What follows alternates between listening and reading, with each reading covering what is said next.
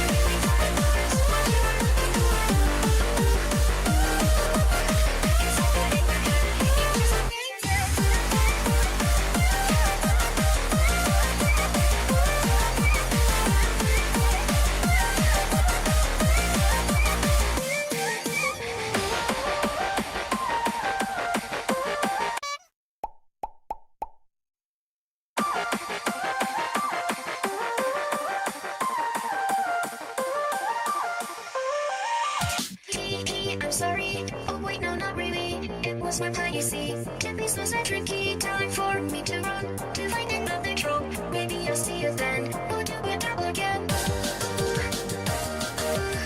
You really thought I was what you were looking for. Guess I got in your head. You just got me.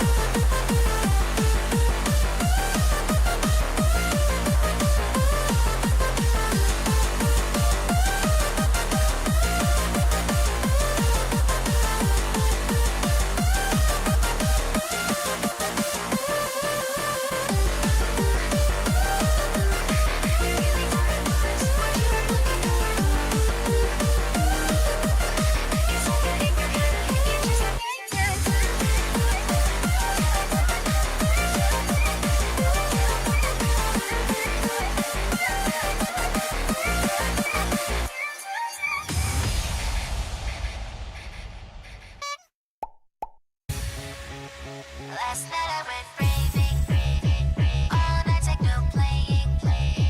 One song that I heard played, in my mind it has stayed. I have no clue to the track name, it's driving me insane. The tune plays through my head and this is how it went. It went do do do do do do do do do do do do. It went do do do do do do do do do do do do do. Like this.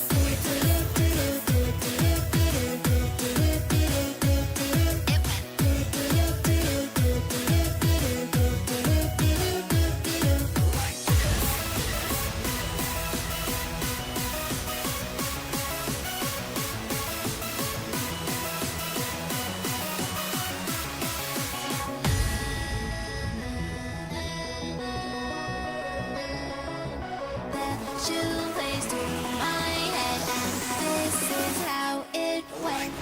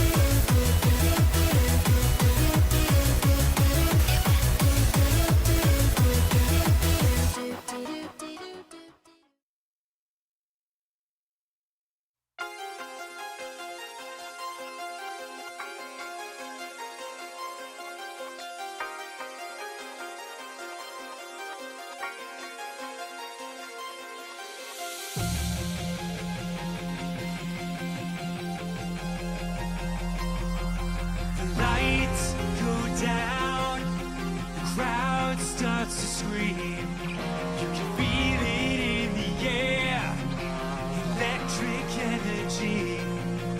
We're revving up our engines, and the dam's about to burst. I've just got a couple of emails that I need to knock out fast. We're all backstage, about to start the show. Just gotta do a few things, then we're ready to go. So get ready to be ready, to get ready, 'cause we're almost about to rock. We're gonna make you scream eventually. Just wait and see. Now get ready to be ready, to get ready.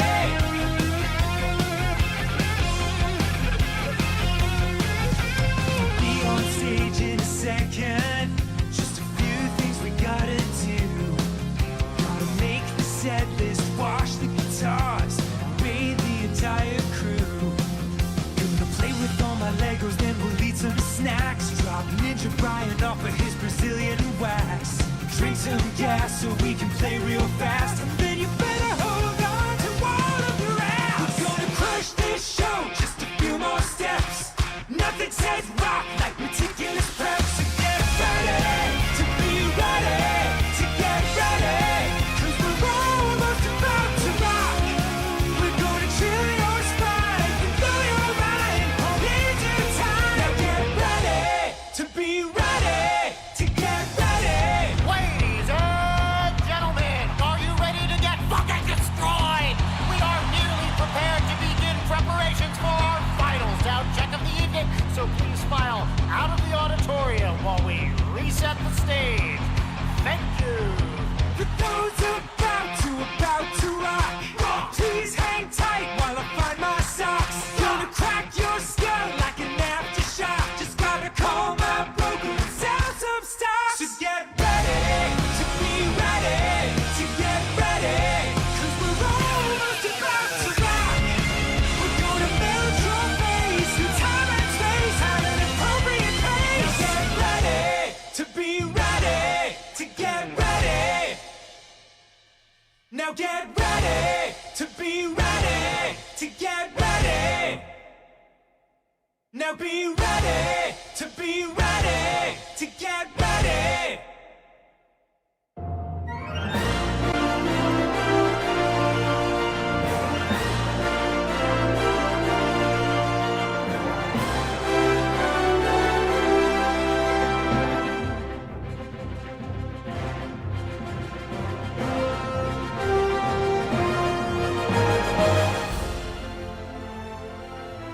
Ow, ow, ah, woo. And I do that like this because I know when I click this button, I'm not gonna be there. Yep. Knew it. I knew it. I knew it. I knew it. I knew it. I knew it. I knew it. I knew it. Who knew it? I knew it. I knew it. Hi. How is everyone doing today? Hope we're doing good. I've had some issues today that I have been struggling with, but seems like the issue has left the building. Hooray! And by that I mean we had an electrician in today who was doing a lot of work on the house, and they kept flipping the breaker and shutting off all the power, so OBS kept getting reset, so did the model. Raw YouTuber was not too happy with me. So yeah, I knew that was gonna go wrong. And also I've noticed as well that the wooing, woo, I wonder if it'll do it. A woo, a woo, a woo. No? No, you're just gonna make me look like a fool? Okay, that's fine. The wooing has begun to fracture a little bit. I don't know what the problem is. But I noticed it last night. You may have also noticed it last night if you were paying attention towards the end of stream, where my eyes will lag behind my head. It's weird. It's weird that happens. I don't know why it happens, but it happens. And this is also just furthermore on top of, like, how do I put it? The howl in general being probably one of the most obnoxious things for me to not necessarily model, but just like No, yeah, but modeling is definitely difficult. It's why even to this day I still haven't officially plugged one on for the what is it? The nun outfit, right? If I do the nun outfit and I go over here and then I'm like, howl. See how my head breaks? Exactly. It's because I haven't gone through and I haven't added all the other stuff for the nun outfit for the howl. And the reason for that, for those who don't know, is that the howl is basically a talking animation. And by that, I mean, when you go into RahiTuber, right, I'll show you really quick. When you go over into here, and I go find, where the fuck is it? See how much mess there is. So now, base head howl, here it is. So you can kind of see that this is like my base head, and then this is the howl, right? So whenever I do the howl, it is just me basically taking my base head and deleting everything whenever I speak. So it's like conditional when I speak. I don't know if I'm doing a good job explaining that. And the problem that I have with that in general is, like, for me to do that, I have to copy over everything that I do for the head onto the model. This includes eyes. It's why if I do lock eyes, right? So where I'm like looking off to the side, if I hit howl, my eyes disappear because I haven't like copied another set of looking eyes for that. And the further problem with that is that every single time I make some kind of adjustment to the head, whether it's a new hairstyle, a hat, any kind of like hair changes or anything like that, or even face changes as well, I have to include them in the howl. Otherwise it looks weird. And when that happens, I'm adding an entire new file on top of it, right? And the more files that I add to RahiTuber, the more it doesn't like me doing that. And this is different for something like outfits or different poses as well. Because most of the time, if I do like the butt pose, right, all of this gets popped up one time, doesn't really need to worry, and everything kind of stays static, right? The difference with the howl is that, again, it's based off of me speaking. So it is entirely dependent on if I am talking or not. So that is a way more limited use case. It takes up the same amount of data as an entire outfit, and it takes up more data whenever I add a new outfit because it has to work with it. Yes, it's on a one button toggle, but even just getting right my ponytail to flip back like that, that's a different file. Those are two new files. It's a separate ponytail. And it keeps taking up all this data, and also it eats up a whole thing. So, this is why for the longest time, as much as I like the howl, as much as I think it is a great way to hype up stream before we begin properly, it has been a consistent issue in terms of rigging the model in general. And so for that, I have been passing the ball with myself basically to be like, do I just get rid of it? Do I get rid of it? And that's also been kind of something that's been stopping me from doing, like other species, right? Like going back to lion or going to the rabbit or anything like that. It's like, it's fun, but it's like, it's taxing. It's genuinely taxing, and it is something I'm always thinking about as well. And because of that, and because of some other things going on, I'm thinking about doing a very similar run that I did with the bunny face, where I did like one stream with the bunny face, and I didn't like it. I just didn't like how it looked. I think if all goes well, if I can manage this, right? If I can do this properly, because we have today to work on, we have tomorrow to work on too. Then we have Thursday off, then we have Friday, which is going to be the start of our donation event, like raffle thingies, right? That's when we'll be doing that.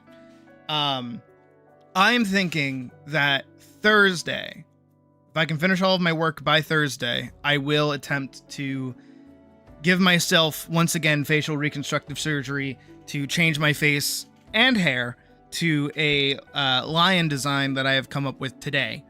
Thank you to Pocket for sending me art that I was very jealous of, and then immediately went, I want that. And then I went and took it from myself. But I'm going to give myself like a little bit of a facelift if I'm able to.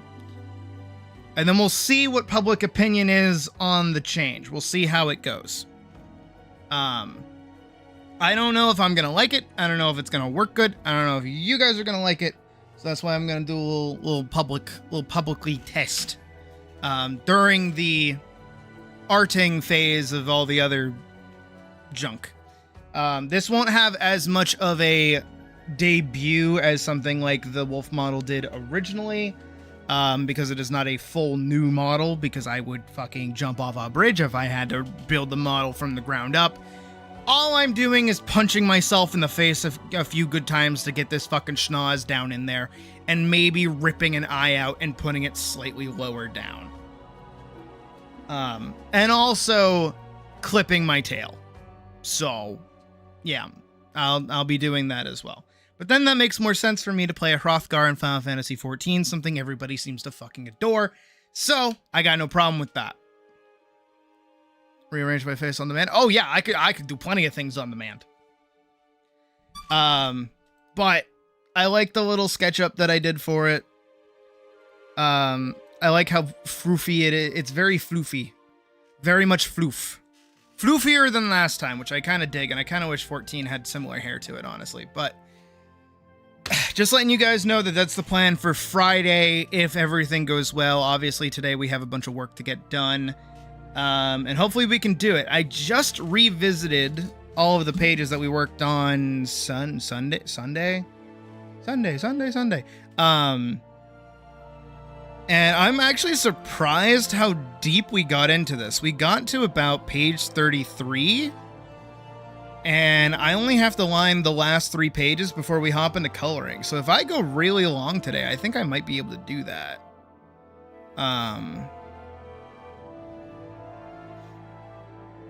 So that's kind of the hope. And I hope everything kind of goes okay. Again, we are kind of rushing through a lot of the line art here, just to make it up to the film itself. Not only just that, I've been watching the film back these past couple of days, and every time I watch it, I'm like, I did a good job. I'm actually quite proud. Usually when I watch back any of my films, I watch them back in like this kind of idea of like, yeah, I'm happy with it, but it's like, yeah, I could do better. Like, I mean, of course I could still do better with the current film, but like watching it back through, I'm like, I did okay. I did an okay job. I did all right. I don't hate anything that I did. I think I did, in fact, a pretty good job. Which I do like. I like that sense of pride within myself to be like, yeah, no, I like this.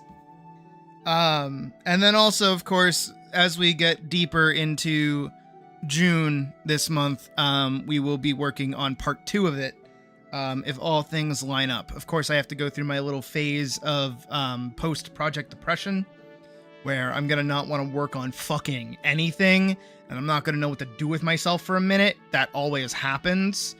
But once we're out of the woods on that, we can get started on part 2. I have some ideas that I need to cook up first.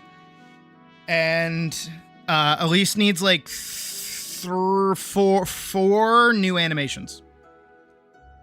And I think that's it for her. Which is crazy too. Like, I'm so happy that like so much of the first film really makes it easier to work with her as a character and as a animation as well. And I'm also really happy I made the fight like a lot longer. Cause I don't know, the length of the fight originally was like okay, but now it sits a bit better. And I also like the lead into the end as well, where the Dark Knight is just like smashing on her sword and it leads into their clash. I just thought, man, like, yeah. But I am enjoying working on it, and I am excited to do the next bit with Dagger and Hammer. So sticking with the game fake, might as well. Honestly, like I don't hate it. Again, you can't take anything that I say seriously until it is out and I am working on it. You can't take anything that I say. Everything I say is up. What is it? Not up for debate, but it's up in the air at all. It's pretty much all times. So let me fix you guys. You guys aren't fixed. Show up now, chat. Zibin. No? Okay. But yeah, besides model updates and project updates, we don't really have anything new going on this month. Still no word from Kissef of the ultimate great thing that is fucking bullshit. Still need to hear something. We saw Birtle hairstyles yesterday. And it also looks like new Birtle faces. I haven't seen that one before. But also I don't really play a Birtle, so I don't really know. But we'll find out. Also, I don't know if I fixed it or not. It doesn't look like I fixed it. Oh wait, if I go up here and we go down here and I hit this. How about now? And yeah, maybe. We'll see. Believe none of what you hear, believe half of what you see. No, literally, exactly, yeah. Hey, Catnip, and happy Pride to you. Oh, perfect. It's fixed. I did a good job with that. Goody me. Yeah. No, we're in a weird limbo space again. You guys know how it goes when there's like no new games, no new anything, no updates to things that we've done, so I'll have to figure out something. What I am actually debating on, and I want y'all's opinions is on this, right? I made mention of it yesterday because now technically adding an SFX to the butt flash, unless it's intentional to be blinking, you miss it a little bit. I mean, I did want to set up like a dedicate. I think I downloaded a Vine Boom forever ago, didn't I? That's not a Vine Boom. Wait. What if? Hold on. Bear with me a second. Hold on. What's the command? Someone remember I'm going to type it in chat. Control Alt Num 0. Someone remember that. AKA me, because I just typed it in chat. Hold on. Shut up. Hold on. Wait. No, because I remember this being a thing that I wanted to do, but I just never did it. It's not a super hotkey. What is it? Oh, what is it? Action flow? What does this mean? Items. Yes. Wait. Hold on. I'm brilliant. So hotkey number 1. Hotkey is Control Alt. Fuck, num 0 is all the way over there. Control Alt Num 0, right? And then we go to play audio, and then I go file, and can I find the clang? Perfect. Is that right? Was that right? That might not have been right. No, it's not right. Hold on. Clang. There's Berserk Clang 1. Okay. So now if I hit this button, I think it should work. Okay, it takes like fucking forever to do it. Oh no, it's gonna do it again. Hold on. No, I need the one that flashes. Which one's the flash one? Oh, left alt num 0. Okay. Yeah.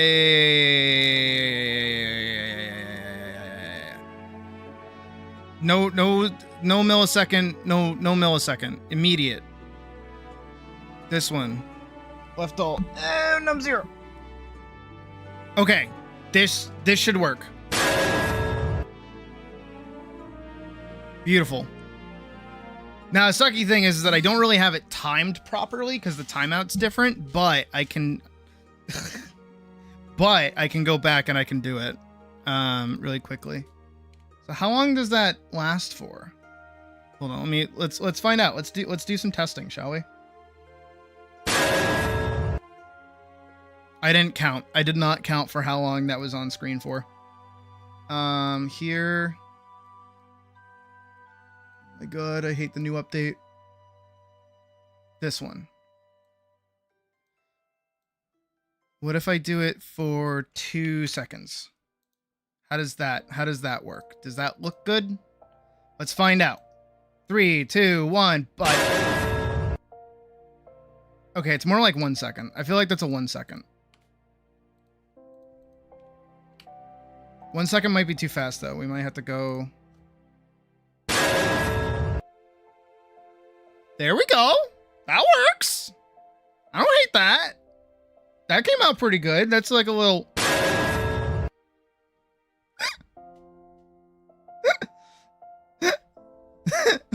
It's like actually not bad. Just a little fucking. Is that what you wanted, you freaks? Is that what you wanted? Ugh. That works really well, surprisingly. All right, let me get rid of pointing in favor of grabbing just the hold butt because I like being able to be like butt. Surprisingly satisfying. Is it really satisfying? Wait, this means I can do other ones too. Hold on. Because I can change this. Because I should still have. Yeah. That means I can do.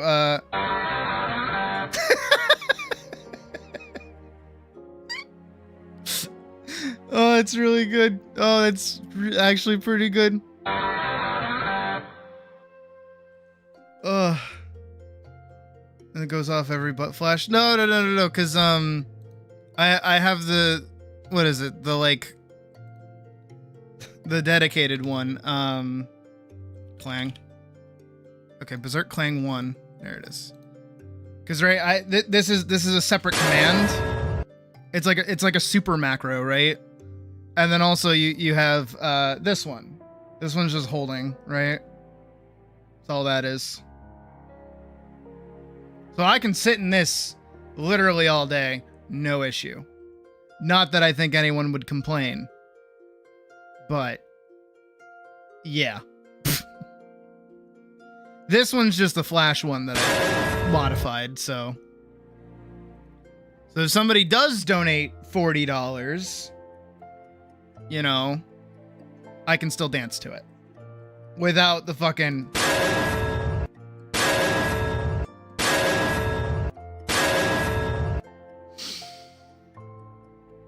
Don't we just have a fucking time? Oh, the things we do. Oh, the things we do. Anyways, besides that, but,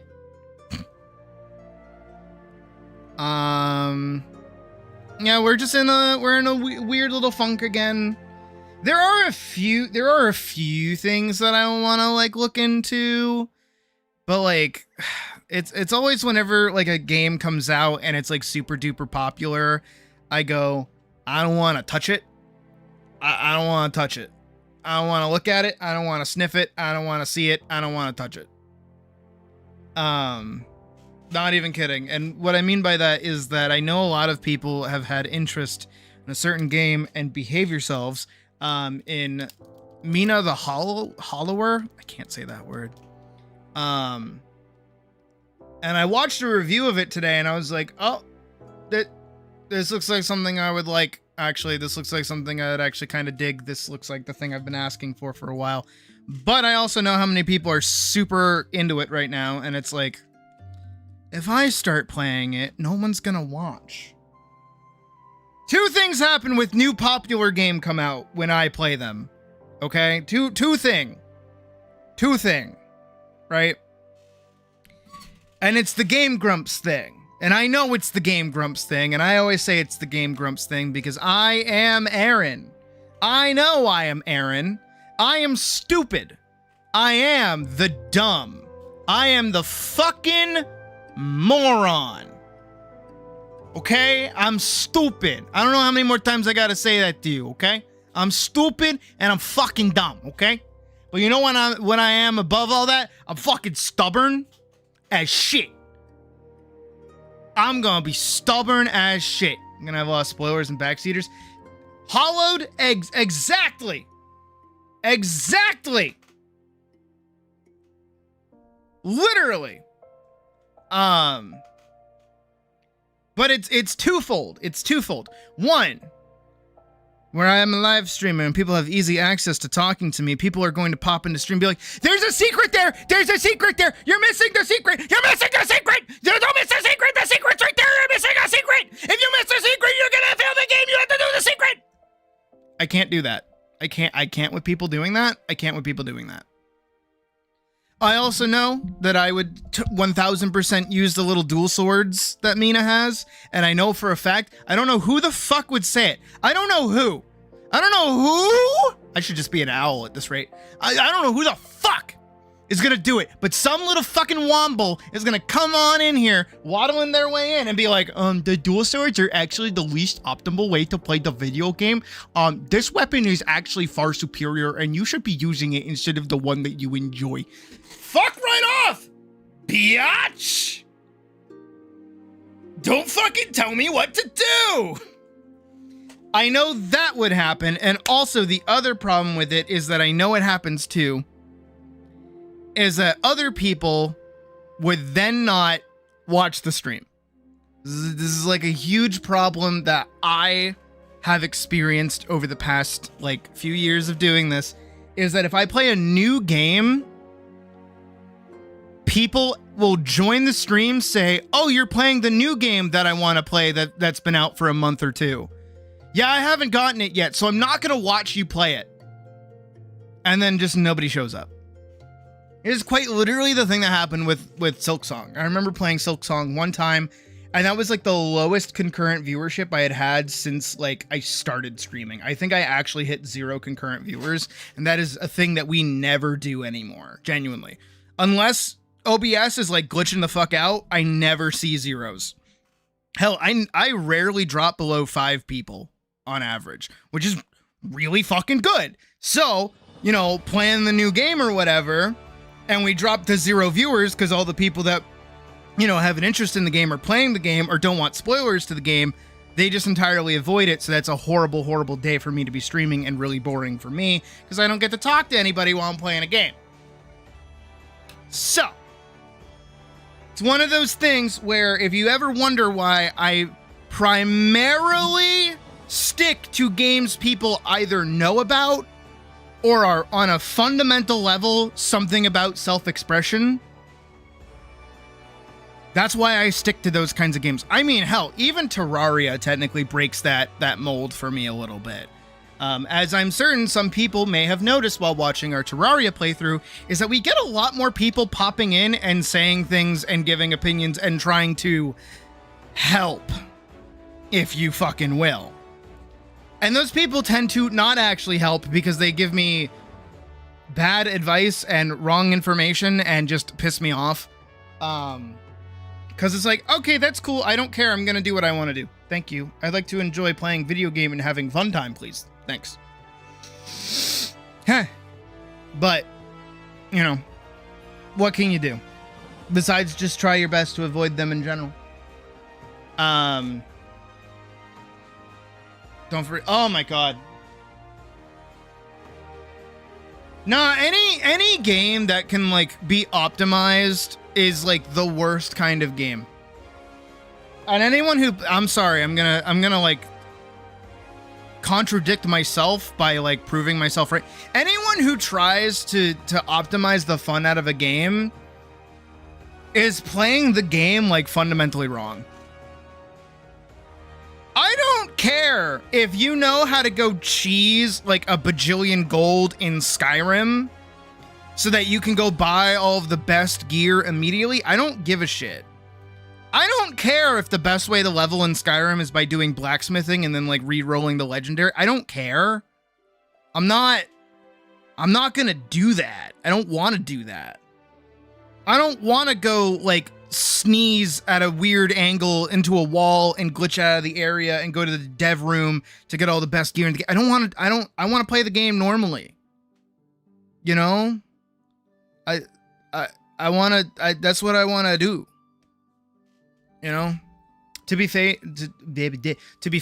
nay, I haven't seen you do that, honestly. But I don't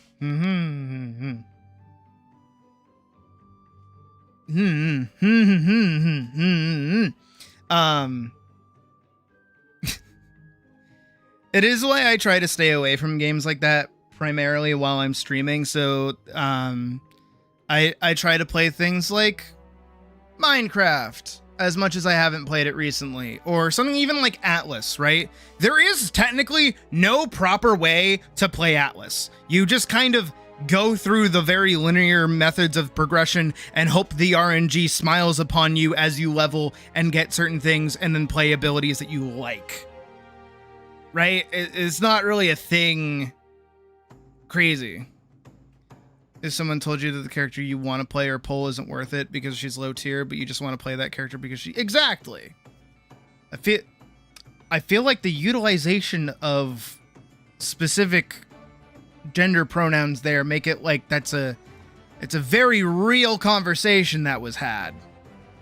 And my take on that generally is like, the only ever time I'll tell somebody not to pick a certain character in like a video game, not even like poll wise or just, I mean like play wise, is in like a fighting game. And I'll say that more like, look, I know you like Ramwithal, but you're gonna have a horrible time with her because her inputs are weird and her combo routes are weird and you just picked up the game. Go Giovanna instead. Give Ramwithal a minute. I'm begging you. You will thank me later. Learn the game, then play her. Only when a character is like super like Asuka from Guilty Gear. Asuka's like one of the hardest characters in that fucking game because it's literally like using a fucking engineering manual to play a fighting game character. It's like, I don't get it. I'm too stupid for that shit, right? That's the only time I'll ever be like, don't.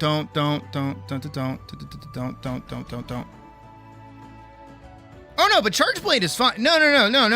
That is way different. Like picking a weapon in a game is different than picking like a whole character in like a PvP game, where like other people are gonna make you feel like you're bad because they know more than you. Where Monster Hunter isn't really as much of a knowledge check until you get like late game, and at that point you've probably learned. You will have a bad, yeah, exactly. See, you get it. You understand. But this is the same thing I hope that I've kind of instilled in those who play like Final Fantasy 14 right now is like, I'm not going to give you shit for picking a specific class over another one. If you want to play Scholar, go play Scholar. If you want to play White Mage, you can play White Mage. If you want to play Paladin, go play Paladin. If you want to pick one of the bajillion DPS that you have at your hands, go nuts. Dumped all your stores of resource to max her out immediately while another player kept telling me she's not top tier. Who cares? Have fun. Game, like, look at the pretty pictures, do the glowy things. Like, compared to other games? Oh, no, not at all. I'm picking up Paradox and Deadlock. See, my thing with Deadlock is, like, the game itself is fucking difficult. Like, Deadlock is probably one of the most complex MOBAs I think I've ever played in my life. So, like, I'm not gonna give... That's why, like, when Silver came out, I was like, I'm going to devote actual time to playing this right now. I'm going to figure out how to play this game. And then I realized that Silver just, like, wasn't my character. And then when I realized that, I was like, oh... Man, I still find her appealing, so I'll still play her occasionally. And then I haven't touched Deadlock since. But, again, going back to the Final Fantasy 14 example, it's like, I know that people are going to go look at, what is it? Monster question, has there ever been a fisticuffs weapon in the franchise? Technically,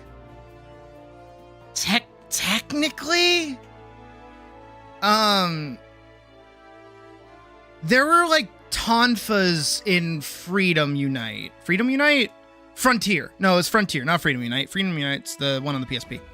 There was a tonfa weapon that was also like a gun thing, and it was kind of cool, but it never got added into the mainline series because that was like an MMO version of the game, and it's like Chinese, Japanese only with an English patch. But that's like a whole different can of worms. Boom, she's literally the worst in competitive format. Okay. Because I see we're all kind of like, we're kind of getting closer and closer to the main topic that happens with these things. Games aren't meant to be competitive, dude! Stop it! Knock it off! I'm so sick of like everyone thinking that there's I'm not saying you guys, I'm just saying other people. I'm so sick of people looking at games and going like, if you're not doing the most optimal competitive method of doing the thing, it's like, I don't give a shit! I don't care! I will never care! I literally don't! I did my time playing games competitively, okay? I did my time with it. I got to heaven in Guilty Gear. I was in like 2 tournaments and did okay. I've done my time. I don't need to do anymore. I'm good. I like playing games for fun. Fun! Game fun! Me want game fun, me fun game. Me fun game, fun, me fun game, right? Who cares? Who cares? Who cares? Who cares? Right? Who cares? Play a game for fun. That's it. That's all. Just games are meant fun. Me have fun, me play game. Me no have fun in game, me no play game. Like, I think for me, especially in more recent times, as we have been playing a lot of, well, I mean, we haven't played it on stream in a while, but I've been playing it off stream a lot, is Forever, right? I've been playing a mild amount of Forever. I've really been enjoying the game.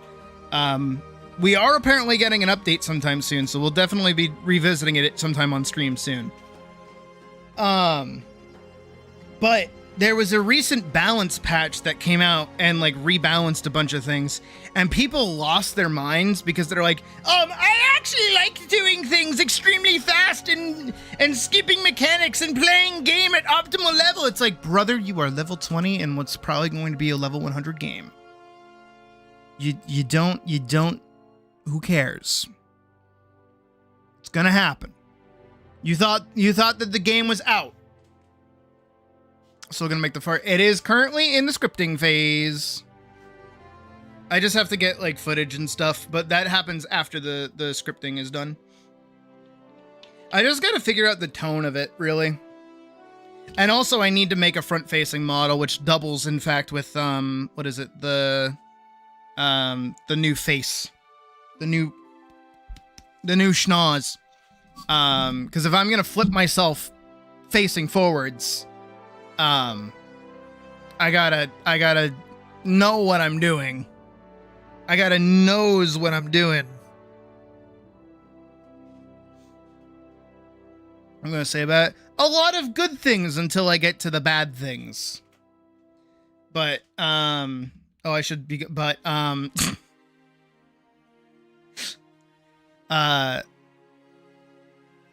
really sick of, you know, those kinds of games and people that really just suck the fun out of games. You know what I mean? I don't mind if someone's better at a game than me. I don't mind at all. I don't mind if someone speedruns a game better than me. I don't mind at all. I don't care if people do Savage Raids in Final Fantasy 14. I don't give a shit. All I know is that I want to do stuff that I consider fun, And I always complain when you never use the most optimal sub stats on relics and Genshin over other games. Holy shit. What are you supposed to be? A whale? And I also don't like being that kind of person that tell people how to play games or why they should play games or other things like that. Which is also why the Forever video and a bunch of other videos that I've tried making kind of are hard for me to make, surprisingly, is that I always have to come at them from this angle of, this is first and foremost my opinion, and I'm telling you why I like this thing. You don't have to like it, but this is why I like it, right? And that's a really difficult, very subjective way to write something, because I have to say why I don't like something and why I do like something. And I know it gets contentious. I know it gets very, very contentious when I do that, because a big problem, in case some of you may have not noticed it, or even had some of your own thoughts about it, if you've seen the Atlas video, is that whole section that I dedicated to where it's a roguelike without the bullshit, right? Because guess what? I still hate fucking roguelikes. I fucking despise them. I will never like them. I will never, ever, ever like them. There has never been one that I have liked. But on paper, I should. I'm not kidding. On paper, I should love roguelikes, because they are pretty much everything that I want in a video game. But consistently, they have disappointed me every single time. And Atlas was the closest thing to a roguelike that I could get into. And it's not even a roguelike. It's just like a pseudo MMO dungeon crawler. But guess what? People hear me say that and they go, oh, you haven't tried this one yet. You haven't tried this one yet. Oh, if you play this one, you'll definitely like it. It's like, nope. I've already played it. I don't like it. I know what I like. I don't like that one. You don't have to tell me that I've been playing games wrong to know that my opinion on this thing is different. And actually, ironically enough, I am going to make a comparison to Forever and Genshin Impact as well. Because Genshin Impact on its surface is like what I want in a game, oddly enough, where it's like, no, I want, a loose amount of activities in a world that I can explore and find something neat. And there's always something new around the corner, and just like random chests here and there, bosses to fight, dungeons, challenges, difficult things. Like, there's a swath of enjoyable content for me to crunch. Yum, yum, yum, yum, yum. Yum, yum, yum, yum, yum. Not sure what aspects of roguelikes you would say you'd like. I like them entirely. I like the full concept of taking it, like, doing an entirely new run as, like, a level 1 adventurer, finding loot and stuff in the dungeon, and then getting as far into the dungeon as you can until you die, and then restarting. It's like the gold standard for a roguelike that I would love to see is literally just a League of Legends game. Which I know sounds weird, but think about it. In League of Legends, you farm little dudes and get money to buy items, to get stronger, to change how your character plays, to affect your abilities. You also level up your abilities as you go forward. And then, because you're now strong, you get to go do objectives and slowly win the game or lose the game because your teammates don't play the fucking game. And I like that in a single player aspect, and I like that in going into a dungeon and like stabbing things. Like, technically, I should love Barony. Technically, I should love like pretty much every roguelike that's out there. But the problem with them in general is that they're all cheaply made and bad. None of them are good. Even the good ones are bad. Because you can't make a game that, is designed around like constant looping have a satisfying ending. You can't do that. And that's what, like, 9 times out of 10 pisses me the fuck off. Stupid game that's anime the game. There were more single player no, I agree. I entirely agree with that. Love intense story-driven games with challenging but not impossible gameplay and just casual interactive. Yeah, no, I agree. Pocket, you're pretty much dead on there. Yeah, I don't hate that. Sorry, creaky. But that's the problem with a lot of modern-ish, like, not necessarily indie games, but just games in general, is that no, I like Risk of Rain, but after a while, what's the point of playing? I think that's like the other thing I haven't mentioned yet, is if you play a roguelike, what's the point? And if you say fun, I'm going to agree with you, but here's the thing, is that it's fun the first time. Who cares about the second time? I think if Badger is here, Badger will swing to my defense as well in terms of Godbreakers. That's a pretty bad game, if I'm being wholly honest. Because the whole point of that game is to make it to the very, very end. Right? You make it to the end. Congratulations, you've defeated the boss. But if you want the true ending, you gotta go through all of it again doing challenge runs this time that make your life a living hell. Oh, we're gonna stretch out the 5 planets that we have, and you can only play 3 of them per run. Fuck you, go kill yourself. In-game. That's not fun, and that's every roguelike. Every single roguelike does that. It has maybe at max 5 areas. And then the whole game goes, well, now that you've beaten us, do it again. If you do it again, we'll give you a nice hat. You can wear this cool hat. Would you like to wear this hat that shows everybody, no one at all, because this is a single player game, that you did a good job playing the video game?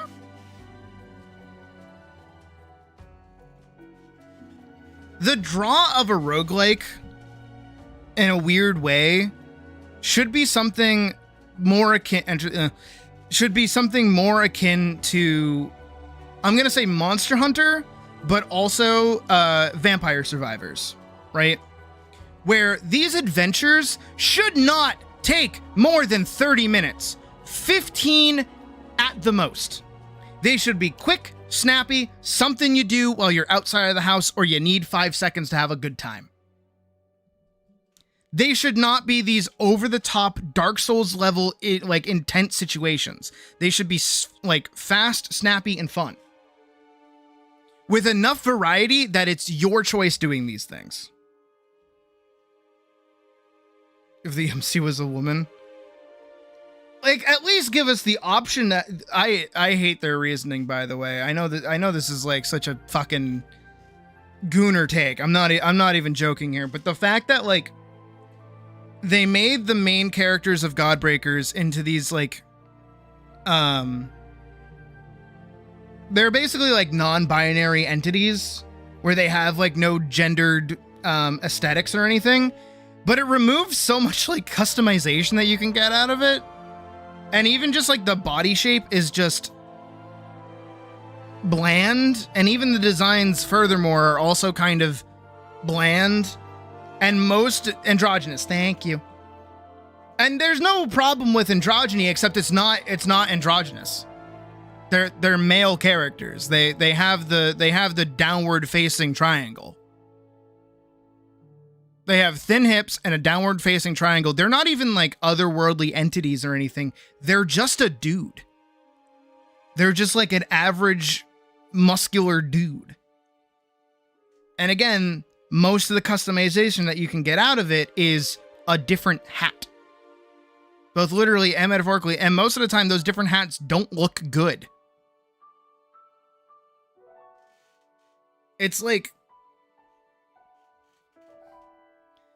just give us some decent customization. I think, again, in case you haven't noticed, I am referencing once again the Atlas video. My favorite thing in these kinds of games, without the PP. Out more in the armor parts. I believe that. Destiny 2 Titan body shape. No. I actually didn't hate my female Titan. I thought they were cool. Even though those armor... Oh yeah, don't... If you want to learn more about why Godbreakers is a bad game, go watch Badger's video on it. Go give that some love. Not kidding. It was a really good video. Badger did a very good job on it. I'm happy I got to sit in and help that out. But again, in case it's not abundantly clear when it comes to certain games, is that if there's a character creator and it lets me make whatever the fuck I want, I get happy. I get very, very happy. The more options I have to customize my character, the better. If you're going to give me a stock standard baseline character, right? If you're going to give me like a Geralt of Rivia, or you're going to give me like the boy from Lies of P, right? Give me the ability to change what outfit they're wearing. Which is why I use both of those examples. Let me put Geralt in whatever armor I want to put him in. If I want him in that fucking Griffin armor, let me do it. Not Griffin, Manticore. The Manticore armor, let me put him in the fucking Manticore armor. He looks so hot in it. I'm sorry. I would let him, you know what I mean? Like, come on. Projoy Delta video. That one I know a little bit, but I hope you do good with that one too. It did, again, that one came out good. The Godbreakers one. But that's also really why I like and don't like Forever. I'm giving a little bit of a spoiler on that, I guess. A big thing that I like in Forever is that you get like physical progression, like your character's armor changes over time. You know, and you also have character customization as well, but it's surprisingly limited with what you're able to do, and you can't go back and edit it for anything. You're kind of stuck with whatever you ended up going as. Not that it plays too much of a problem, but a smaller thing is that I've actually opted in taking off my helmet because I don't like how any of them look, and I just like seeing my character's face.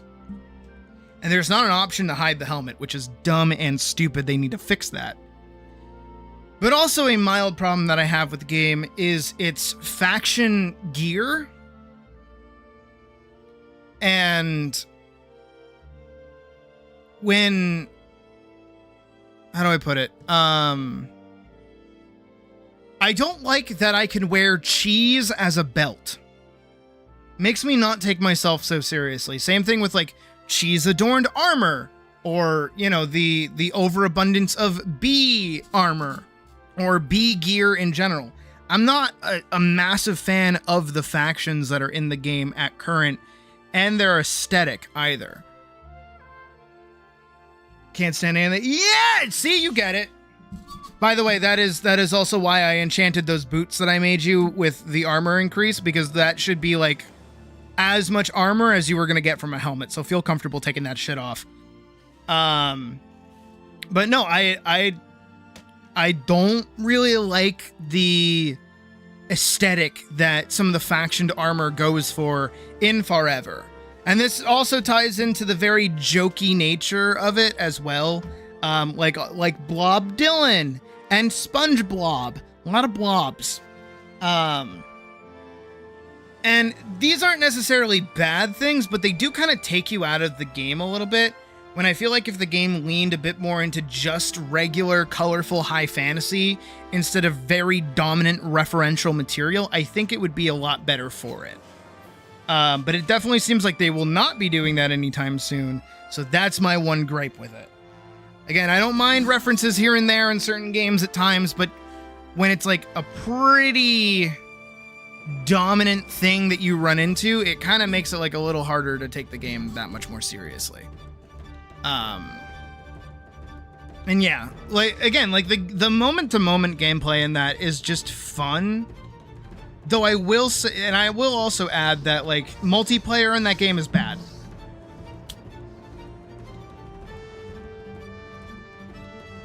No, I agree. The Nightlings and the Rams, the Crimson Rams, I really like their armor set too. Also, this music got like super duper epic for some reason. We'll do this.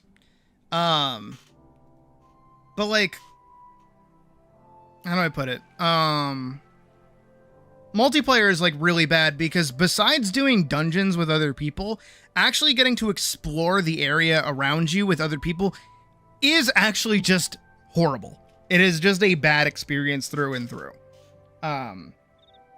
Because the game is so, like,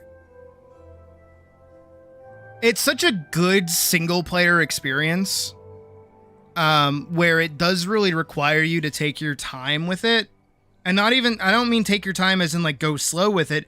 I mean, take your time with it because you are going to be the one finding a thing.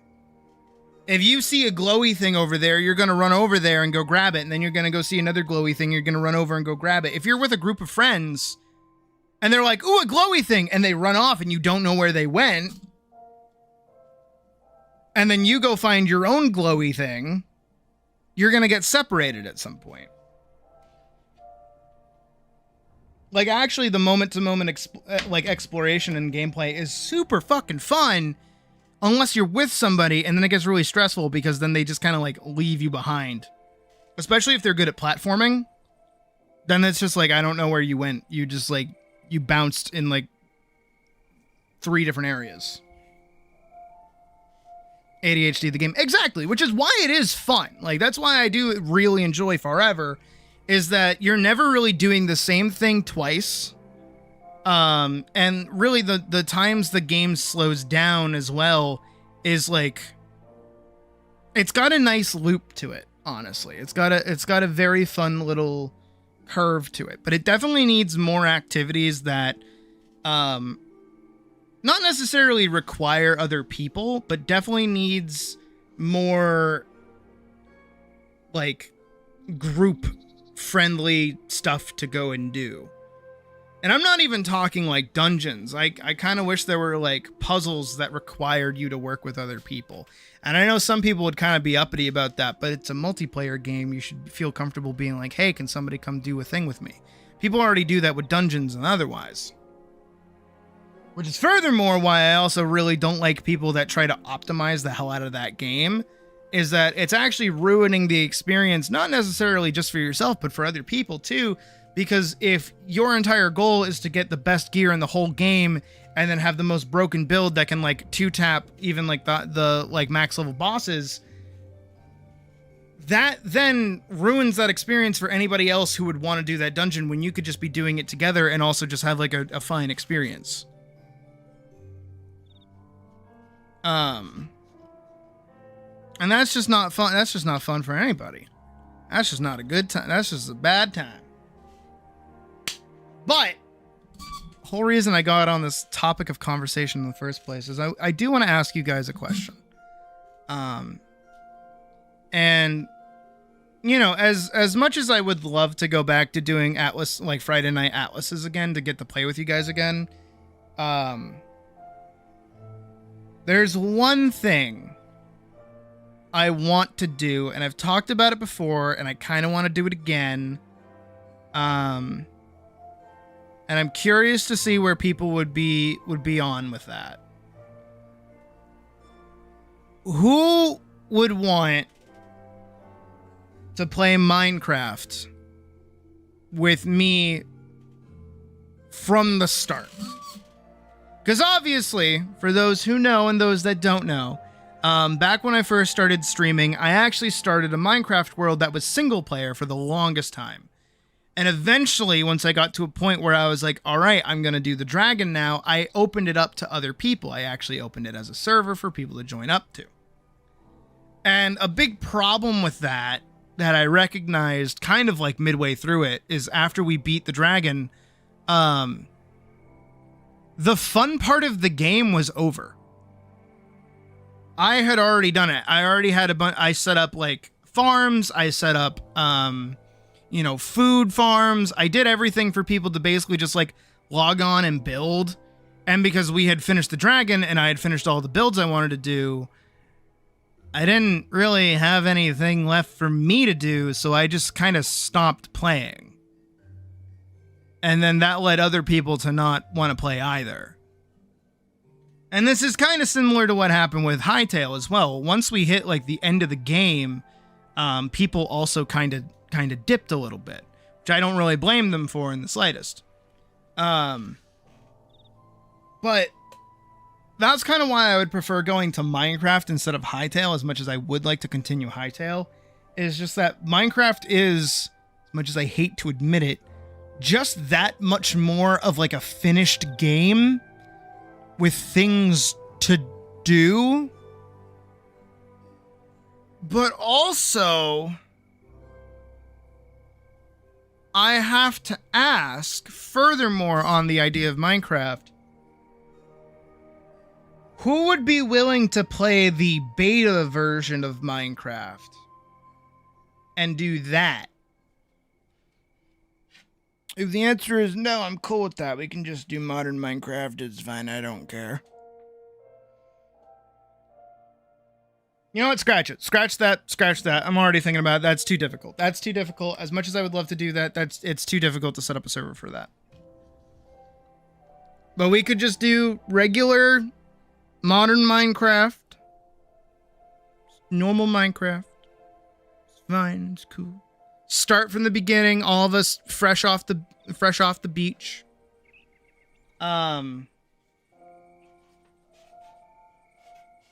And we could just do that. It's fine. Never mind. I'm not gonna throw a fit. Isn't there like a re-alpha? I mean, maybe? I wouldn't be against that. I don't know. I just think of like how much of a fucking nightmare it would be to set up a beta server. Specifically setting up a beta server being the word. Server being the real word. Because not only would you have to get Betacraft, which is the launcher for that would allow you to play in the beta, but also I would have to figure out how to set up one in the first place. Had MP support? What is MP multiplayer support? I assume. Yeah, I mean, hey, if you guys wouldn't be against it, I'd be cool with doing that. But the thing with that is, once again, as is most things, and was true with the Hightail and Minecraft server, is that it wouldn't necessarily be free for a lot of a good chunk of people. You'd have to be like subscribed to the Patreon. And that would have to be the $5 tier, because I would need to be able to recoup the costs of support your betas, people. True, yeah. And your bottoms. Betas and bottoms.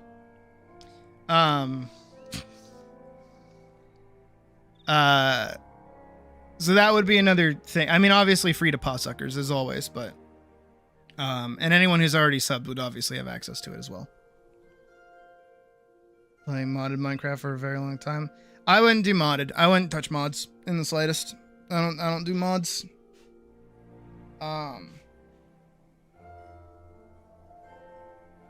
What did you do? What did you do now?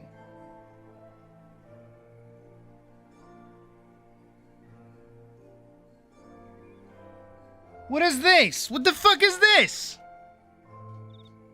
How much short form content are we fucking eating right now? So okay, hold on. No, the entire gear shift. Hold on. I just got an email about like new things that are coming to YouTube Premium, right? With the latest features, your premium experience is even more seamless. You'll save time with intelligent playback speeds and enjoy listener-friendly controls while commuting or multitasking on the go. Hold on. Auto speed. Save time with intelligent playback speeds. Watch longer videos faster without missing any important details. There's no way. There's no fucking way.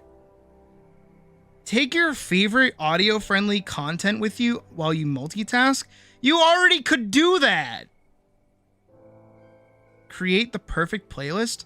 Premium members can now instantly turn an idea, mood, or genre into a personalized playlist using our new AI playlist feature on the Fuck off! Is that why you raised, like, the prices to, like, $18, YouTube? You ass! Fuck off. Gonna take away the speed on. No, it's like smart adjustment. So it'll auto adjust to like allow you to watch content faster. So anything it deems not important, it'll just like it'll like skip over.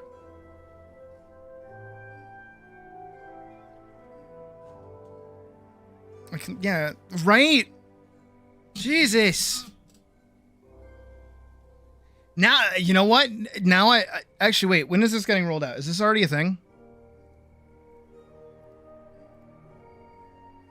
Because hang on, I want to see what it would do to my own videos. Could I do it to my own videos?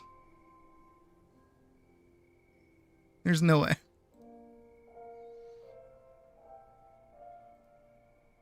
Yeah, so if we do this, is it a thing? Playback speed. This is not a thing yet.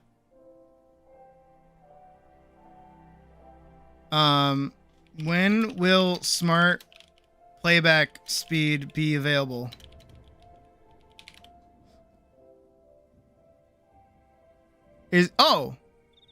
Smart playback speed or auto speed is already available on YouTube Premium. The AI-powered tool automatically and intelligently adjusts the speed of podcasts and videos based on the speaker's pace or the density of the content. Oh, okay. Currently rolling out on Android and coming soon to iOS. Requires an active YouTube Premium. Instead of you manually speeding up or slowing down a video, the feature dynamically adapts speed changes throughout conversations so you never miss important info while saving time. Really? Really? Fucking really? Fuck off. God damn it. I hate YouTube, man. At least it's better than Twitch, arguably. This would not be admissible on Twitch, let me tell you. That shit. This? No Twitch. No Twitch allowed. My God. But yeah, I'll look into setting up another Minecraft server at some point if people are up for it. Once all of our projects are appropriately done. What's even the point? It's for the fucking book talkers that listen to book, like audio books at 2x speed. It's horrible. It's terrible. It's garbage. It's the worst. I hate it. I hate being alive.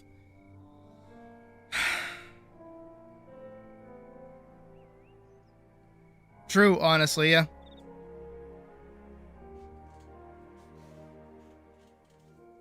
I don't even know why they bought into it in the first place. You know what I mean? Like, I don't know why AI is like the new cool thing. It's like, it never was.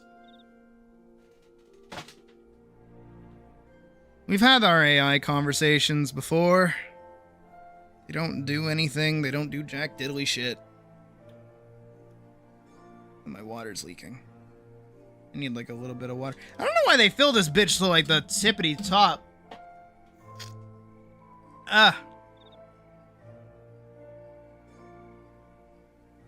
Drink water. Content to listen to for 8 hours of your fucking... Yeah! Dude, it's almost like...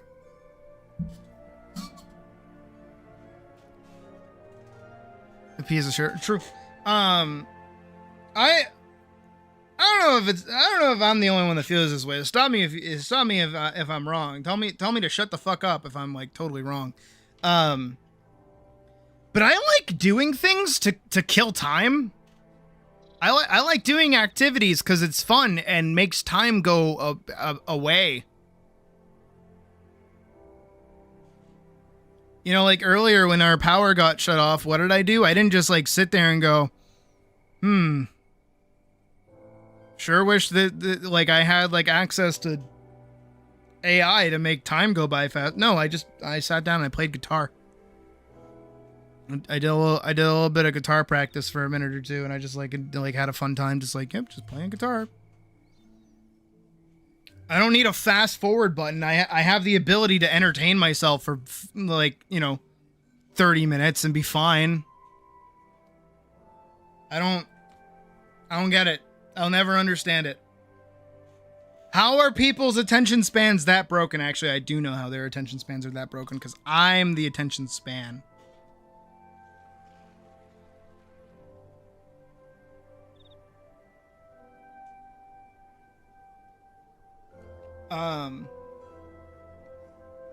No, it's the same thing with like, you got a raw dog time on your own. Yeah, I'm raw dogging life. And my fucking bitch of a mother is gonna be like, you don't understand what it means to raw dog life. That's a reference to a fucking Karen, by the way, not my actual mom. If I went up to my mom and I said, "Ma, I'm raw dogging life," and she'd be like, "Me too," and then we'd high five, and then she'd give me wine. I'm actually really excited to see her next weekend, because I'm gonna go up to my stepdad. I'm gonna be like, "Can you make me a old fashioned, please?"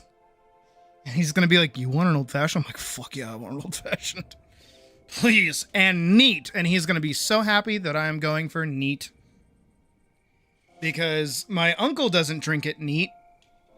He drinks it with ice, and it pisses off my stepdad because he's a bitch. So he says himself. It's not me saying it, it's him. And by that I mean my uncle. My uncle is the one who calls himself a bitch. If you didn't have power, you'd read a book? Yeah, it was well, okay, it was initially said, also, hi Raymond, it was initially said that it was only going to be for like a minute or two, so I was just kind of sat there like, all right, my computer's going to turn on soon. It's not turning on, so what do I do? And I'm like, do I like read a book? And I'm like, nah, I shouldn't, because God knows the second I crack one open, maybe get through like a sentence, it's going to turn back on. So I was like, I'm just going to play guitar, and then that's what I fucking did. And I hurt my finger. Not because I did anything bad, it's because I was playing really animatedly, so I kind of shredded my index finger a little bit. Oopsies. My poor little paw. But no, it's the same thing with it happened a while ago when I was animating. Some fucking rando, I've mentioned it before, but some rando came in and was like, AI can do it faster than you. It's like, it's not the goal. That was never the goal. No one here is sat here being like, man, I sure do hate how much time and energy I'm putting into this thing that I enjoy doing. Like, what's the goal of it going by faster? For me to pump out more content that I don't, like, apparently care about? No.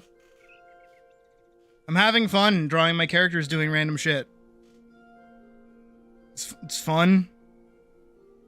Do these people not know what fun is anymore? I feel like, once again, this goes back to the... Okay, today seems to be very on the nose with things.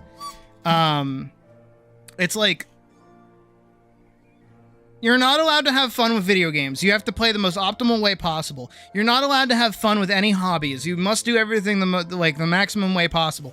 You are not allowed to enjoy YouTube videos. You must watch them in the most optimal way possible. Why are we all about optimizing life right now? Why is that what's going on? Can't we just, like, I don't know, enjoy shit? I want to see some fucking tech bro out there. Right? I want to see some fucking ass tech bro optimize the route for a hike. I want to see how somebody optimizes a hike. I want to see that. How do you optimize a bike route? Give me that. Go ahead. Show me. Show me the race line on a hiking route. I will say I did optimize a hiking route one time. And that one time was because I went to a hiking trail very early in the morning thinking it was going to be a lovely experience. Only to go on the longest trail possible, and then midway through, all the bugs woke up.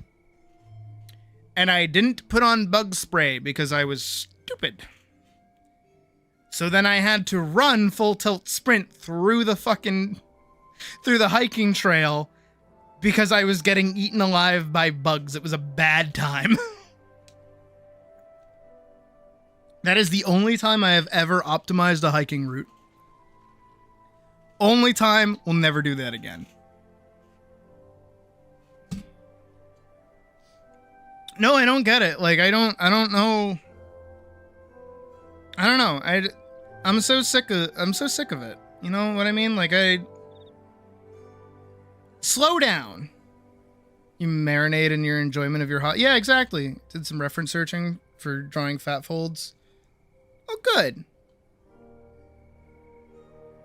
with this new knowledge for hours on it, as you should, as I'm going to do at some point. I enjoy working on projects and things, and I honestly think one of the most like rewarding experiences, and it's also why I like card games. I know that's weird. I know it's weird to bring up card games, but I like being able to look at like a collection of things and going, I did that. Right? Like when I look at all the books that I have, it's not many. There are definitely people out there who have more than me, right? But every single book I have, I've read. I've read every book that I have. And so when I look at my giant bookshelf, both on my desk and directly behind me, that you can kind of see if I scoot out of the fucking way. Not that. I didn't want to scoot it. I wanted to scoot me. Whoop. Right? My little bookshelf back there. Every single bookshelf that I have back there. Right? That whole thing. I've read all the books on that. That's not many, but I like them. Pretty much every game that I have in my Steam library too is like, I've played them.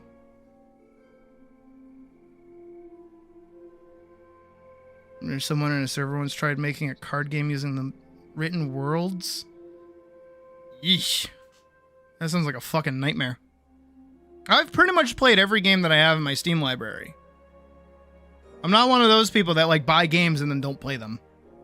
Unless it's one of the free ones. Unless it's like a free game, then usually I'll download it and then I'll sit on it and be like, I never really had any intention on playing it, but like, I don't know, I like doing things. And the same thing with all my sketchbooks too, is I look at those and I go, I filled all those. All of those are from like different time periods in my life and I get to look back at them. Same thing with cards, like my magic cards, right? They're like a collection of like a little library and I'm like, things. Same thing with comic pages. Every single comic page that I do, I get to look back at them and go, I've done things. Every stream I get to go back and look at them and I go, I've done things. Spent longer as a dead in the water idea. That sounds about right. No, I like it. I go, I've done things. I enjoy doing things. Things are fun.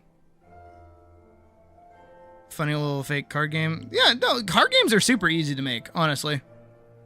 Speaking of card games, Chaotic's coming back, guys. Chaotic. Do you guys remember Chaotic? Tell me I'm not that old, please. Please, I loved Chaotic. It was like one of the few card games I actually enjoyed when I was a kid. Like, oh my god.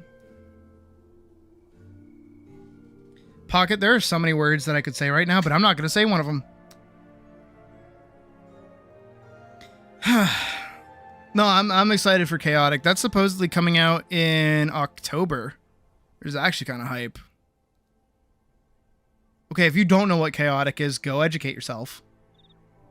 The entire 4Kids animated cartoon is currently available on YouTube because 4Kids died. Not even kidding. And the animation, like, you know, a cryotic. No, chaotic. Can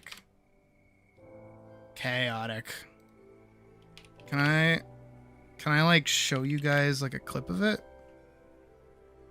Oh yeah, good words, Pocket. Very good words. Can I get like a commercial? Here we go. Yeah. Divided we fall, united we stand. The most powerful chaotic creatures ever. Marillion Invasion Forged Unity. Where the underworld, overworld, Danians, and Mapedians unite to battle against... Okay, I need you to not be throwing a bunch of words at me right now. Max Ore, battle damage, more ways to win, 100 new cards, 50 new rare cards, more foils than ever. The attack is in the pack. Chaotic Marillion Invasion Forged Unity. You can No download comment, in person Pocket. or online. Ask your parents first. Each pack sold separately. Right? I know it's a shitty. So the coolest thing about Chaotic, though, is that it's not like other card games. I talked about it a little bit in the Discord, just a smidgen, but it's a lot more like Warhammer than it is like a regular. It's not at all like Magic the Gathering, right? It's more, how do you put it? Like, your creature cards that you have are like a tag team. You have to like move through the battlefield to like fight each other. Fights in and of themselves are like an entirely separate deck of cards. Each of your guys have equipment that they have, and then also there's like magic cards, and then there's like attacking cards, and it's more like a board game than it is like an actual like card game. You know, it's not like Magic or Pokemon or anything like that, right? Which was really cool, and I really liked it. And also too, unlike fucking Yu-Gi-Oh, right, or even Pokemon, you know, the TV show Chaotic, which you can kind of see up here. Here. Can I like... I pulled it back here. Okay, let's not get claimed. I'm gonna skip like a little bit ahead. Old Flash animation, you know how it be. The actual, like, TV show taught you how to play the game. And not only did that, but also was like a marketing ploy to get you invested in the characters. Right? Can I get like a... Because Chaotic in this world both exists as like a PC game and also a not PC game. Can I get... Yeah, here we go. Chaotic is a cafeteria. So, like, they're playing the card game over here, and it even has, like, the code that you could enter to get the card on the online game.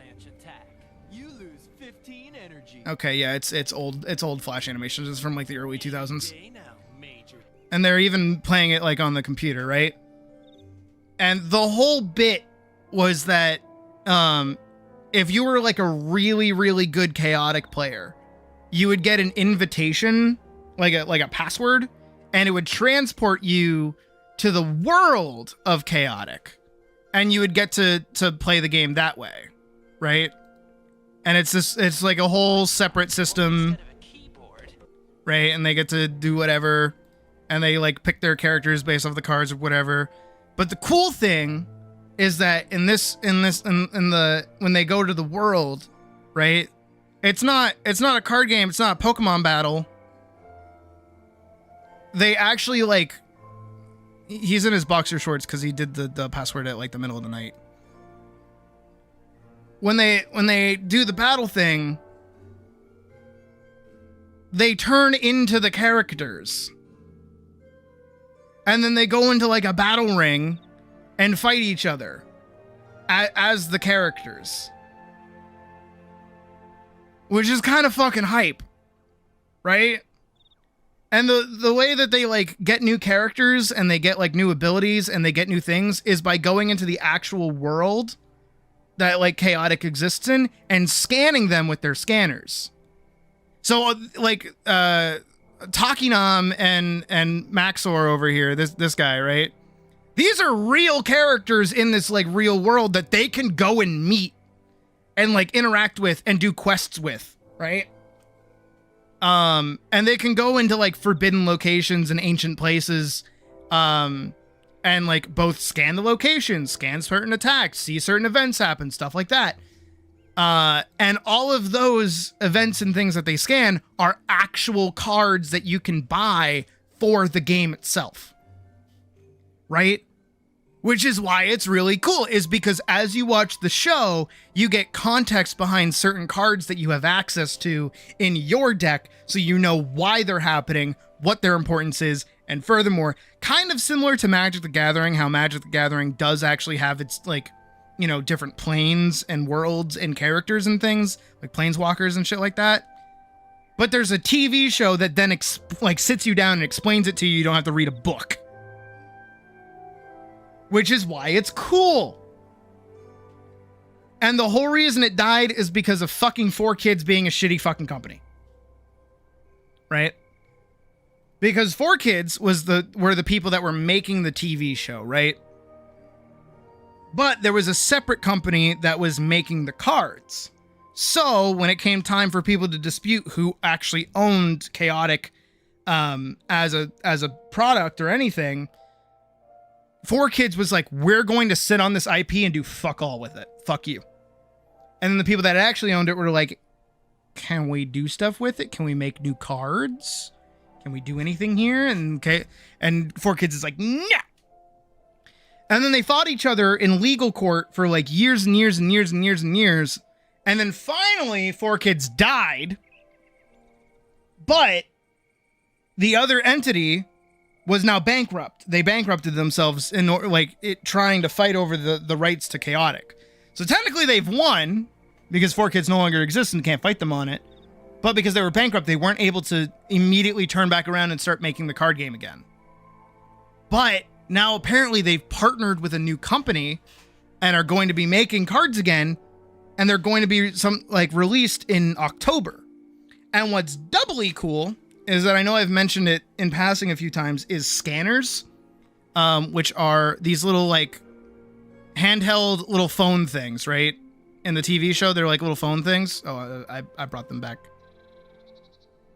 Right? Here.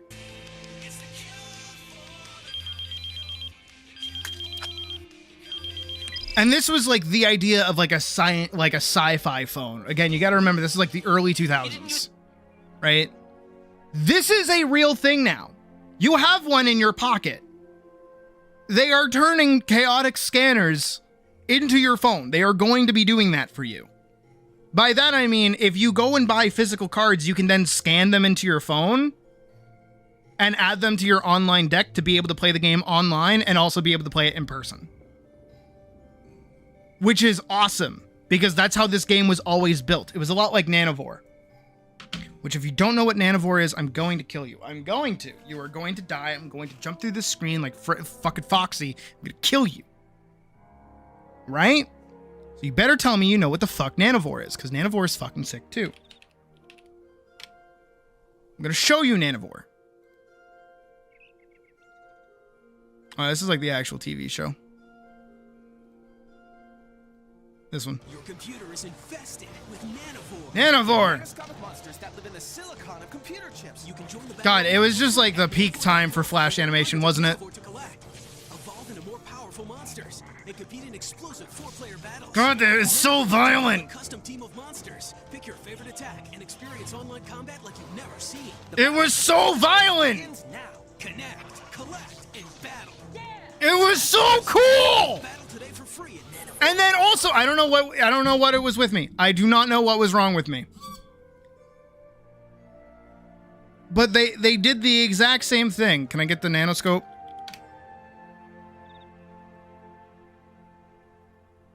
You are not gonna believe this. Is that they give you a little toy to play the game.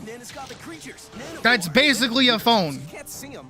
Okay, you can with this nanoscope. It's a real thing. I had one of these. I got it at Best Buy. It was the coolest fucking toy I've ever had in my fucking life. Fuck you. The only place to train your Nanivore with mini games and solo battle cartridges. Go head to head, connecting up to 4 nanoscope handhelds. It was so cool! And you can download new, more powerful Nanivore from your PC. Connect, collect, and battle. Nanivore. It was a little thing, and it had a little case, and I had it with me all the time. It was cute. It had like the fucking sound effects and shit, and you could get like these little cards that I could never find. I think I had one of them, and it was so fucking cool. It came with the little DVD that you put in your CD-ROM to like download the game, and then you'd get to play it online. It was so fucking cool, and like I was really good at it, and I really liked it. It's like Pokemon, but it's violent because there's a bunch of little bugs and they explode, and it's fucking awesome. Love this game. Love this shit.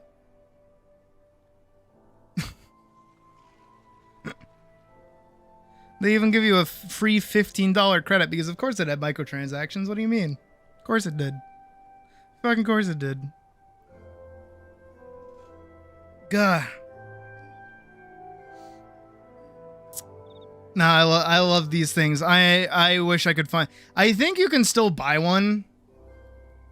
How much are they nowadays? Nanivore nanoscope. I think I've looked them up before.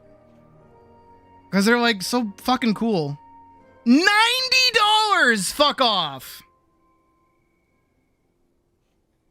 $90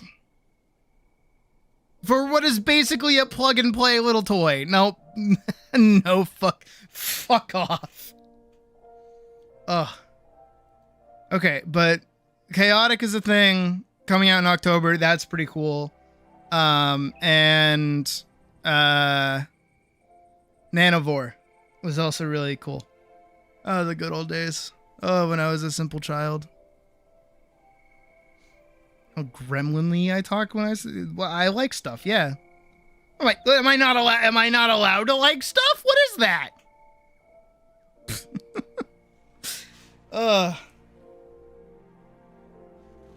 $90, dude. That shit was like 30 when I was a kid. What the? I mean, it's discontinued now, and it's unlikely Nanovore ever comes back. Just like Symbionic Titan will never come back.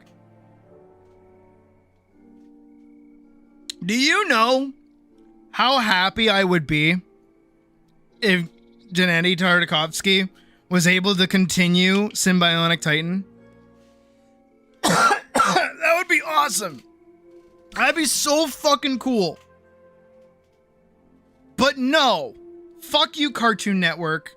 Fuck you, you stupid piece of shit. And your stupid tax write-offs. And getting rid of my favorite fucking show.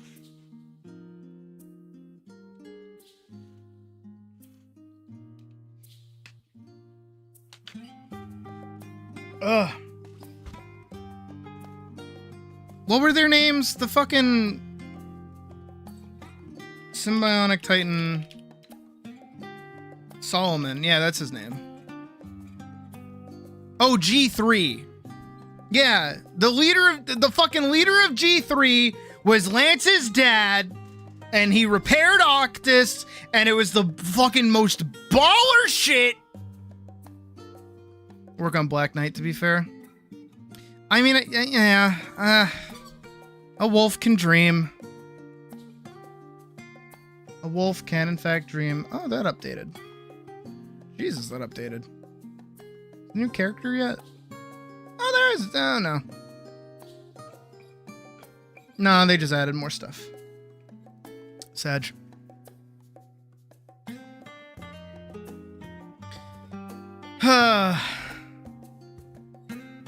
Chat is spamming, we want D3. You're not gonna get it! They're barely holding on as is, and even if you did get it, it's just gonna be as bad as D2. If not worse. Why would they cancel their pay pig and then make another pay pig?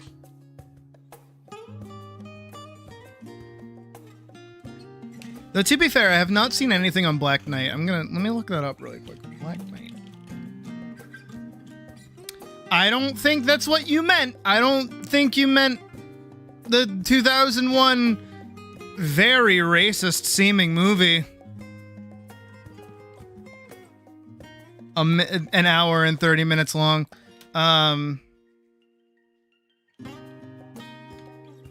Here we go.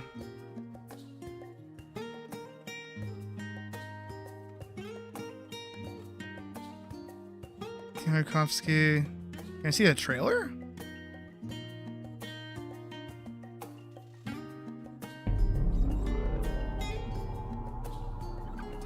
Ooh. Oh, it's 3D. Oh, he big. You know, I like a lot of Gendy's 3D stuff.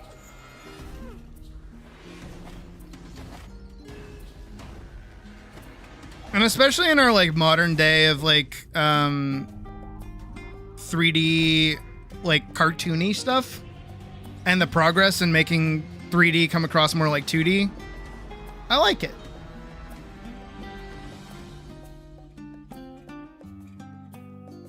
I am kind of curious when that's supposed to... Okay, shut up, person that's talking.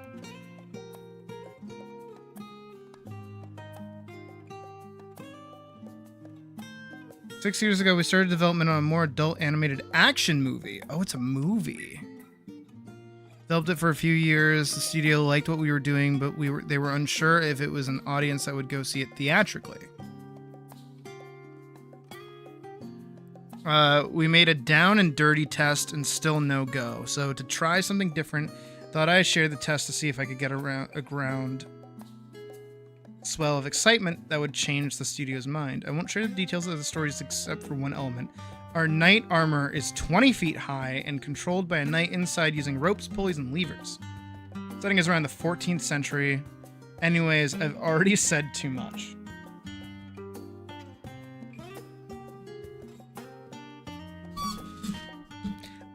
I think it's anytime Gendy does anything, it's something like out of the box. Out of the box. Hence why like Symbionic Titan was fucking phenomenal.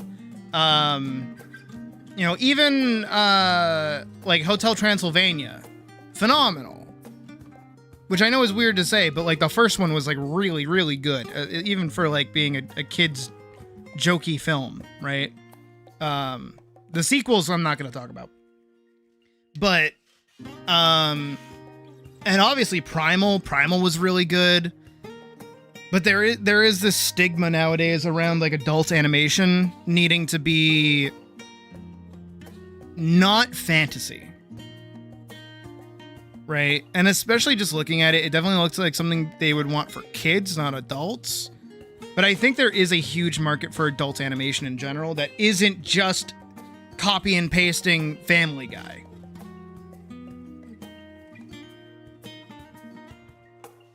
And Gendy's always kind of pushed that a little bit. He's always been like that. He's always been a very adult animator from Samurai Jack all the way up to obviously Black Knight. And even Symbionic Titan was a very adult show. It was very much late teens, early college age level kind of stuff. It was definitely pretty over the top at times, but I loved it because of that. Just look at Berserk. But I think another thing that us as like audience members have to remember is that we are actually a very, very small minority. Like the people who actually want these shows and these kinds of movies and things, we're very, very puny. We might sound very we are a 1000% a vocal minority. Because we want these things to be more serious. We want these things to be more gritty and real and, you know, even just like appeal to adults in general and not just be made for kids. But average audience goers don't. And if something like The Black Knight gets released into theaters, parents are going to take their kids to go see it, and it's probably going to be presumed as a like something like for like the Hoppers, right? Or just Hoppers, where it is an experience meant for kids. Because that's what the public perception of animation just generally is that adult animation is puny. Hell, I bet there's going to be some parents in the next 2 days who start like finally being made aware of what the fuck The Amazing Digital Circus is because it's about to be put in theaters. And we're probably going to see a lot more outcry from like parents either on like fucking the TikToks or the fucking Instagrams or whatever of people being like, I took my 7-year-old to go see The Amazing Digital Circus. We had no idea what was going on, and they were swearing, and there was violence, and there was a trans character. I will not be seeing another film from this movie theater ever again. Because that's modern audiences. Realize how sick that was? I mean, true. I mean, my mom made me watch Watership Down when I was a puppy, so I get it. I understand. But here's the thing, is I know not every mom is as cool as my mom is. My mom rad. My mom had me on her knee while she's playing World of Warcraft. That's a cool ass mom. Was a reserve ticket only? Maybe. I don't know. Probably. Like some fucking TikTok parent isn't gonna see how fucking uppity The Amazing Digital Circus is in general and be like, oh, it's for kids. I'll get us a reserve ticket. It'll be really, really good. Your theater in your little ass tent. Holy shit. Yeah, so for most of us, we all have to go dark until it comes out. God knows I won't be touching anything for a while because I don't want to see spoilers on it, honestly. Oh, it's supposed to come out on the 22nd, though, right? Isn't that when it's supposed to? When does TADC finale come out? June 19th. Okay, so for a while. If you want to see it early, a feature-length theatrical event called The Amazing Digital Circus The Last Act, combining episode 8 and the finale, is screening in select theaters from June 4th to... Okay. Like a post-trip after watching session? Alright. We should do a watch of it. When is the 19th? That's on a Friday. Okay, perfect. Yeah, we'll do like a little watch party here for us. We'll get some popcorn.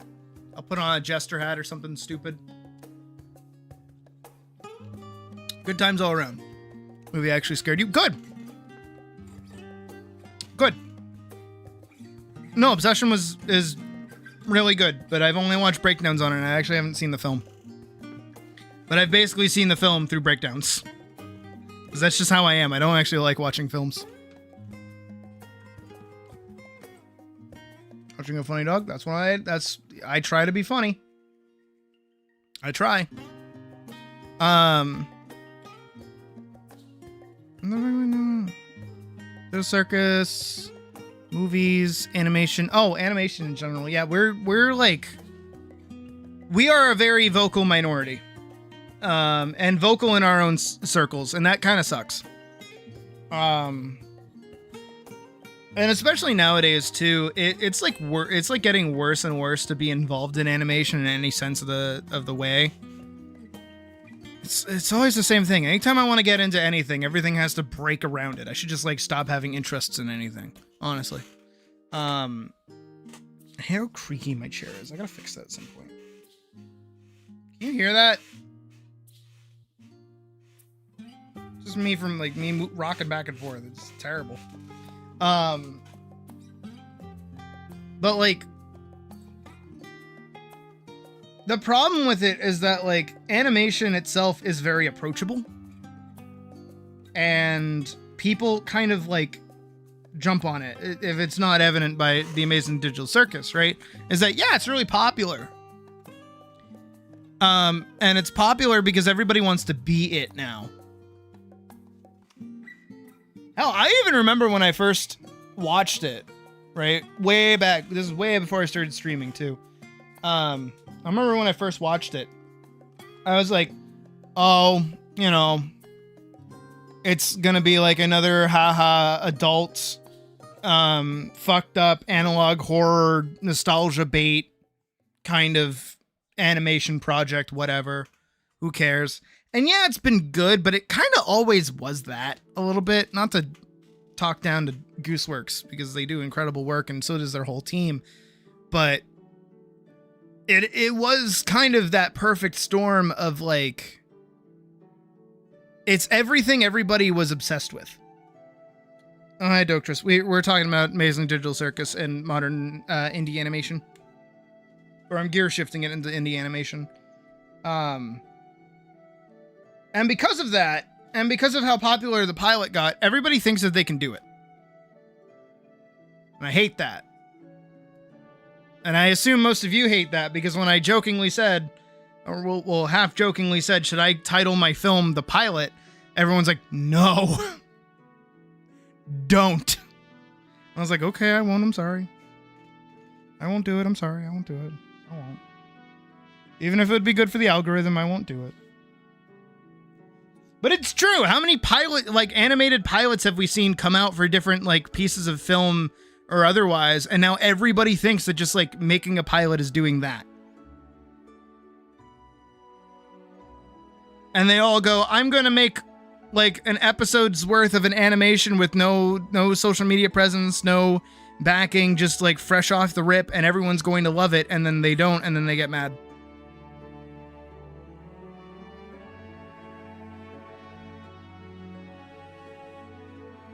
I don't know. I don't know if I'm just pessimistic about it just in general, but like, I've always thought that like the online animation space has been like miserable for years.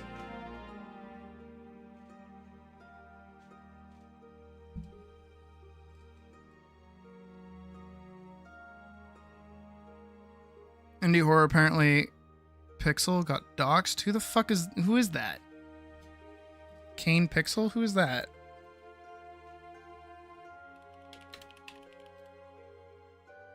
Oh. The Backrooms guy?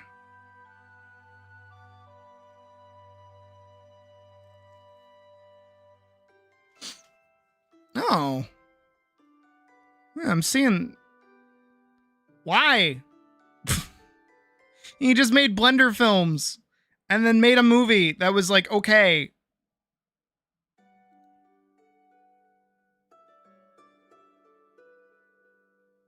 And they call it a pilot for indie animation. Traditionally, a pilot is a prototype episode. It is. No, it is. It's 1000%. Yeah.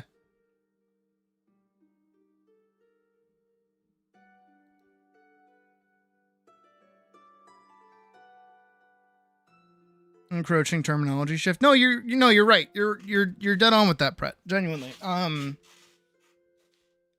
Is that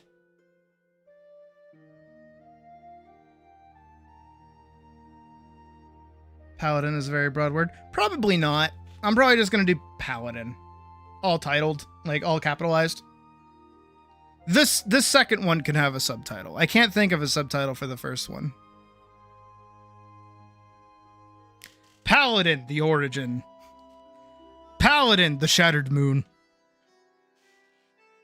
Paladin, ooh, she gonna fight a guy, ooh. Paladin, doomed Yuri. Part 17.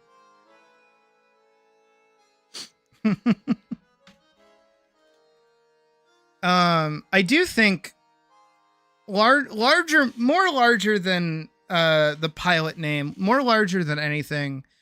I think a big problem that a lot of artists are facing nowadays, just in general, is this like ever encroaching,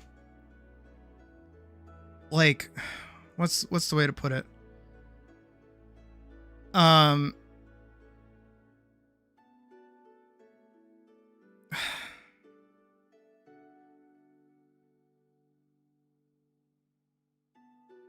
Oh, how do you say it? How do you say it? There's like a thing I'm trying to say. There's like a word.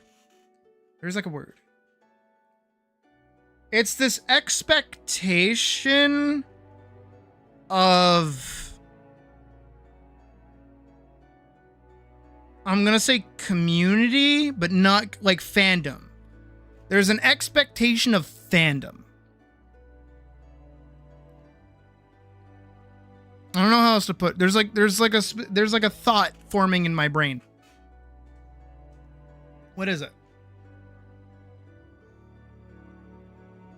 There's two sides of it, where consumers of this content are very, very rabid, right?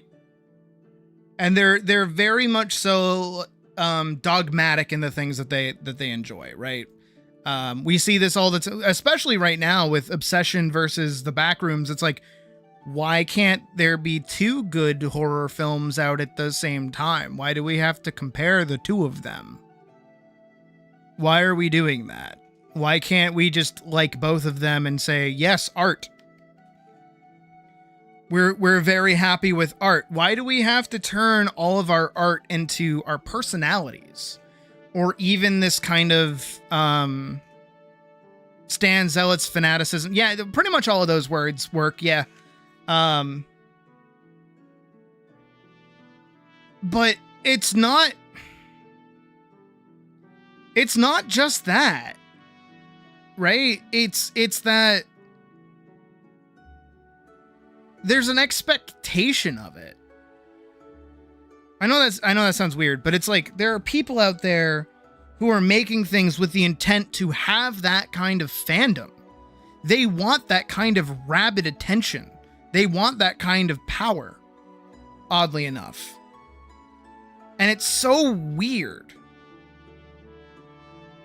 I don't know how many times I've seen somebody like begging for Glitch to take on their pilot and like listen to their show idea, and I'm like, do you know what that even entails, or are you just the ideas guy right now? Did you just draw up some basic anime characters and say, please make my show a reality? Hey, Vorkson. Right? Isn't that weird? Isn't that weird? That's weird, right? I don't know who the fuck, right, would look at what happened to Gooseworks and then go, oh yeah, I want that. I can do that. I can do that too. Like, no, you don't. That is so much stress. That is so much stress, not only to deliver a good ending on something, but also just so much stress to like deal with a community that is just going to treat you like garbage. Is that what you want? There's like a...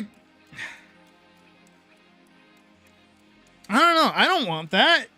I don't want you guys treating me like that. Don't ever fucking do that. Think of the word I'm describing, but you understand the idea. Okay, good. Because yeah, there's like there's something with that. There's something there. And I don't want to bring up the same, point that I've made before with like everyone wants a village, nobody wants to be a villager. But it's almost like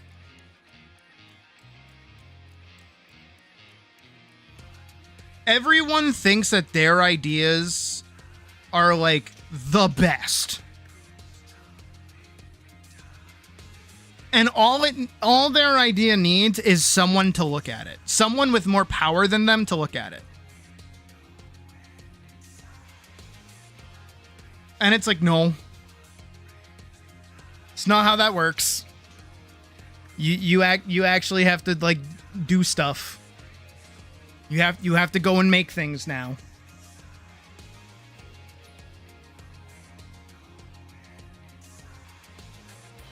Same issue that I run into with my stepbrother, actually.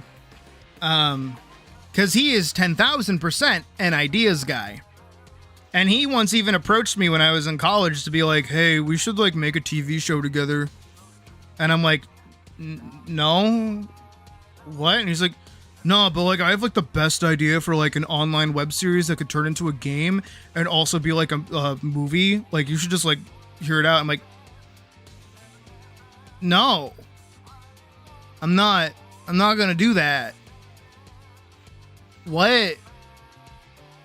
And he's like, yeah, I don't really have any like concepts for it yet, but like you could draw those, right? I'm like, no, I'm doing my own thing over here. What the fuck are you on about, dude? It's basically how I look at all those people.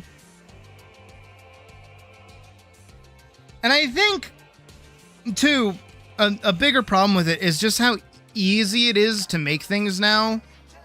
As much as I am 1000% over here telling you guys, hey guys, go make your stuff. Go make things. There are things there. It's so easy to make stuff right now. Go make stuff. Because of that, because of how easy it is to make stuff, it makes people think that making stuff is easy. Which sounds backwards.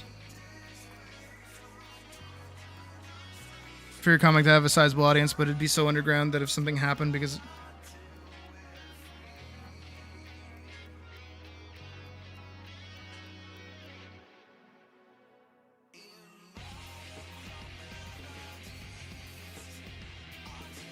Yeah.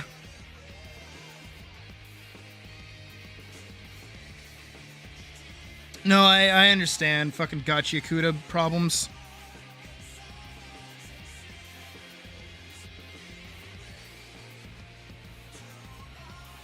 Specifically not using the word good. Yeah, no, exactly. I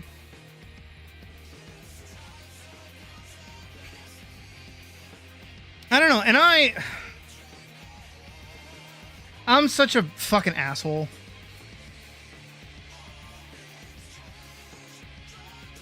Would be the way to... Yeah, like, I'm such a fucking ass. Because I would love to go out there and support other, like, projects, too. When Like, I would love to care more about, like, all the little baby projects that I keep seeing everywhere. But it's really hard for me to do that when they always, like... I don't know, they talk about themselves like they're a whole-ass studio. Or they act like they're going to be put on Cartoon Network. And it's like... As much as I wish that for you... And I hope I don't come across that way. I really hope I don't come across that way with, like, my films and things.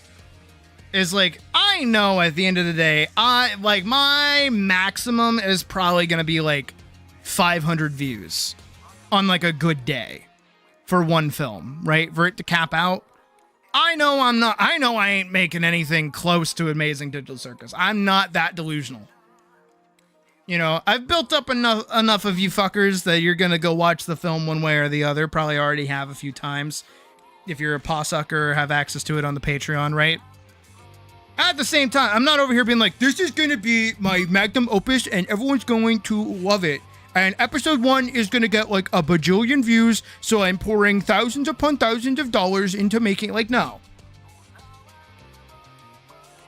I made Paladin for like... probably $140 and a sandwich. Now, $140 is my subscription to Adobe Animate. Right?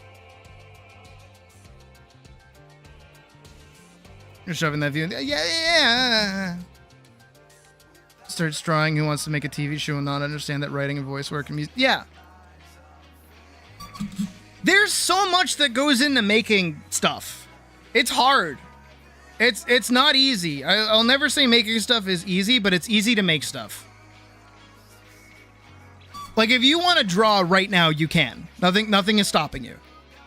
Whether you have a phone or a computer or just like a piece of paper or a wall, anything, you can draw. Super easy. If you want to get into voice acting, all you need is a microphone and go find some like little baby projects that you can join up with. Boom, voice actor. Get your name in the door, go join some Discords, do whatever. Boom, voice actor. Easy. But you're not gonna land like $1,000 super duper popular role if you don't do anything. You gotta go do stuff first. You gotta make something that exists before people think that you're like worth paying attention to. And I feel mean because I'm always an asshole about that. But I feel the same way. I treat myself the exact same way. So I tell you guys, don't listen to anything I say about anything that I do until it's out. If it is not a viewable experience, it is not something that you should take seriously. I am fickle. I am so fickle. Call me a fucking cherry blossom at this rate. But that doesn't mean you shouldn't make stuff. Just because it's hard to make things and it's hard to get people to care about those things doesn't mean that you shouldn't make things. Ooh, there we go. There's a point. There's a thesis. I've got a thesis. Thesis has been formed. And it's a thesis I've said many times before. With the advent of social media, I know, horrible, I get it. Everyone is in some kind of rat race to be like the new thing. Everybody wants to be that thing. Everybody wants to be the most popular thing. Right? And that leaves you chasing numbers. Right? You're after numbers. You're after community. You're after people to care about your thing. You want people to pay money for that thing. You want like your passion to be known far and wide. And then you like upload like one singular TikTok about like your idea and it's like infancy and everyone's like meh. And then you're like, wait, everyone thinks my idea is meh? But I like my idea. Does that mean my idea is meh? Oh no. And then you beat yourself up over it. Wanting a result instead of doing things because they want to do the thing. Exactly! For other is hard. At some point you have to admit your own personal project might fit the vision. Exactly! No, that's actually the thesis. Yeah, is that at the end of the day, when it comes to making fucking anything, you should be making stuff for yourself first and foremost. If you want to see busty bunny ladies fighting dudes with like a sick ass sword, go do that. Be the change in the world that you want to see. Somebody else is going to care about it. And it takes time. But you should enjoy that. Oh, see, everything comes back full circle. It's going to take time. Of course it's going to take time. It's going to take effort. It's going to take years even. But those years that you spend working on something, you should enjoy that time that you're spending on it. You shouldn't be waiting for the day that's coming tomorrow. You should be waiting for the day that's happening today.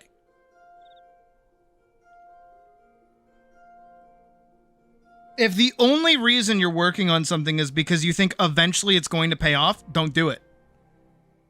Do it because it's paying off today. Do it because you're enjoying it.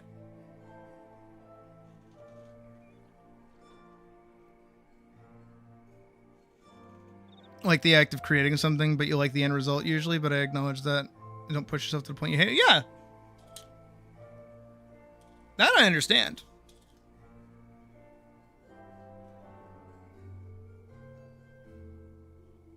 But it's all about teaching yourself to enjoy that process of creating. More like enjoying the process more than you enjoy the end result is just better. But I think it's hard for people to teach themselves this because we're always in competition with one another.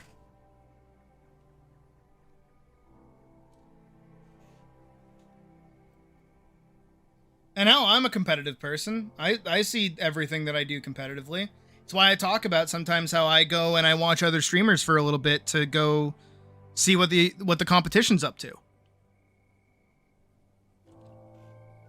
I want to see what other people are doing so I can improve my craft, so I can get better at what I want to do. But at the end of the day, I don't go and watch other people and go, man, Shy Lily's titties bounce more than mine. That means that they're a better content creator than me. It's like, nope, I just increase the amount my tits bounce. That's all. Not that they bounce very much, to be fair. Otherwise, the model would break and it would look weird. But, like, you know, comparison is like the thief of joy and all that. But at the same time, comparison lets you know, like, where your faults are. But that doesn't mean copy people. That just means recognize what's working for them and understand why it's working for them in the first place.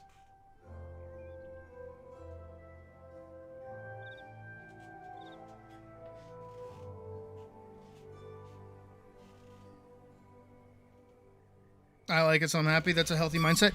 Dude, getting 10 people to like something is incredible. Are you kidding me? Have you been in a room with 10 people? 10 people are scary.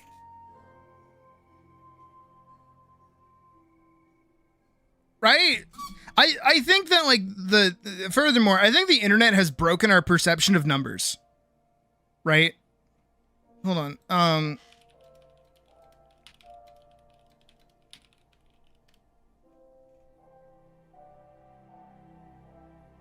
No, not currently. Oh, that doesn't help my example at all. All right, I was going to bring up old MMO stuff, but I can't find the statistics of it. You know, you see people out there that have, like, 1 million subscribers, 100,000 subscribers, 50K subscribers, right? You see all those people. Do you know how many people that is? Do you know how many fucking people? That's a lot of fucking people. 600 plus people is a lot of fucking people. That's like a whole graduating class. Right? That's like a whole fucking school's worth of people right there. That's a fuck ton of people.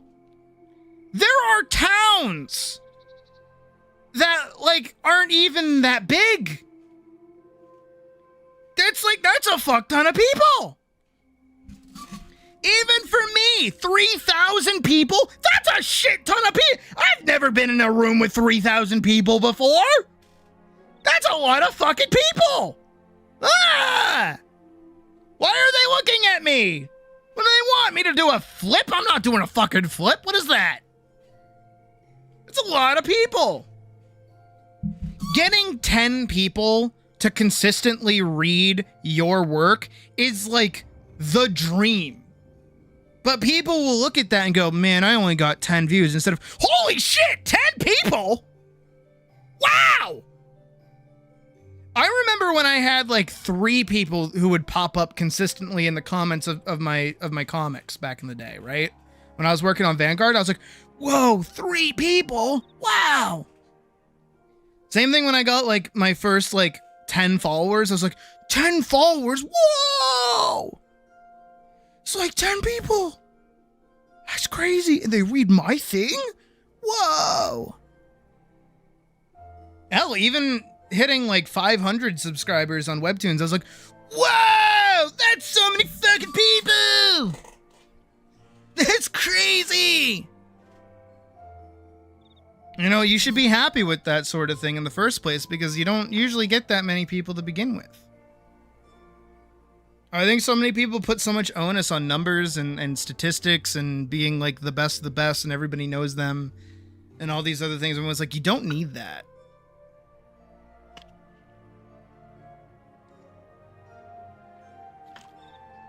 I say,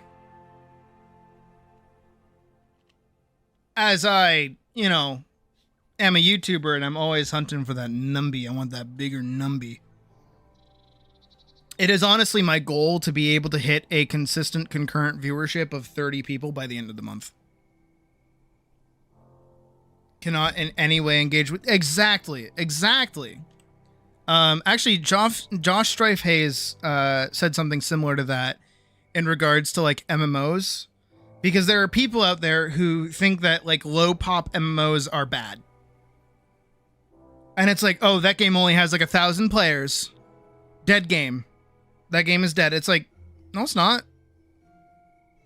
It is highly unlikely that you'll even get to interact with like 10% of that 1,000 in the first place.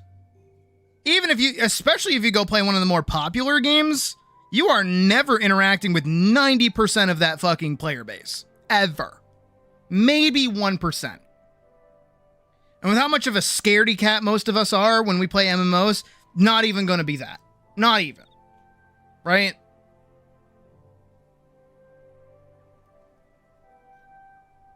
So at that point, play whatever game is going to be fun. Hell, even when we went to go play fucking Florenzia, right? Like last month, I think, or like 2 months ago. And that one person that popped in was like, wait, I never thought I would see like a new person playing this game. Holy shit. And they're like, yeah, no, you're on like the deadest server imaginable right now. If you hop on over to this one, like everybody's there. I was like, oh, okay. So in my free time, when I do still go back and play it, I hop on that server. There's a shit ton of people on there. Most of them are definitely 1,000% surprised to run into a new player that doesn't know anything. And they're like, what the fuck? Like, why are you here? And it's like, because I used to play this game as a kid. And it's cool that it's still up and still being like cared for and still being played. And there's still people here. It's neat.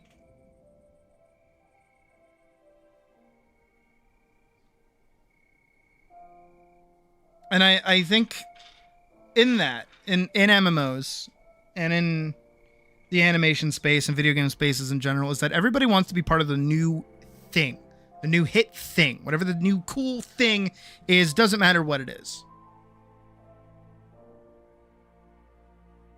And when everybody wants to be part of the thing, everybody thinks that they're the thing.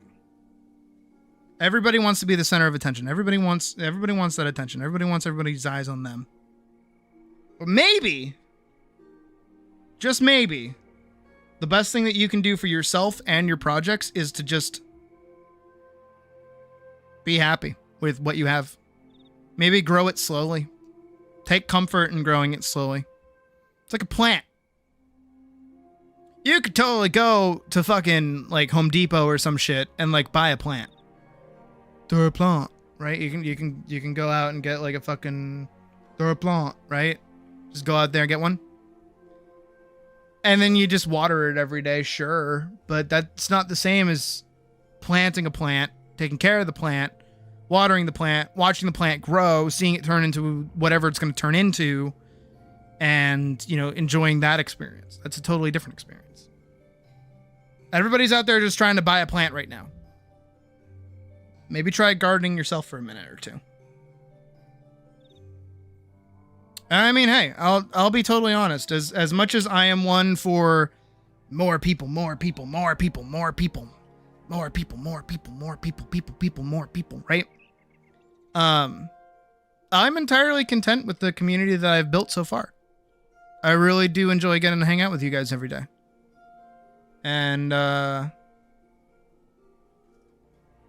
you know, I don't think I would have this. Everybody wants to be the drink, but they forget they need ingredients to the drink.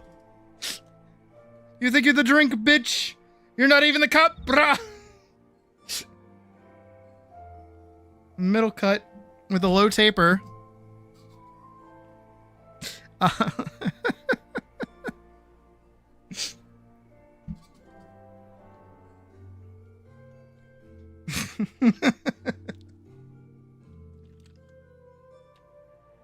I still remember, this might be the most semi-racist story I'll ever tell.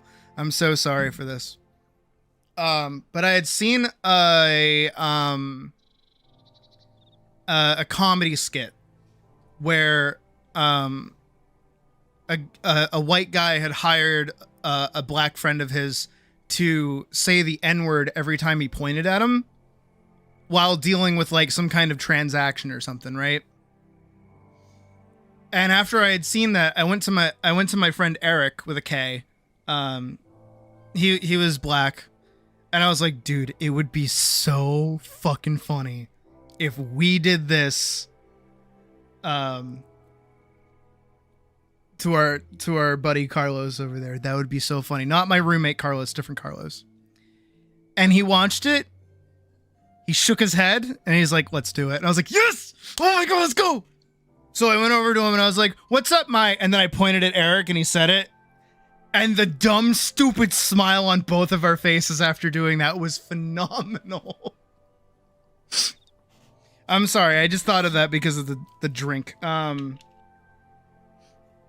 to being sappy and not horrendously racist.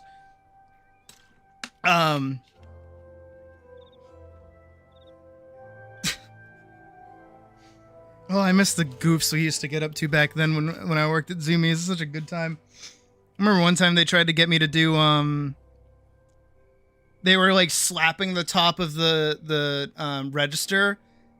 And I was like, oh, let me try. And I, according to them, did not come close. I could not jump for the life of me. And I was like, ah. Duly noted. No wonder I sucked at track. I was really embarrassed. I remember that fondly. But no, I'm really happy with the little fucking goof troop of a community I have around me. Look at the Key and Peele bit. There was a Key and Peele bit. Of course there was a Key and Peele bit. There's always a Key and Peele bit that you've never seen before. But yeah, it's just, it's nice. It's very nice. It's nice to have like a group of people that I actually get to like spend time with. And yeah, it's also like it's like a little nice that like most people are here because like I'm cool and awesome and so key and people like me for some reason and people give me attention and like support and they call my art cool. The different one with the yeah, I know the one you're talking about. Yeah, the handshake one, is that the one you're talking about? Yeah. No, I love Key and Peele. I like the racist zombie ones. That one was funny. That one was really good.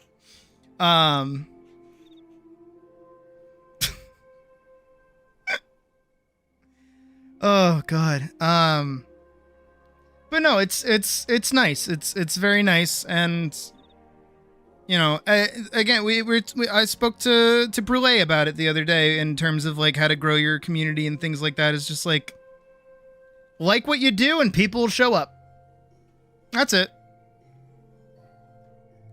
You know, everybody wants like a cheap and easy way. Everybody wants like the magic word of how to get like a community, how to like build up stuff. It's like, no, you just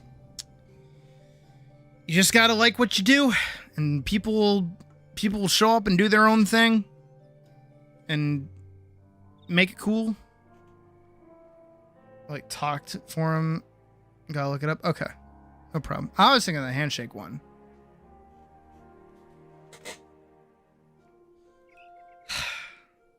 Good times. Good times. Anyways, you guys get to vote on an outfit.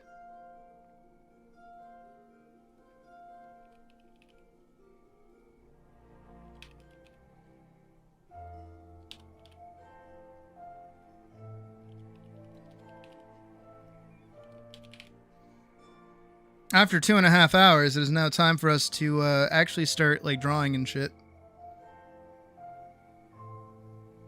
The anger translator?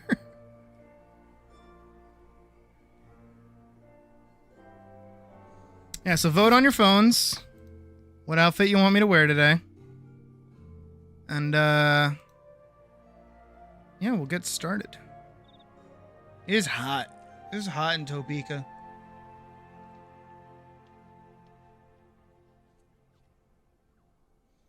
I need, like, a singular white t-shirt that's like see-through. That's what I need. That's what I need as an outfit.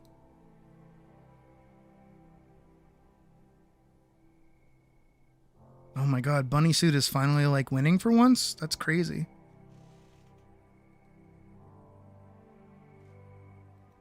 You're not on your phone? Then your vote doesn't count. Only votes made on your phone count. Squeak!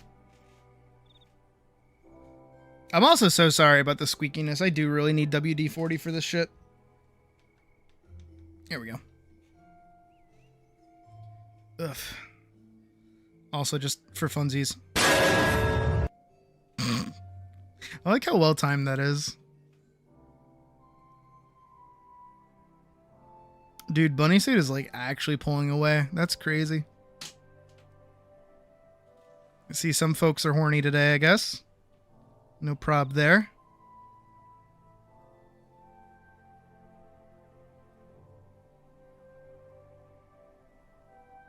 It what?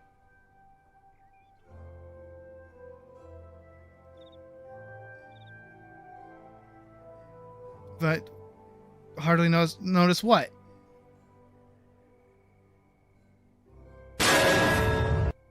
Notice what?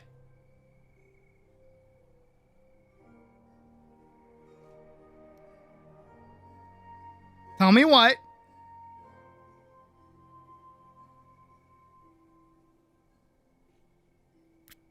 If it's something I gotta fix, tell me.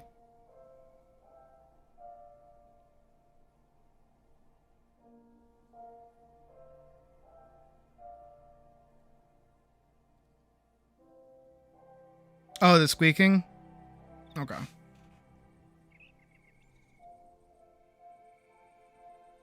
Well, admittedly, I did just fucking... Right? And then you said, oh, it. And then, like, I hardly notice it.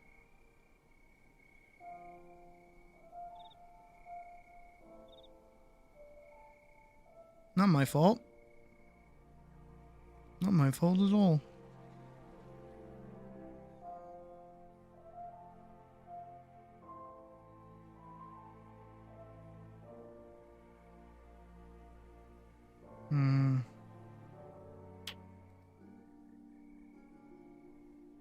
Dead.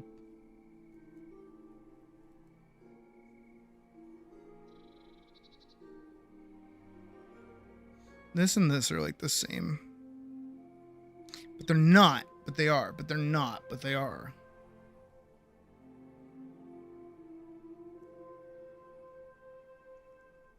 Oh, it's because I rotated it. Okay, I see. I'm learning. All right, very well. I will cut it there, as I do want to get started. So bunny suit it is today. And of course, obligatory.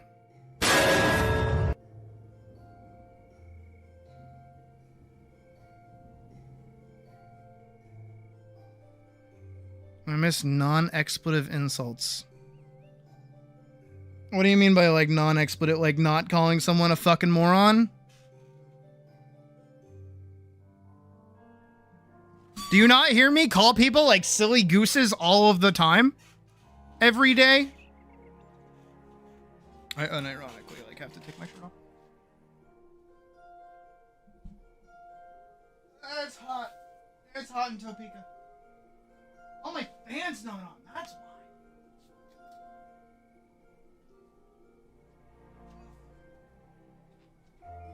A Chainsaw Man shirt wouldn't go bad.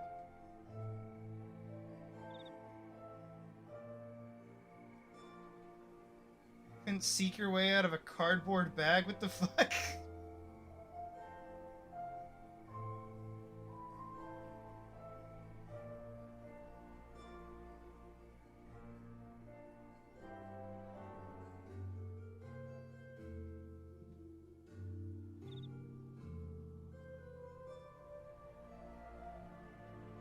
Oh, I bet whatever's wrong with you is hard to pronounce. I say goober. Yeah, I do. I call things silly and I call things goobers. You fucking goober. I mean, I do throw in the fucking, but to be fair, I live in Boston. Saying fucking is the same thing as saying like or It's like peppered in there. We don't even notice.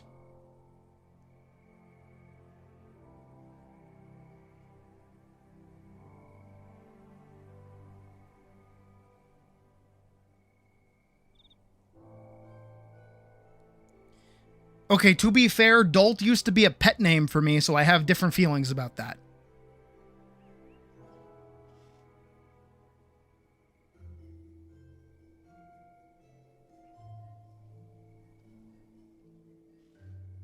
My mom still uses the R word, but she uses it in like a Massachusetts sort of way, so I don't hate it as much.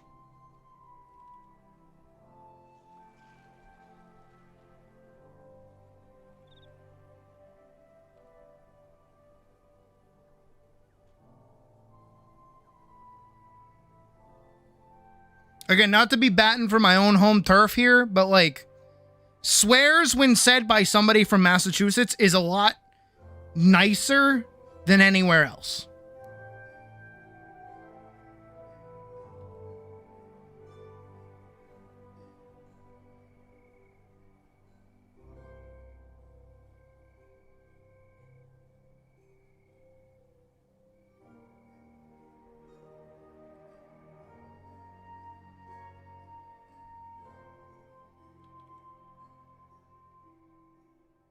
Massachusetts, it's just with the accent.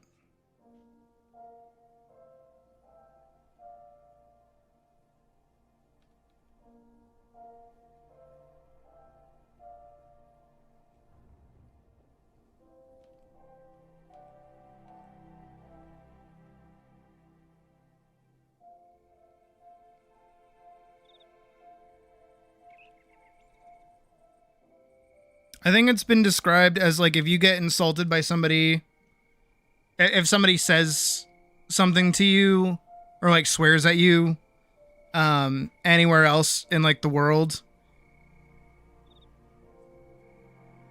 a slur does Massachusetts. See, that's the funny thing is that I don't see us say many slurs. I don't really see that get slipped out too much. It's mostly the R word. It's mostly the R word. We don't seem to really give a shit what skin color you are, where you come from. We mainly care about your mental well-being. That seems to be how it is.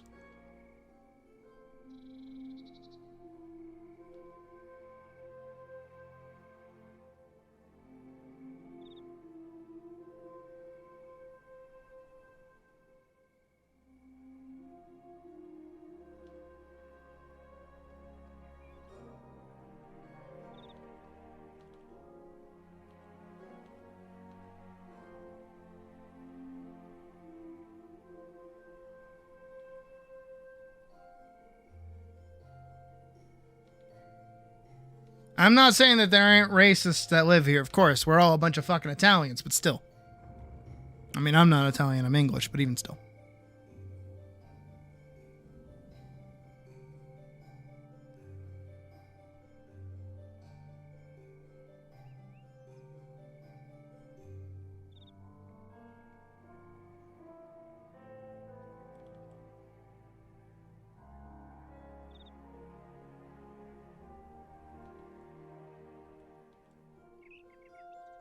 It's like, have you ever been sworn at by like an Irishman before?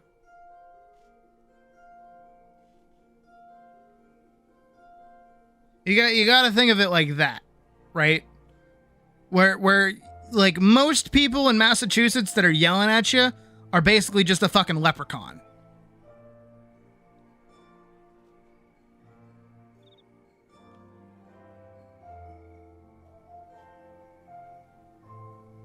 They're just like a little jolly fellow swearing at you. You're like, yeah, it's pretty fun.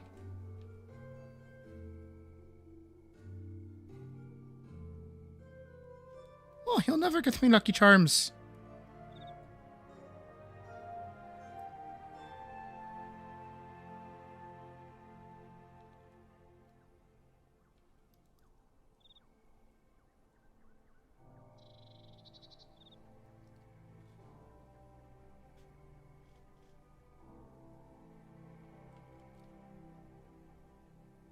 There's just like certain dialects out there that exist that like can say the most horrendous things possible, and you'll just be like, thank you. And then on the other hand, there are dialects out there that could say the nicest thing to you, and you'd be like, oh shit. Like Texans. When they say like, bless your heart, and you're like, what did I do?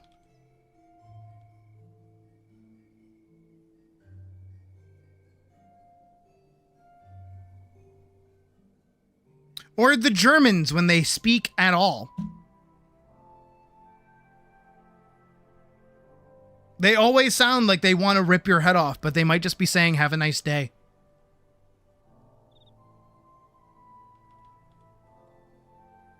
But they're just doing it in their German way.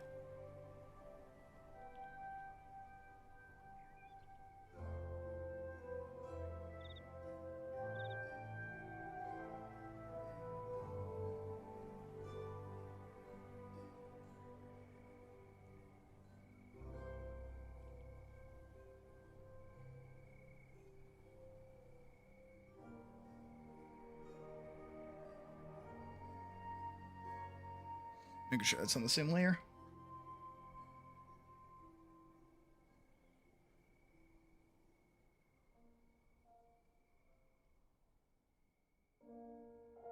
Yeah.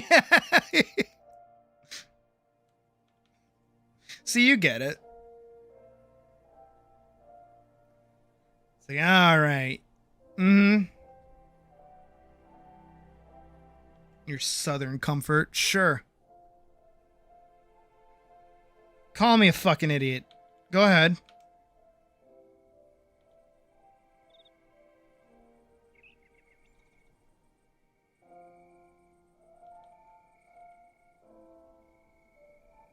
And also, to be fair, because I did just bring her up,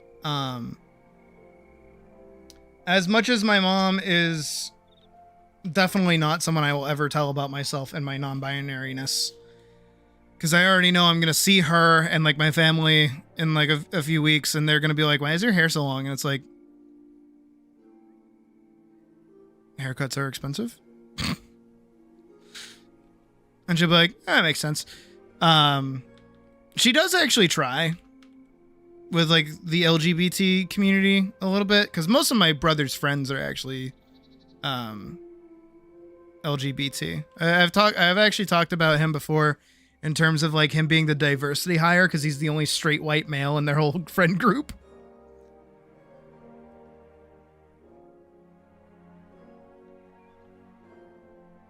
Which he lovingly agrees with and jokes with as well. So he's definitely cool about it. And my mom is very accommodating of like pretty much all of his friends. Especially now that they've been like around the house a lot more. She's gotten a bit more used to it. It's just still in her old ways, and being a nurse, she has a hard time accepting it a little bit.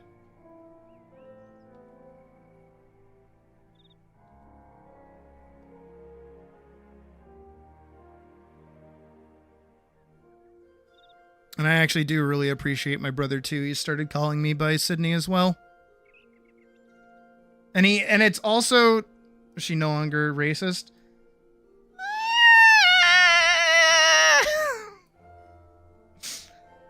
She doesn't.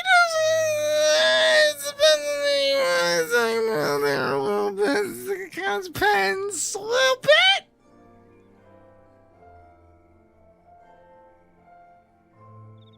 Quite some time now. Yeah. I mean, my mom knows I'm a furry. At least that much. The cover that I've been using for myself is that anytime she asks about me, I'm like, oh, it's just my Final Fantasy character. And everyone just knows me as my Final Fantasy Final Fantasy character.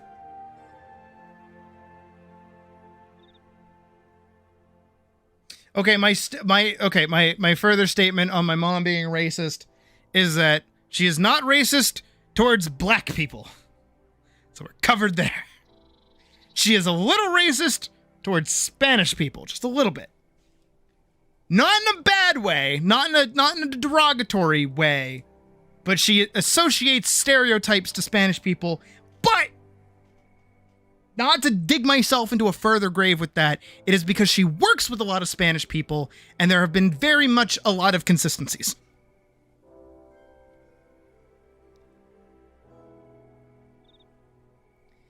Very much so, as in another story involving my old friend Eric, is that he was supposed to come over to my house to hang out with me one night. And I was like, man, where the hell is he? He's late. And my mom looked at me funny. And she's like, what is he again? And I'm like, all right, not how you asked that question, Mom. Not how you asked that. And she's like, no, I just... Where is his family from? And I'm like, better-ish? He's Guatemalan. And she's like, oh, that's why. And I'm like, what the fuck is that? And she's like, nah, all the Guatemalans I know are always late. And I'm like, what the fuck, Mom?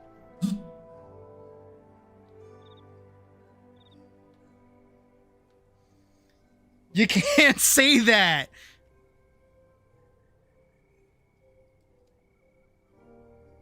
So I have no idea where her chest is right now. It's like right there.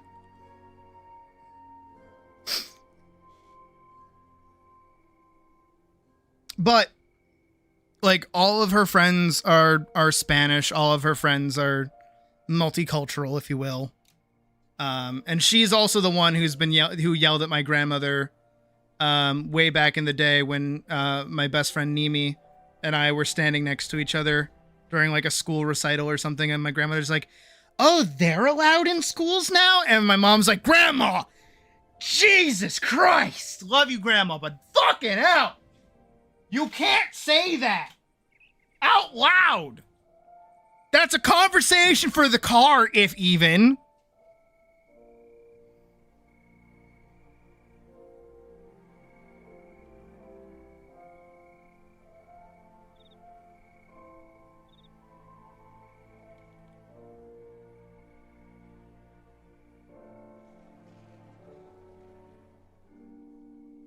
Meanwhile, I'm over here just being like an equal opportunity racist, and I just hate all people. I'm sorry. That was a bad joke. That was bad. I'm sorry.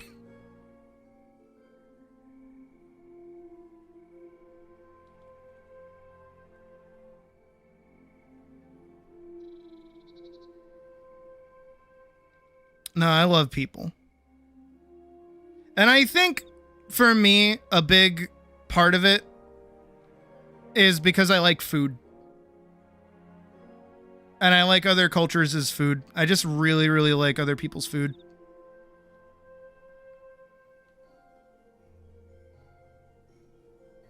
And so does my mom, actually. And that's probably why I probably inherited that from her quite a bit, is that growing up, again, she had like a lot of Spanish friends, so I grew up with a lot of Spanish food. And not only just that, but like a lot of Haitian food too, oddly enough. She had a lot of Haitian friends, so they'd make a lot of food there. And she'd always bring home Spanish rice from work. I didn't like the beans, but I'd eat everything else because I like the rice.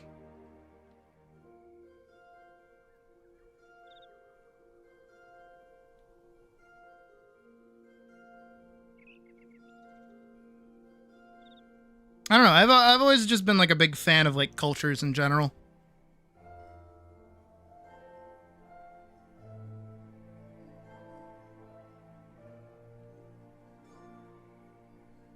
Ow. Like a pain in my ear.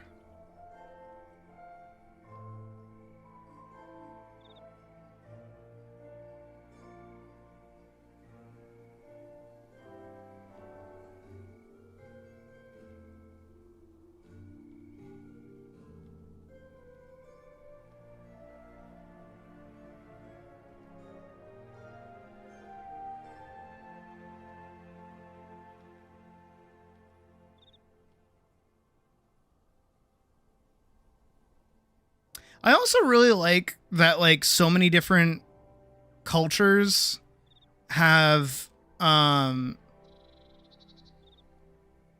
like a little bread sack with stuff in it.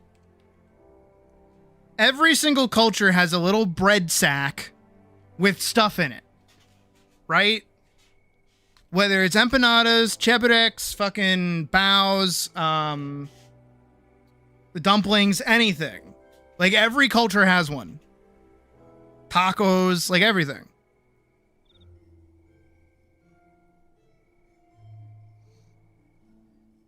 Is someone character's supposed to flow? Spikies. I don't know.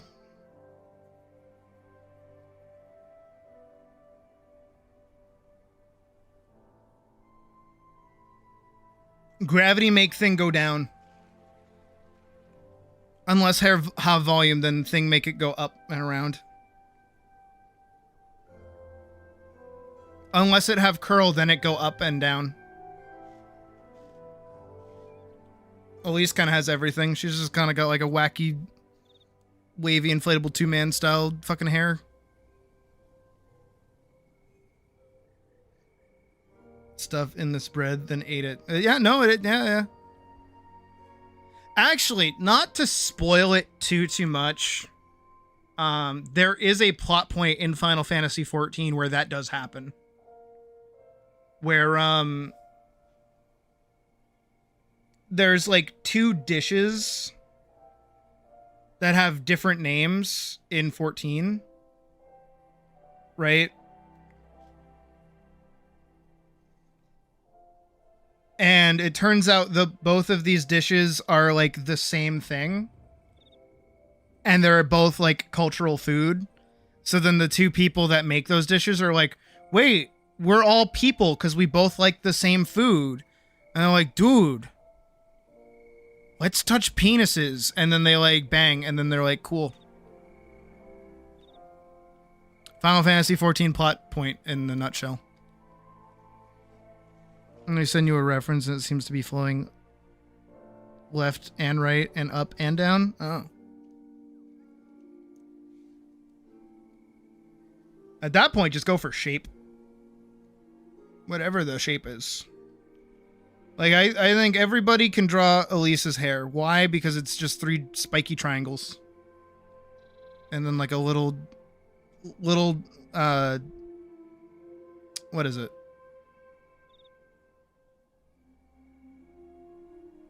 That's during Endwalker.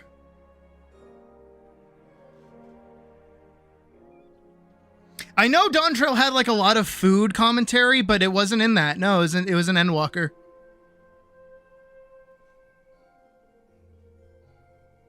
And then you just like cut her face in half. And then you cut this off.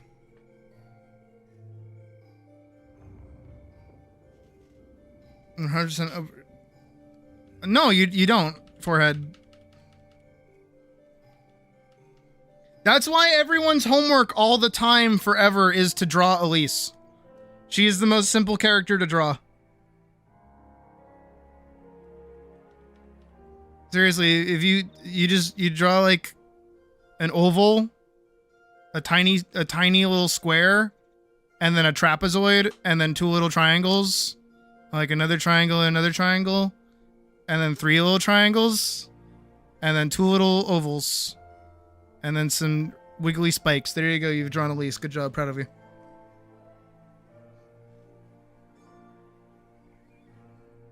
Shit, already? Damn.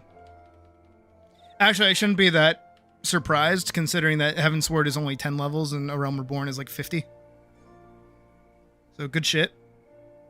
Now, when you say finished Heaven's Sword, have you done all the patch content? Are you into Stormblood now? Or did you just finish the main story of Heaven's Sword? That's different. That's a different D-bit. That's a different beast entirely. Also, she's not looking in the right spot.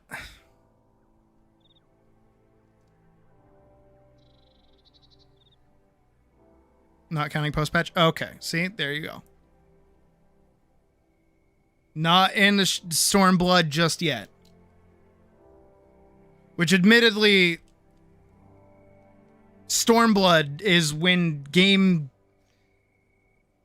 kind of take off a little bit going into Stormblood, not gonna lie.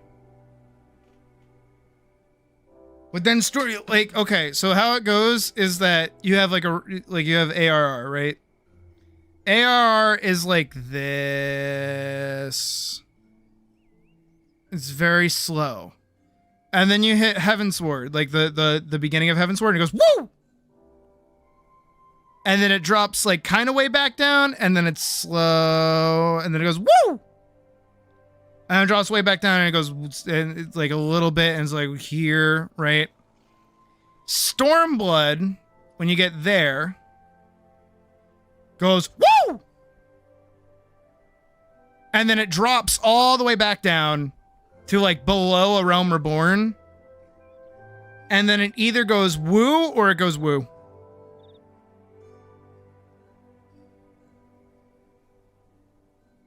When this happens, you will know.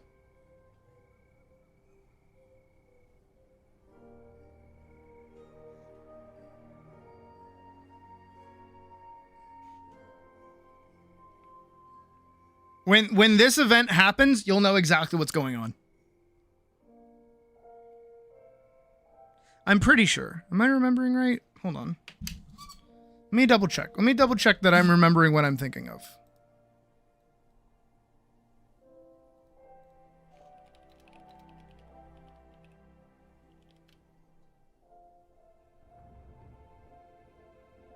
Right. Right. 3.5.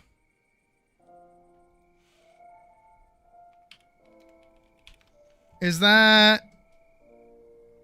That's the lead up into Heaven's Stormblood, right?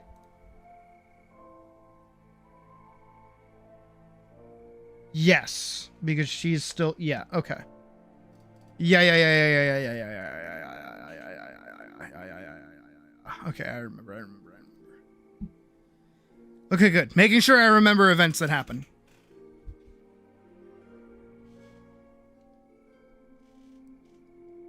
Now, like, if you thought this, because now that you've gone through Heaven's Word, you know this bit. You know what I'm talking about here. You know what this is. When everything gets a lot more serious, right? When everything kind of goes to shit. This. But then you do this times 10. Like, it gets so much worse. That's the lead into Stormblood. And then, you know, after... If we do, like, A Realm Reborn here, Heaven's Ward here, Stormblood here... Right? So if it's like very slow, and then wee, and then a wee, and then a wee, and then Stormblood's like a wee. Once Stormblood building into Shadowbringers. Oh. Here's $50 from me. Don't tell my mom I did that, and putting it onto Werewolf Sydney. Jasmine, I don't even speak to your mom, nor am I certain that I would like to speak to your mom. Don't worry. I got you. Werewolf, putting it into Werewolf Sydney it is, though. I will put you down on the list. Where is it? Outfit vote. There we go. Thank you for the 50, though. Don't worry, not a word from me. I'm gonna go down here. I'm just gonna make it new. Jasmine, 50, werewolf. There we go. And then also I will add 50 there. Perfect. Puggies. Right, but if this is a Realm Reborn, this is Heavensward, this is Stormblood. That's Shadowbringers.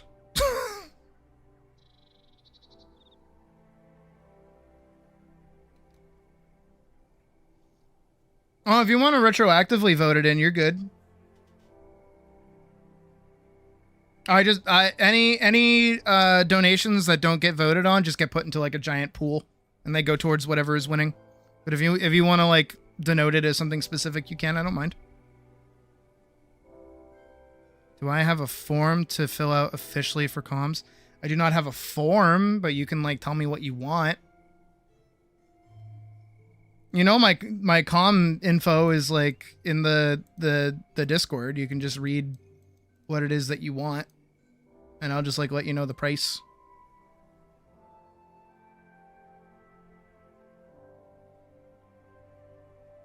Oh, also because now I'm looking at the Discord, I do remember Cloudheim. I remember seeing that. That looked good. Kind of wanted it.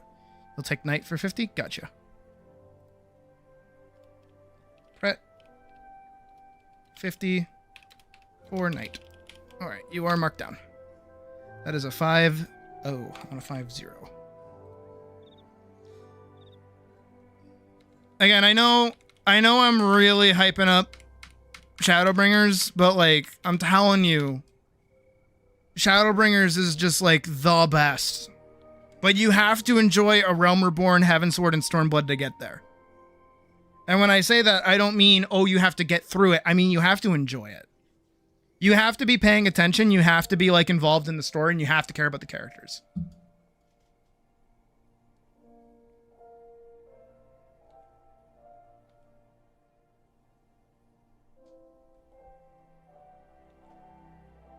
And if you're already doing that by the end of like a Realm Reborn, you're like so prepped.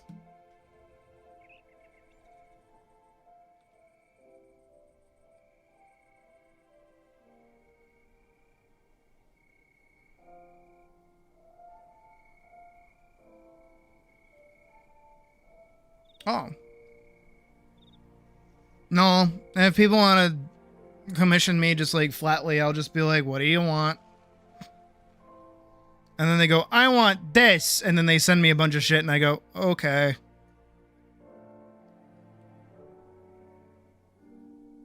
This is how it be. So I kind of want her tail to be like roughly the same size. So I'm going to erase this. Grab this one.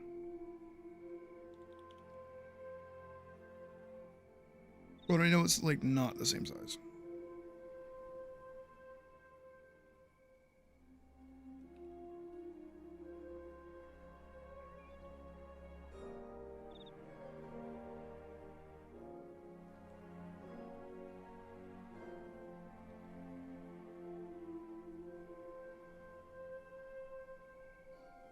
You're good, Pac. Don't worry.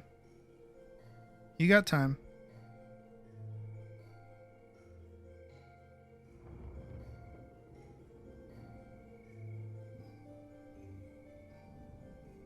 We're having a great time. Yeah, that's fine.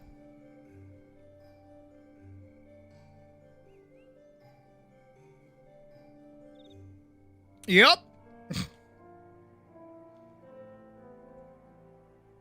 No, like, okay, so like the benefit to Shadowbringers, mild spoilers, is that it has nothing to do with Eorzea.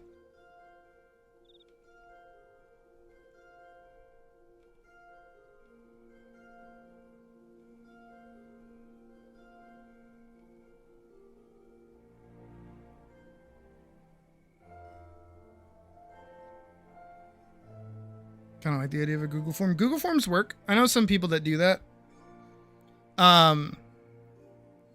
So like when you go through like ARR, right?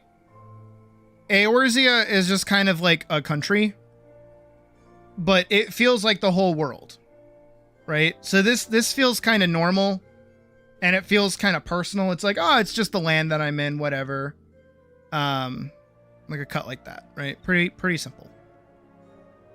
And then once you hit Heavensward, you basically get just like the extension, which is Ishgard. It's no further away from Eorzea than just like a city. Then you go into Stormblood, and that's when it gets a little bit more finagly. And this is where people kind of fall off a little bit, is that now you go to not only a neighboring country to Eorzea, but you also go to an entire different location as well. And you kind of flip-flop between the two. And it's a little bit all over the place. It's a little bit confusing. And like, again, it's really dependent on whether or not you like a character. But this now has removed you from like your base location and is forcing you to learn 2 new entire cultures. And you're kind of really, you either dig it or you don't.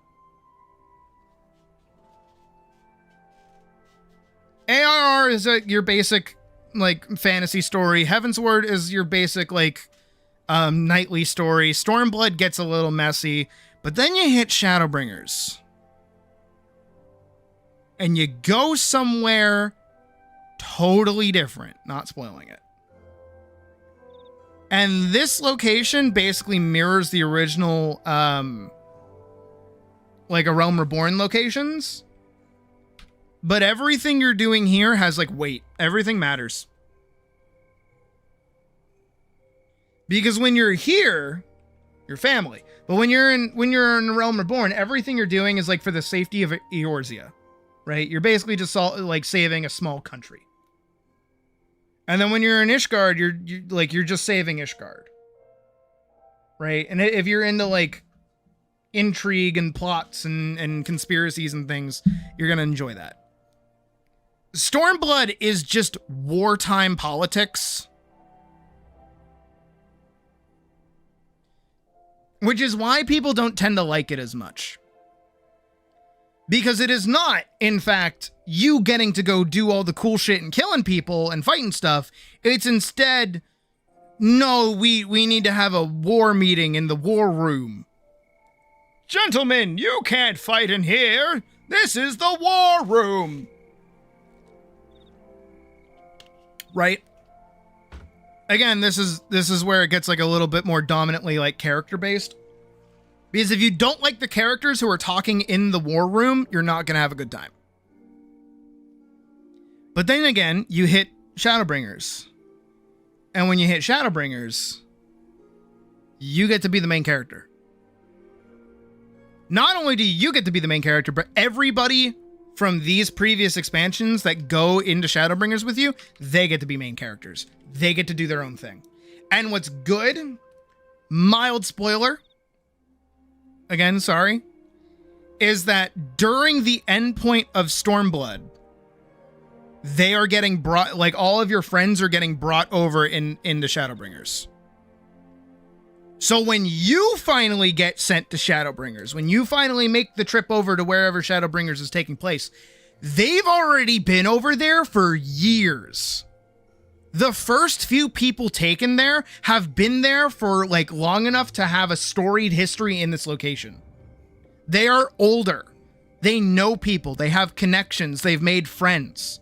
They've been around the block. So when you get to meet up with them, they are already like, nope, I like you. I'm already into you. We're already best buddies. I've been waiting for you to show up. Thank God you're here. You're going to make my life so much easier.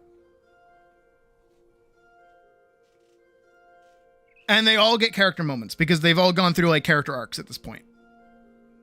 Everyone gets to be a character. Everyone gets to do something. Everyone gets to do something. Even Urianger gets to do shit. Poor Boyo has been on the fucking back burner since like his one little stint in a realm like Heavensward. But you didn't even know he was a fucking character. But he gets to do shit. He actually gets a personality. Crazy. So all of that combined right into Shadowbringers is just like, mwah, beautiful. Storytelling skyrockets. All of the set pieces, awesome. All of the intrigue, obvious, but like in a good way. Like you can see it coming from a mile away, but in a good way. And then on top of that, when you nuke all this down into like a big old, right? You get all it small. If you enjoy Shadowbringers, guess what? Endwalker is just the end of Shadowbringers. Endwalker is the wrap-up of everything set up here. So it's just more of the same. So it is just good. Is it great?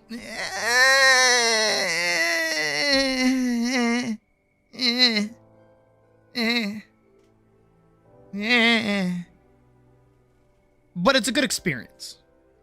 And it's a fun story. And again, all of the characters that you've had from Shadowbringers get carried over. And they're all great too. And they all get fun little character moments. It's a good time. Which is actually why Dawn Trail was such a fucking miss. Because Dawn Trail was supposed to be a new beginning for all of the characters that we had in Endwalker. But guess what? They said, no, we're going to focus entirely on Wukelmat.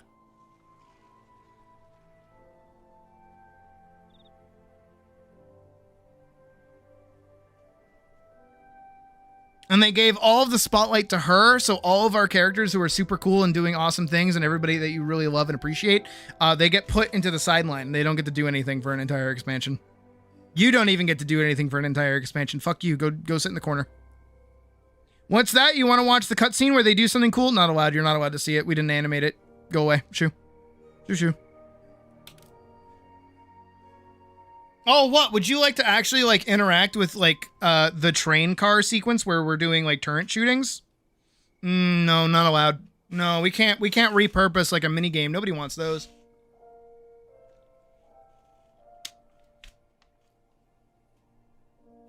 Not allowed.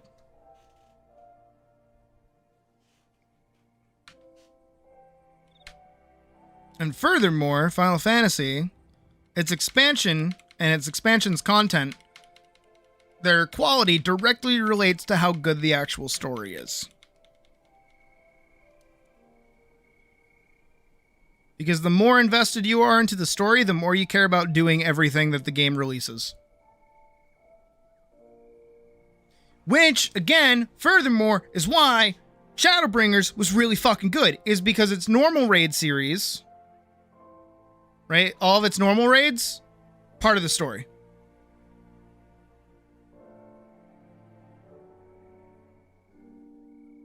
It was a sidestep from the story, but it took place in the location that you're in for Shadowbringers. And directly relates to actually fixing a problem established in Shadowbringers. So this narrative and these fights are all thematic to the expansion. And actually come with real weight as well, because you're trying to save a place from a thing. Which is wildly different than fucking Dawn Trail over there. As cool as the Arcadian fights were, they had no stakes at all. And they could never have stakes in them because of what Dawn Trail was doing.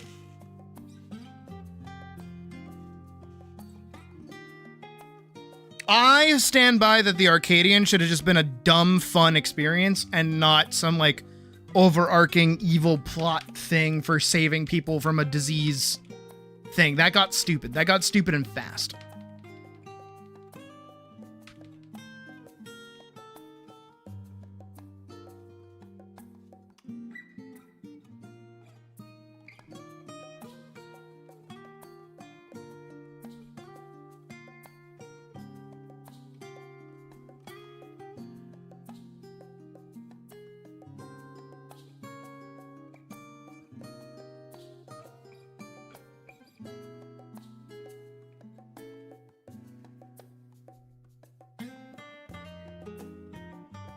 And I know that some people in their video games don't like being the main character. I understand that. And that's totally fine.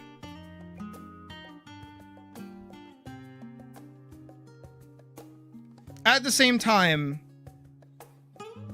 not being the main character and not being a character are two different things. And in Dawn Trail, you're not even a character. You're not even allowed to be a character. You're a passive observer at best. You and your character are basically in the same seat the whole time.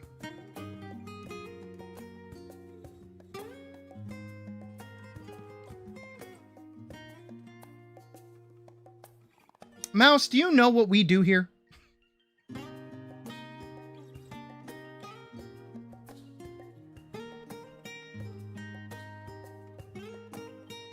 You push the Final Fantasy button.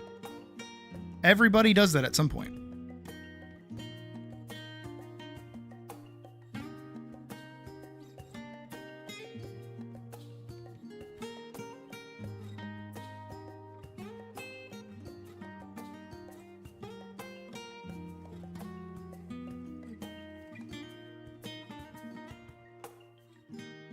I think there was like a thing.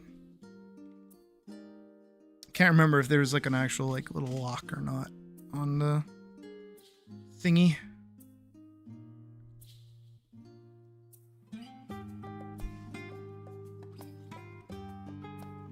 Actually, I am gonna do it in this like weird sideways kind of way. Kind of better exemplifies that it's like open when it shouldn't be.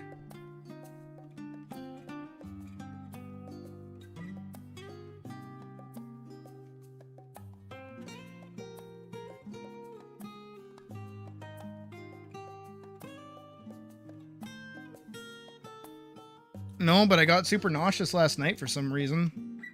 Felt horrible. I had no idea why. Really, really bugged me.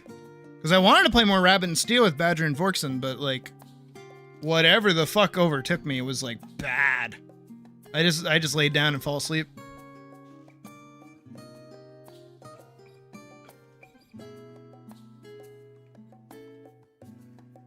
Ooh. I didn't even know they were making another game.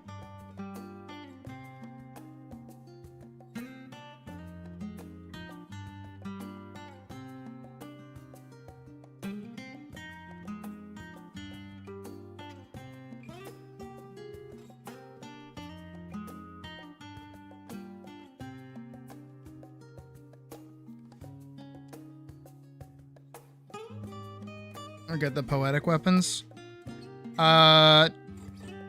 Neither.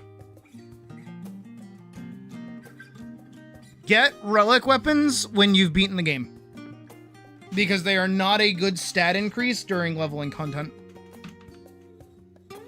If you're playing during like current, that's when you want to farm them out. But otherwise, just wait. Because the way that they work, I like combine everything here so I can hide it all. The way that like relic weapons work in 14 is that over the course of like a patch, so like 7.1, 7.2, 7.3, 7.4,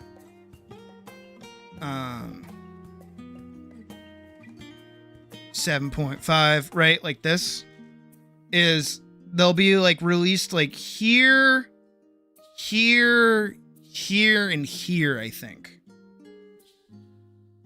And each of these tiers of weapons increases the item level for it by like whatever the minimum is at that time. So like this could be 300, and then this will jump to like 375, and then it'll jump to like 425. And then this last one will be like 450, and this will be like the best weapon you can get during that expansion, right? But this weapon is as good, like as good as the Savage weapon. Except this will have like manageable stats, so you can change whatever stat like leniency you want to go towards. So this is better for like actually picking up what kind of build you want to do than Savage, which has like baseline stats. But also just underneath this, maybe not even 5 item levels under, is a weapon that you can get for poetic tomestones, right? This is what you want, because if you want this one, you have to start here. And then you have to farm for this one, and then you have to farm for this one, and then you have to farm for this one.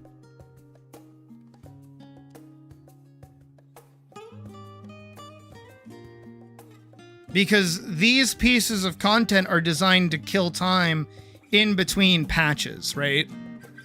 And then if you do all of them, you get rewarded with a cool looking weapon and, you know, whatever, right?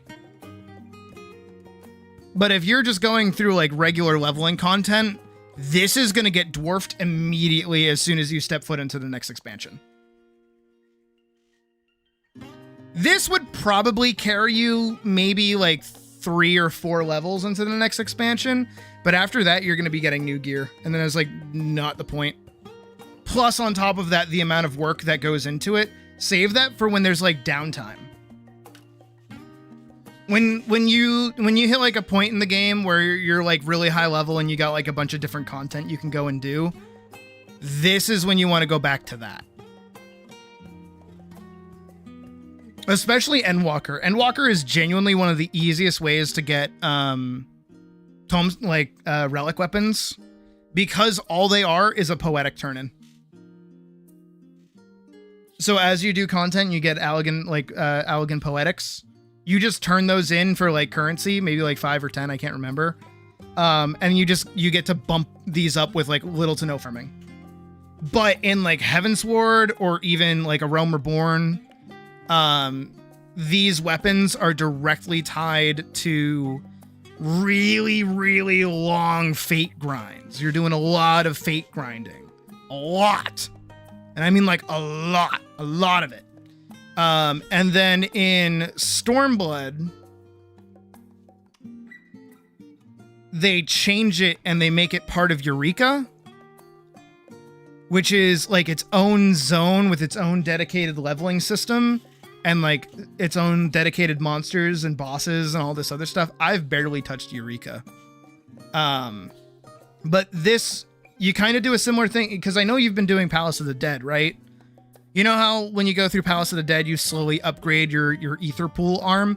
It's basically the same thing here with Eureka, where you're upgrading whatever Eureka armament that you have when you're in there. Same thing with armor too. You can actually get some really cool glamour from there.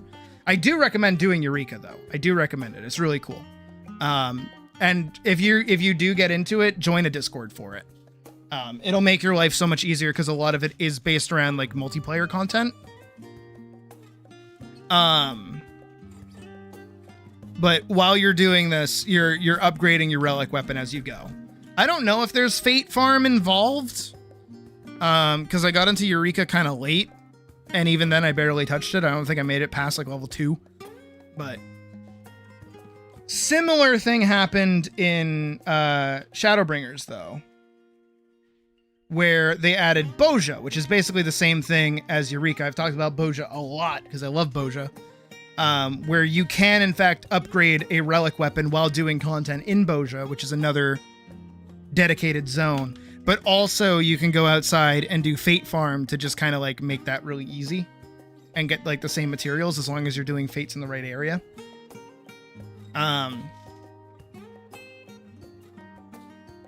But doing Boja is a lot of fun. Boja is probably some of the most fun content I've done in that game. And then technically, I already talked about Endwalker, right? Where it's like, it's just currency. You're just buying them basically. When you get into Dawn Trail, they also added another Boja, but this one is called Occult Crescent. So we just call it OC. Where it's once again Boja and you're fate farming weapons again. But the difference between Boja and OC is that Boja had like a little special thing that you could do every once in a while that was like fun and gave like currency and was like a good experience and was just like fun overall. OC does not have that. It instead has like a random thing that'll occasionally spawn, but you need like a full party for it already. So that's a whole nother fucking nightmare. I have not touched OC. I have barely touched anything in Dawn Trail. Dawn Trail has been downright miserable for me. To be fair, all of my misery started in Endwalker because everything ended.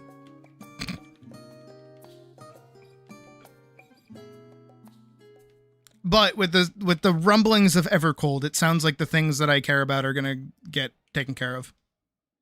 So that's why I'm excited. Even though I've barely been playing. Though I do want to. I do want to start, like, amassing my wealth again. But I think I have to do that off stream. I don't think I can play 14 on stream anymore. This is a downright bad experience. IMO. At least until Evercold comes out and I can start getting rewarded for doing things with other people.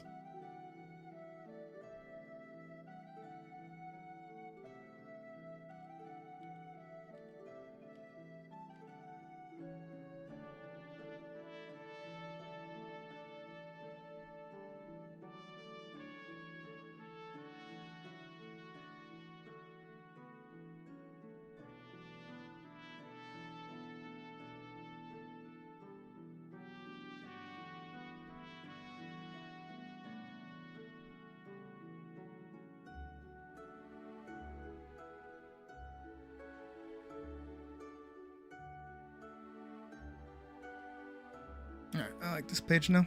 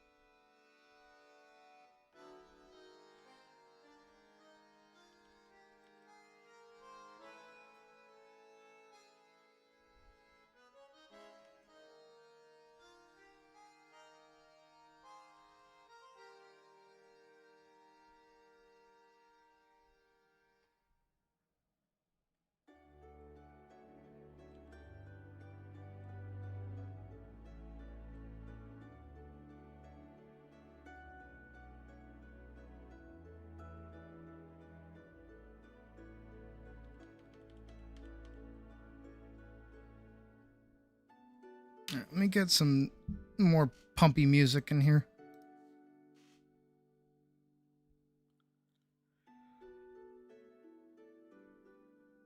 All right, let's do this. This is our lovely intro.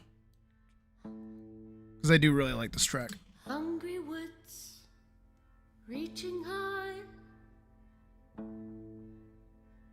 snatch the light out from the sky. Leafy sighs, creaking bones, pray you don't get found alone.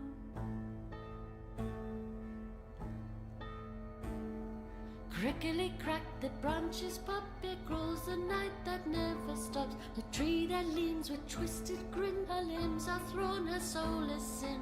Underneath the crooked moon stalks the king on cloven hoof, in pale decay and empty gloom. He comes for you.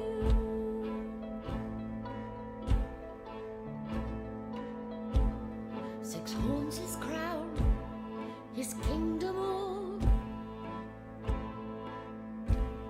for life delicious heed his call. He carries six of sword and seal, once wayward souls the fallen kneel.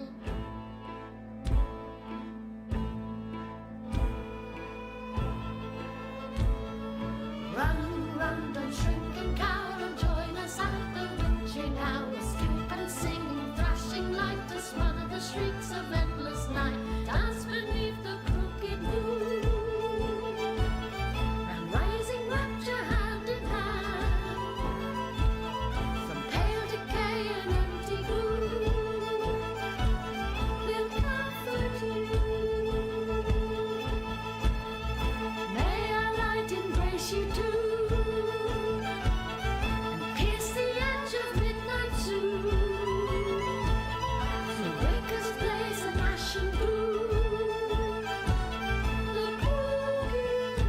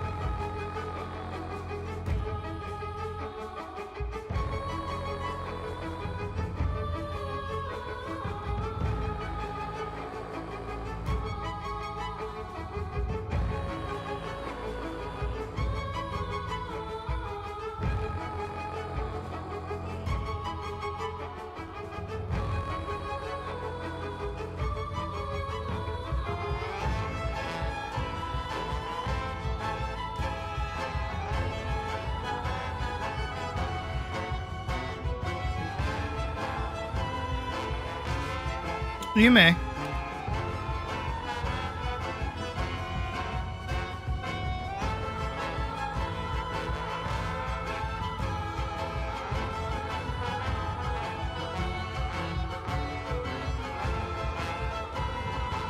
Hey.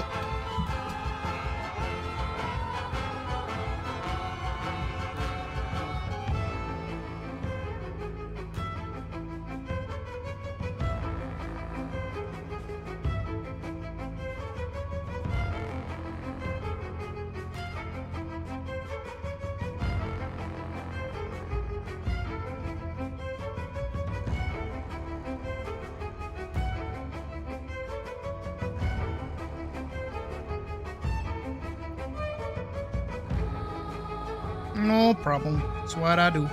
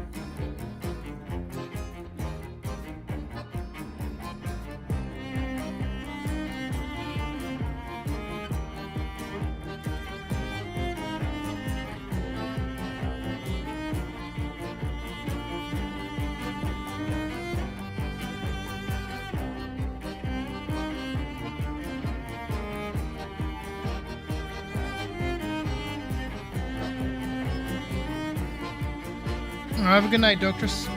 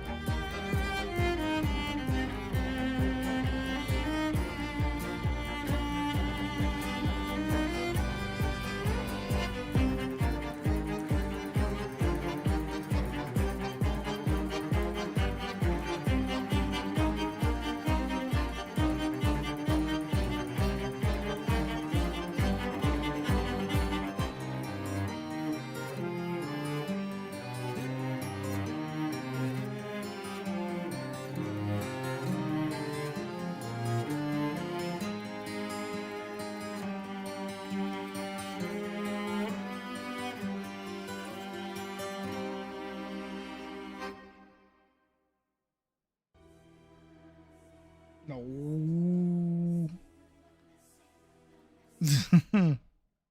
No, no, no.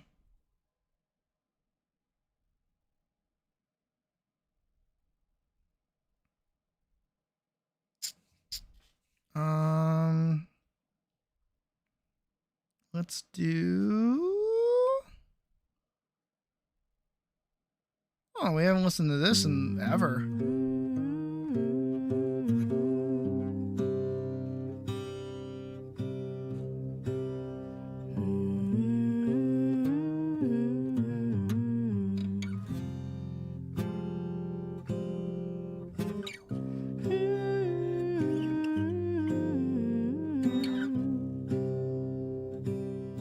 I dig my hole, you build a wall.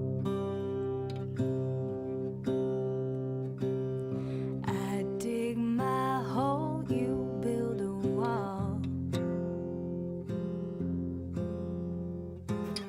One day that wall is gonna fall. Gonna build that I know, right? city on a hill. Anything from Supergiant that isn't just fucking Hades? Build that city on a hill. Someday those tears are gonna spill. So build that wall and build it strong, 'cause we'll be there before too long. Gonna build that wall up to the sky. Gonna build that wall up to the sky. Someday your bird is gonna fly. Minor time. Gonna build that wall until it's done. Gonna build that wall until it's done. But now you've got nowhere to run.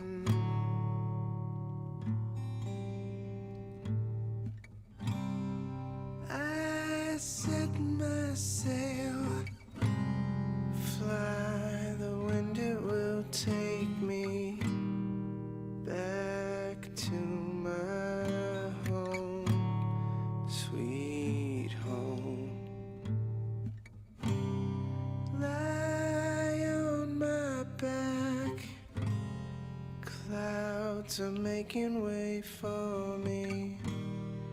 I'm coming home, sweet home.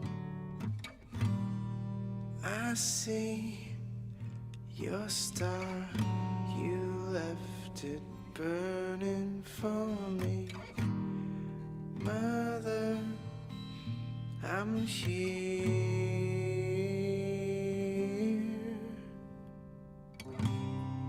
Eyes open wide, feel your heart and it's glowing. I'm welcome home, sweet home. I take your hand, now you'll never be lonely. Not when I'm home, sweet home. I see your star, you left it burning for me. Mother, I'm here.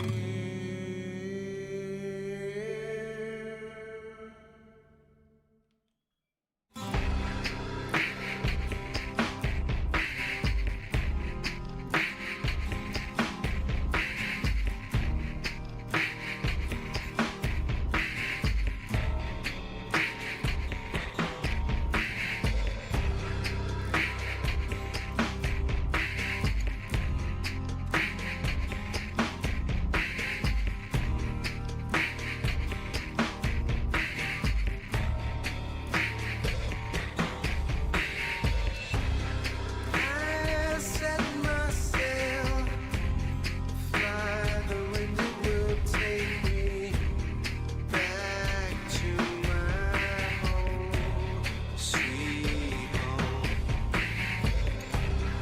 Lie on my back, climb to make a way for me. I mean, it is just a collection of all of them, yeah. Sweet home. I see your star, you left it burning for me. Mother, I'm here.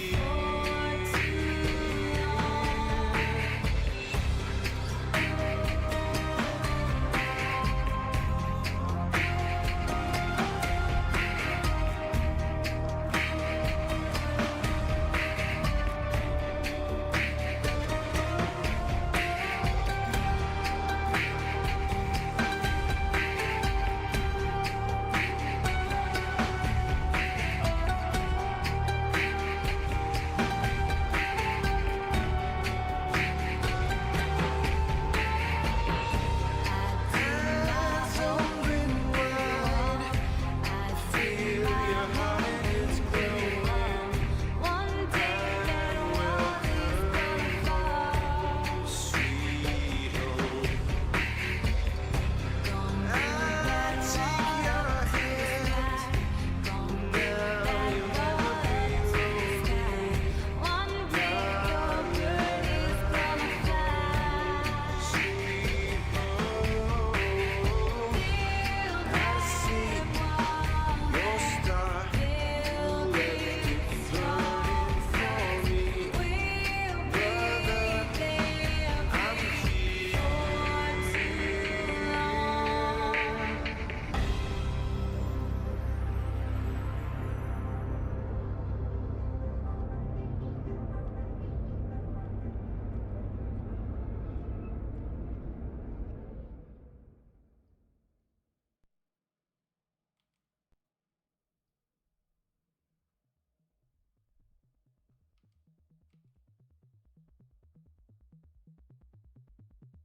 Is this No Roar? I think it's No Roar.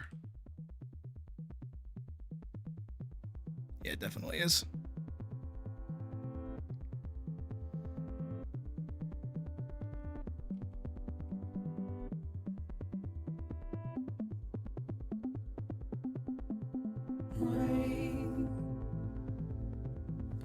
pose, dirty eyes, sweaty clothes, the routine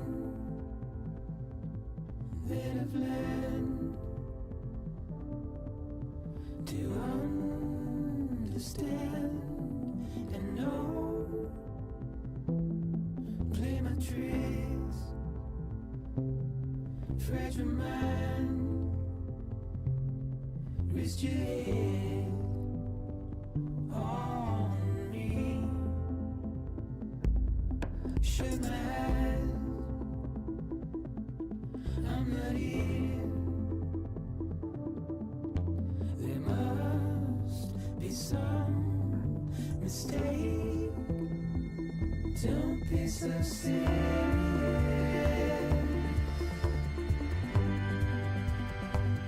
Don't be so serious.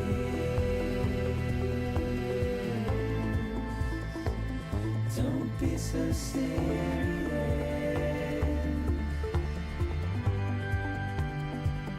Don't be so serious.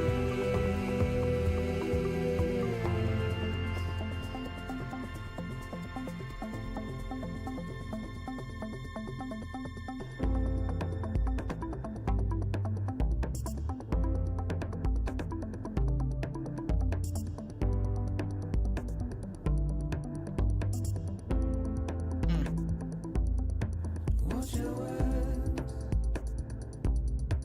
turn to dust as we forget, as we move on. Still, I refuse to let you slip away. Don't be so serious.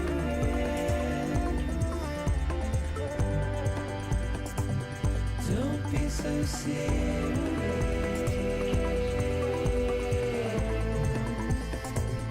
Don't be so serious.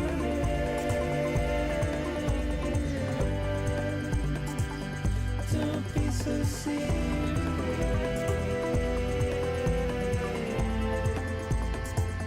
Don't be so serious.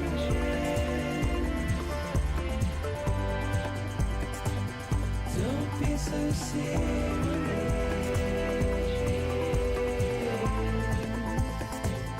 Don't be so serious.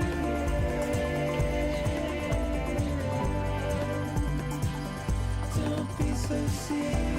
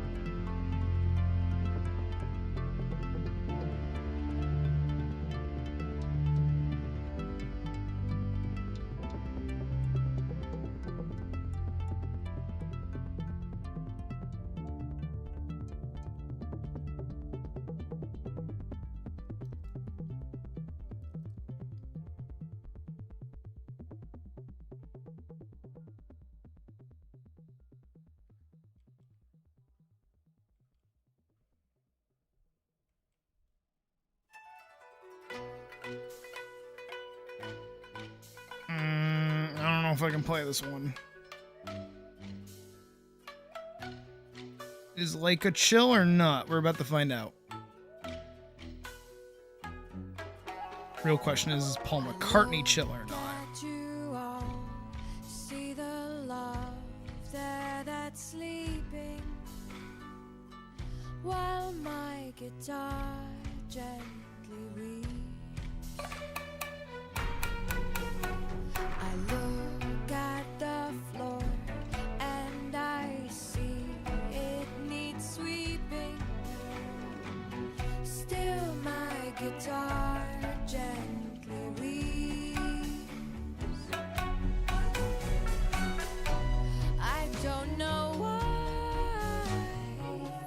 nobody told you how to unfold your love.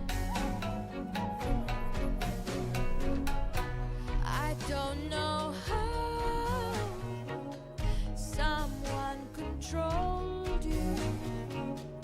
They bought and sold you. I look at the world and I notice it's turning while my guitar gently weeps. With every mistake we must surely be learning. Still my guitar gently weeps.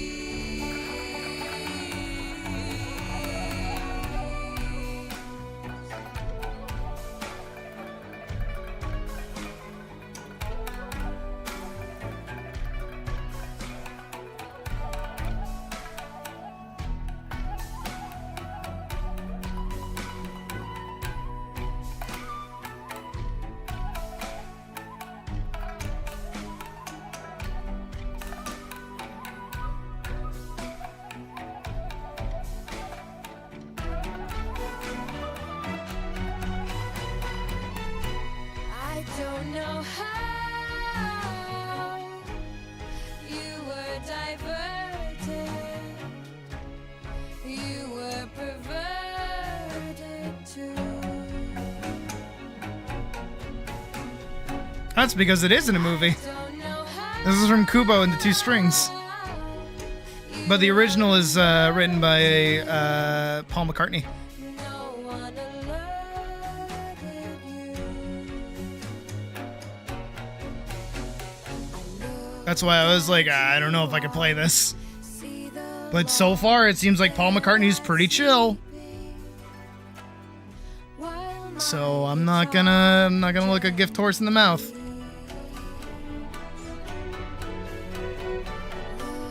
at you all. I also like Kubo. I'm excited for their new movie, though. They have another one coming out soon. I really liked watching Paranorman last Halloween.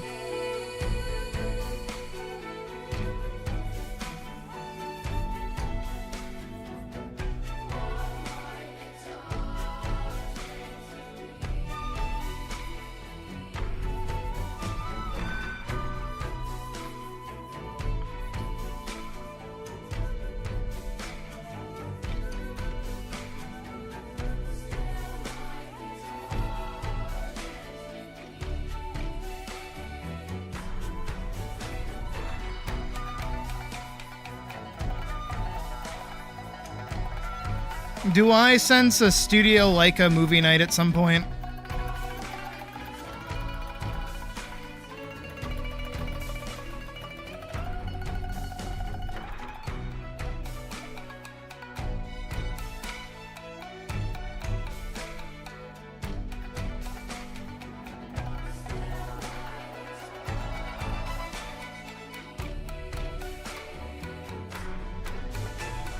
I wouldn't be against it. They have good animation. Stop motion's actually been one of my favorite animation types for like ever.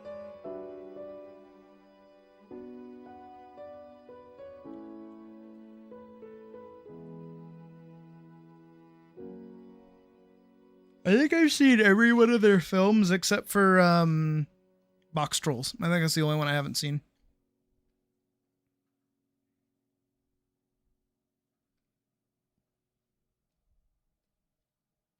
Nothing against it, I just never saw it.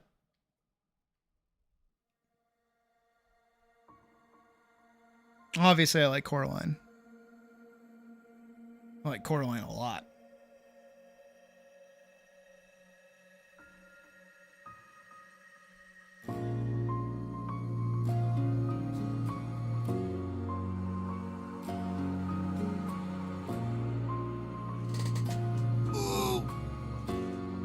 Remember, kids, don't forget to stretch. Ah. Especially the arms. Don't forget to stretch the arms. Shoulders. That bitch has got to be stretched.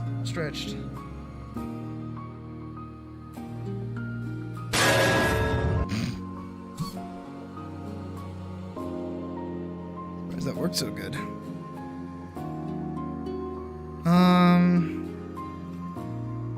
Here, we'll do this track.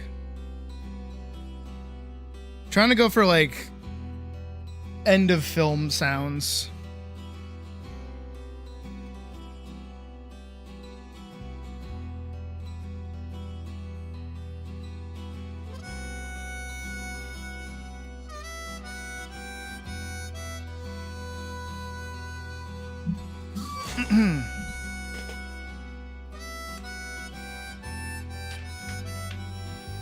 Me shaking my drink.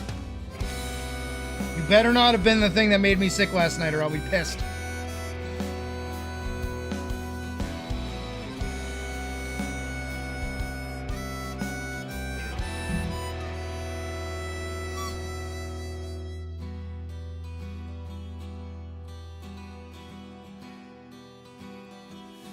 I would be lost, drifting alone, floating up high, time after time, and there you'd be, shining brightly, your smiling face to guide my way.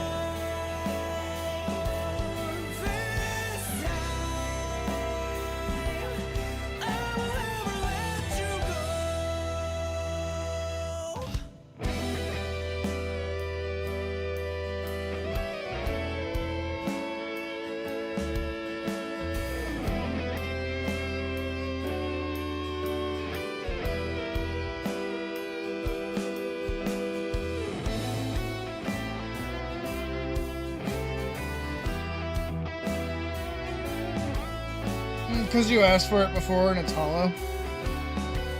The song from Final Fantasy VII.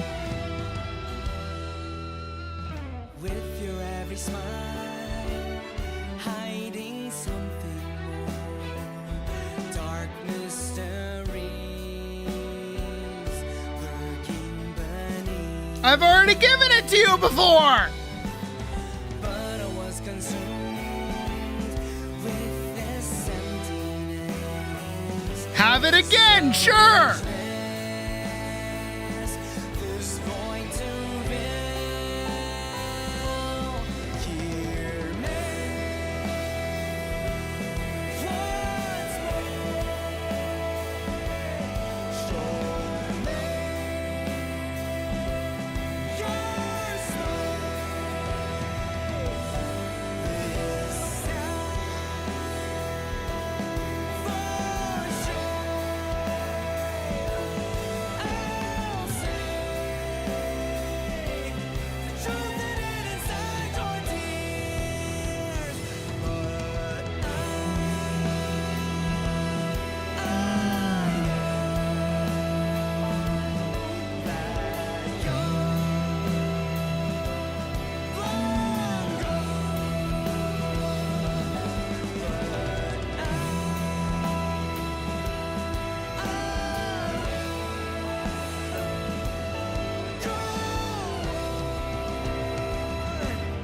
howling and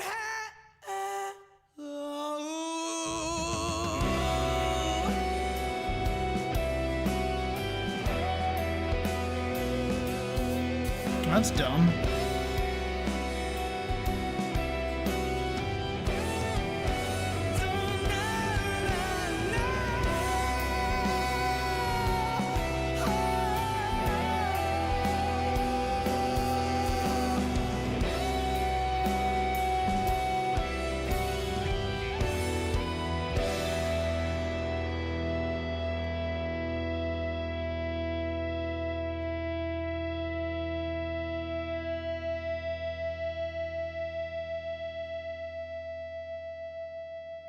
Don't worry, give it like a few days and Opera will catch up. It's the ever evolving fight between YouTube and ad blockers.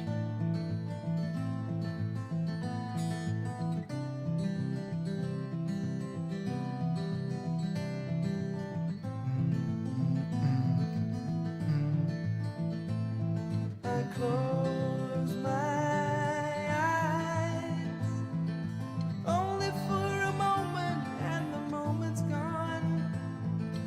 All my dreams pass before my eyes, a curiosity,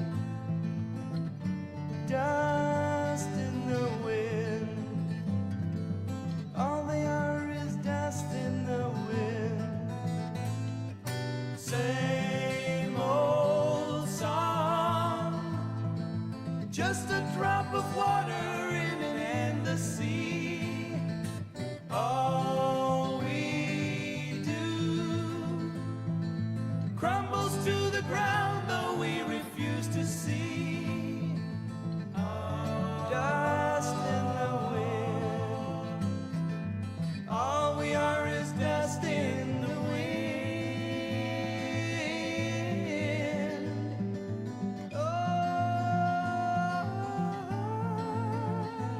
I totally agree, Pocket.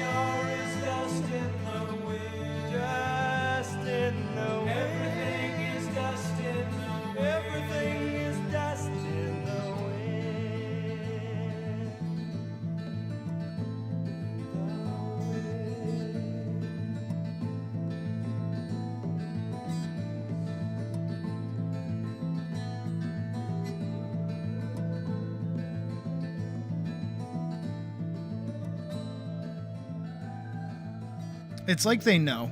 It's like your phone is listening to you all the time. Isn't that right, phone? Where is it? There it is. Isn't that right? Yeah? Normalize hitting a fucking, what is it? Normalize blowing an air horn into your phone's speakers.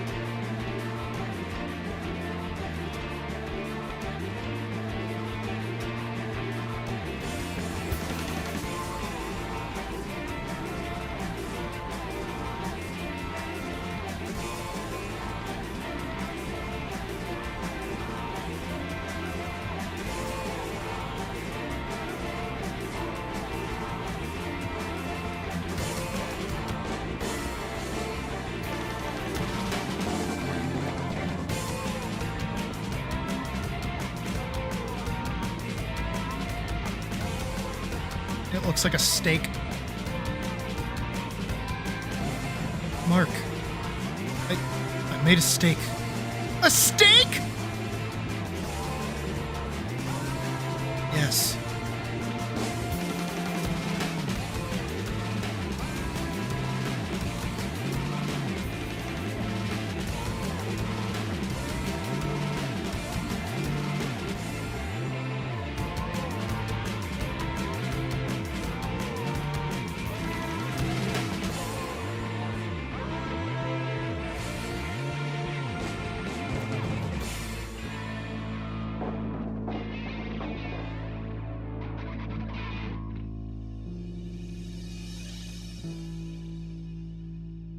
Very good, Badger.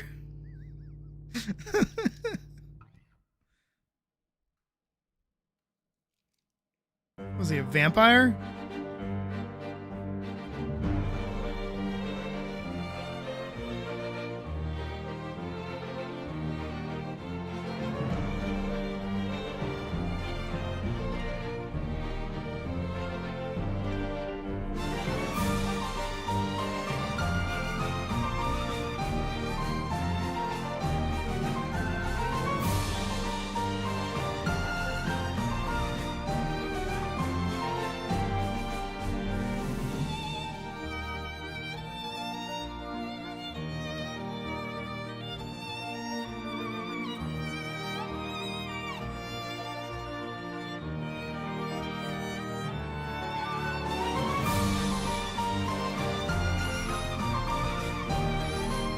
Mark, this is good news. We can finally be bees.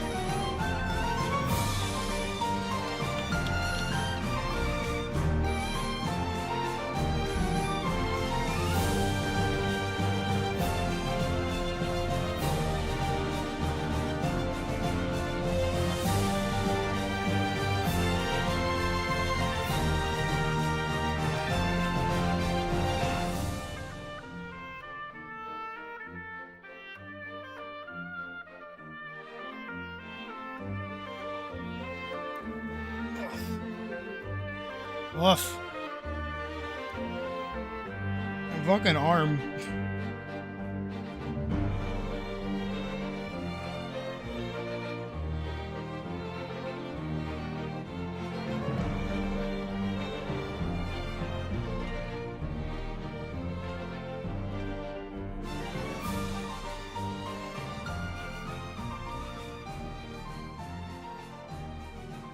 I am definitely feeling how much work I've been doing lately. Art-wise, very much so art-wise.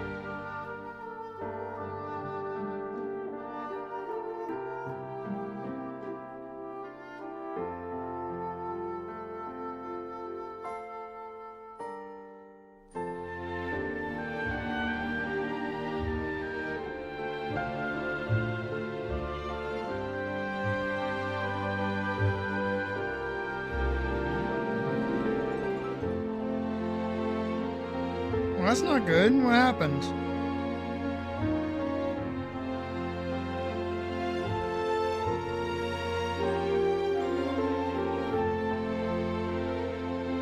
Oh. Understandable, I guess.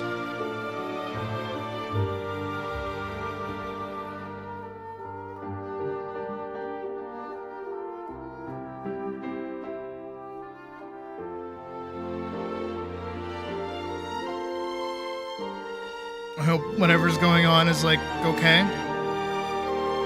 I'm in the street. What do you mean? We still have, like, another 10 hours to go. What are you talking about? I ain't done yet.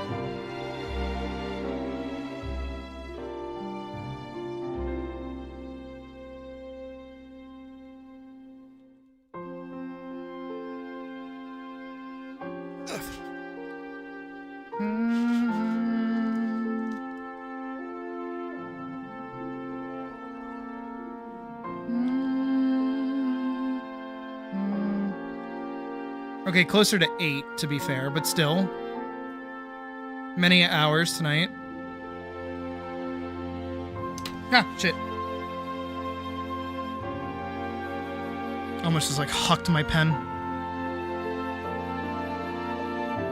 Kinda need that to draw.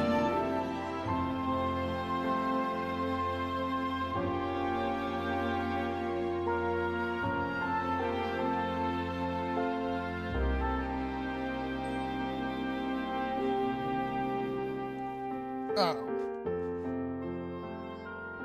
Understandable. Actually, not understandable. I've never had to do that before in my life. What are you talking about? What am I, a good partner? No. Pfft.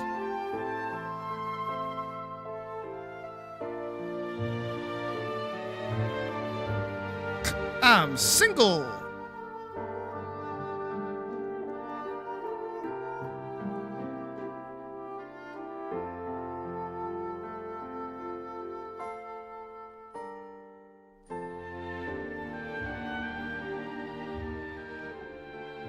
Though, that does have me raising a question, and I wanna ask I would ask my trusted counsel, but I'll ask the wider masses as well.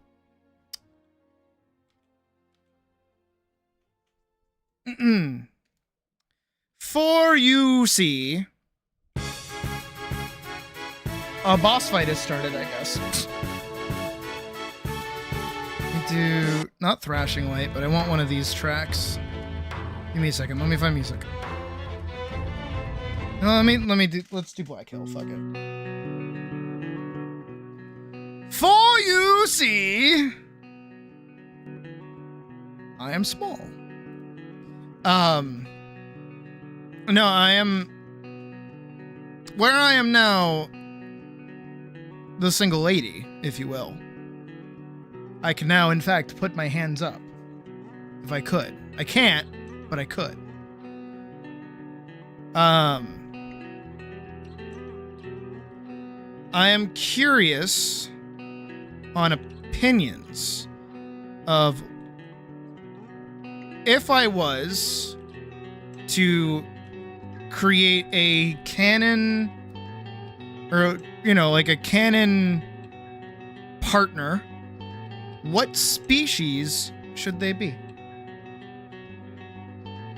For context, Puck was a black cat, so preferably not a black cat. As easy as that is as a concept. And as much as I would love Yana to actually be like a canon partner.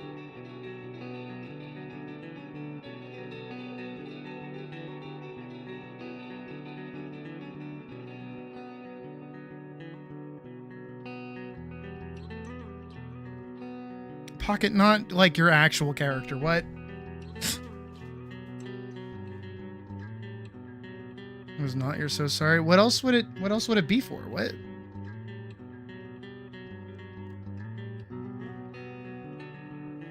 Wolverine. Wolverine. Do you want me to get ripped apart? I mean, I wouldn't mind getting ripped apart. Okay, the accent on it now is like 10 times better. I don't even have to apologize. It's just the Berserk clang. Fixes everything.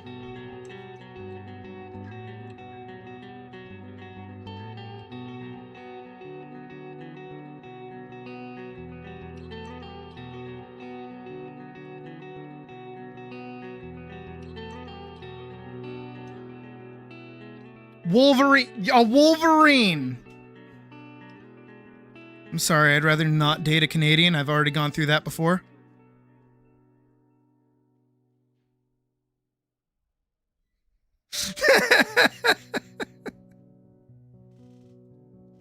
I'm glad it's working. I'm glad it's working.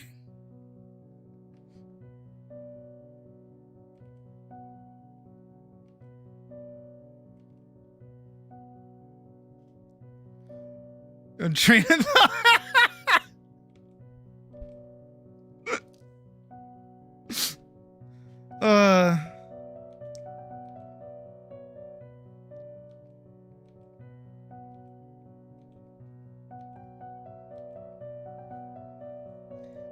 I gotta add more things to this in general.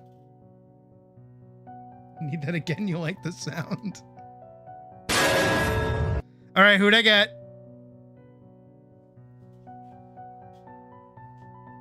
Who looked? Who fell for it?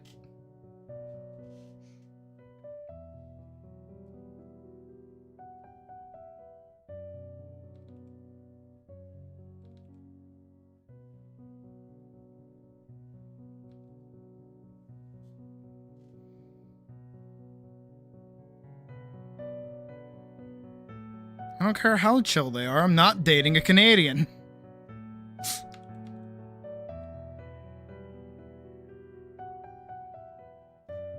There's no way. There's no way.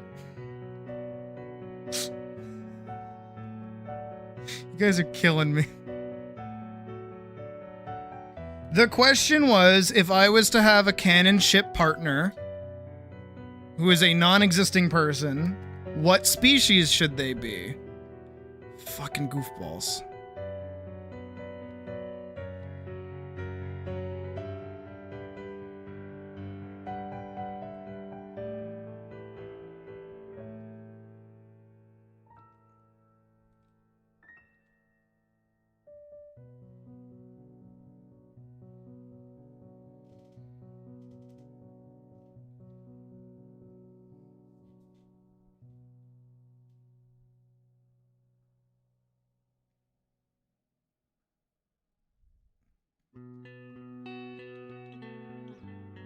I'm not.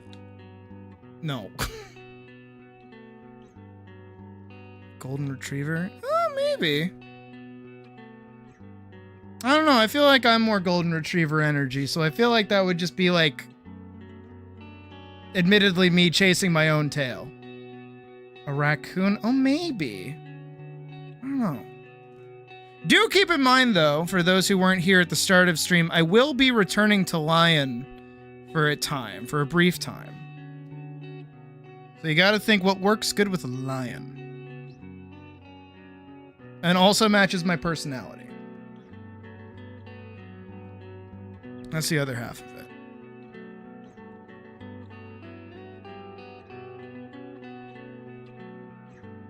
And a cheetah. Oh!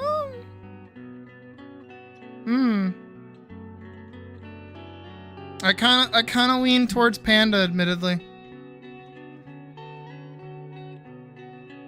Date your cousins? I'm not dating a fucking... I'm not dating a Canadian. There is nothing you can say to make me date a Canadian again. I did it one time, I'm not doing it again. I also dated an Australian, so that's also off the books.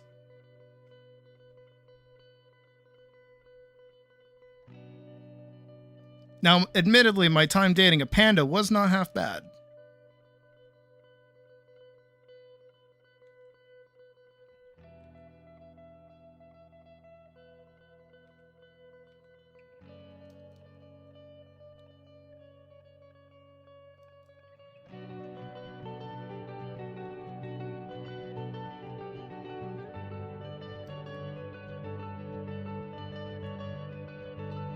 Okay, stop offering things that are just gonna rip me apart as much as I want them to. Stop it.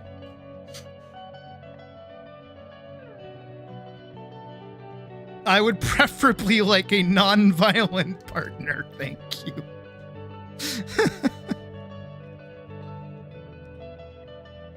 We already went over Golden Retriever. That's my energy. It'd be me chasing my own tail. We've gone over this.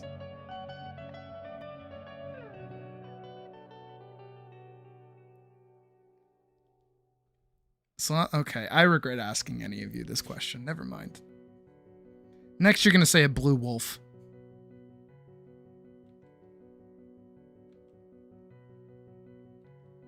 Well, giraffe wouldn't be too bad. They're taller than me.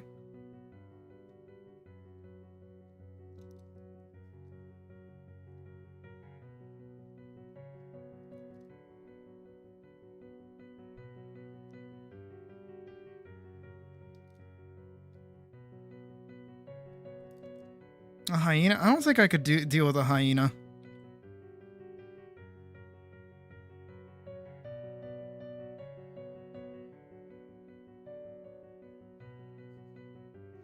Just cloud. Not even a species. Just cloud. I wouldn't be against it.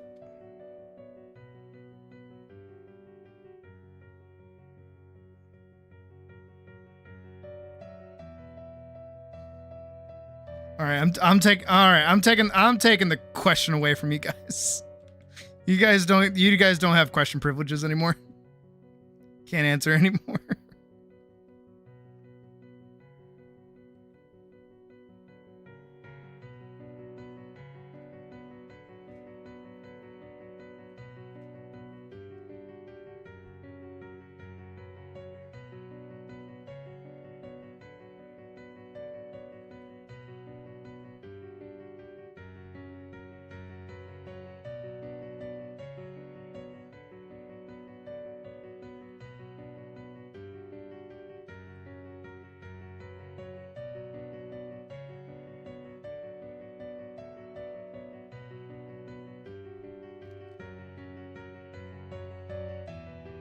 I did. You know what? I did. You're right, Mouse. You did. You guys did. Yeah. I don't know. The only appealing one that I got out of that was Panda, to be fair. Fox would technically be up there, but, like, that's Logan, and that gets weird. That gets weird fast.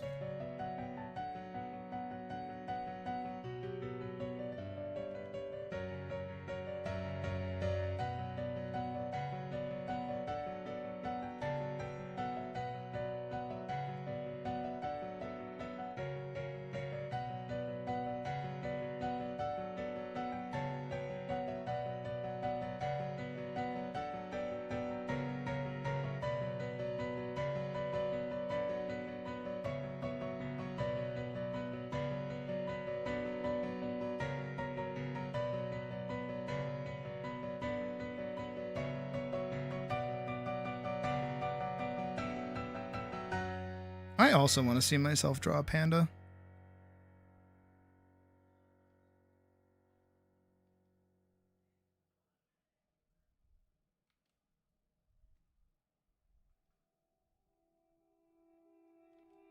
That'll be a project for later.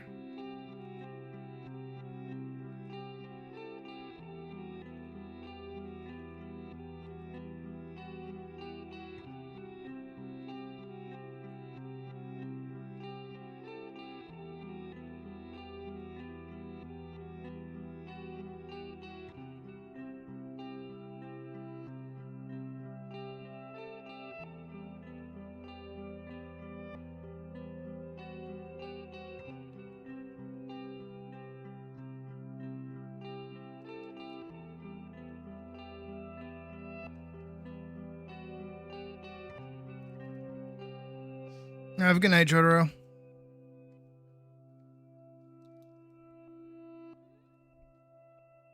Brule, I'm not over here trying to recreate the plot of Beastars, okay? Stop giving me prey animals.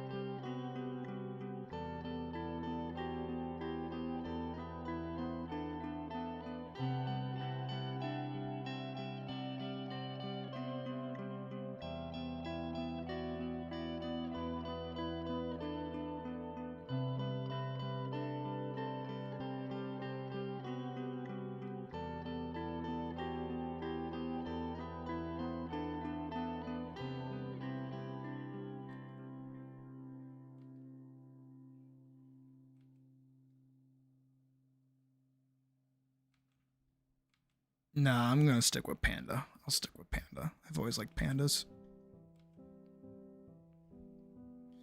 Admittedly, one of my best partners was a panda, so just putting that out there into the universe. If they ever heard that, I'm sure they would be happy. Maybe.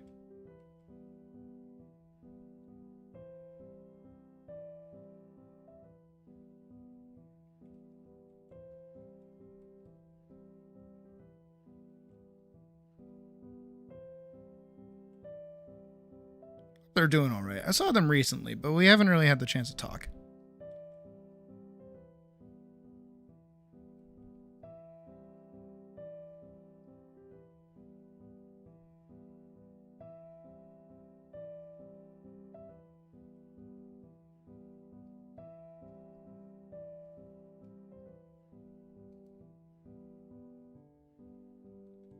Why not a giant red panda? I'm already short as is. I need someone taller than me.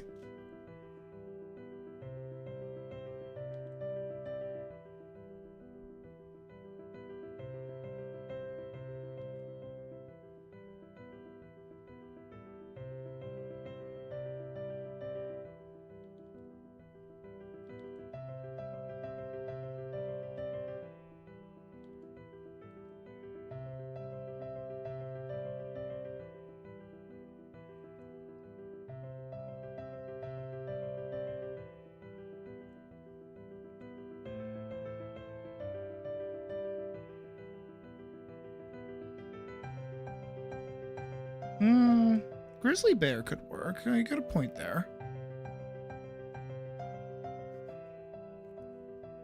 I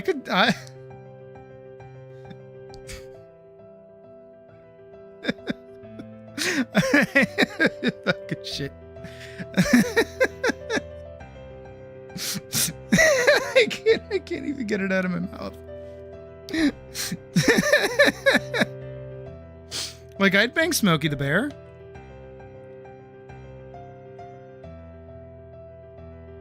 I mean, just look at him. He's just strutting around without a shirt on and his little hat. I could.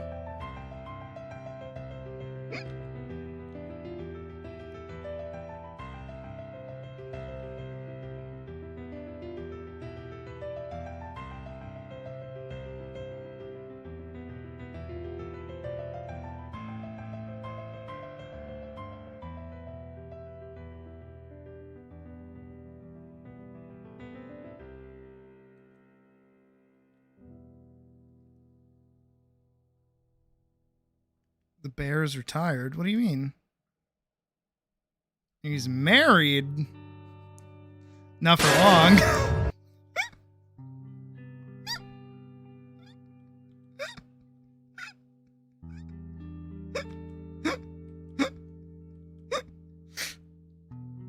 He is married. Who the fuck is he married to? What? Tell me it's to another bear. Tell me it's to another bear, please. Please tell me it's to another bear. It'd be so funny if they pulled a B movie. Wife. Goldie, a female black bear. Oh! Introduced to the National Zoo in Washington, D.C. in 1961. Oh. But they never had offspring. Oh, he's asexual like me. Sweet. Oh, and they adopted an orphan oh, little Smokey, or Smokey's the second. Oh, okay. Never mind. I won't be a homewrecker. I'll leave them be. I'll leave them be. Nah, they're good. They're good. Wait a second. If they I could bang a son.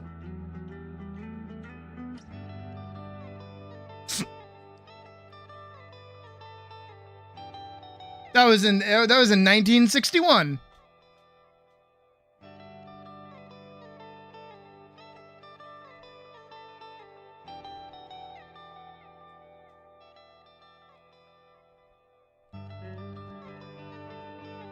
One way or another, I'm working my way into Smokey's family. It's gonna happen.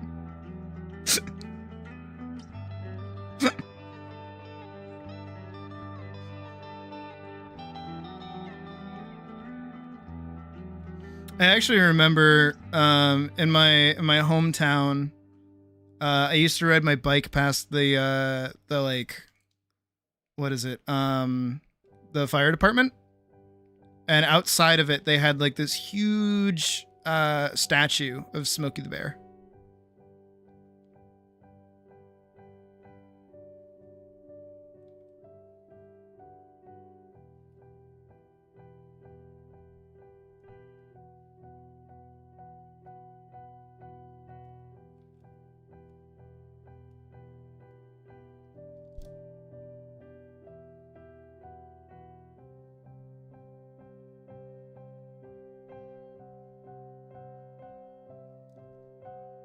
Oh, I just had like the most diabolical fucking idea.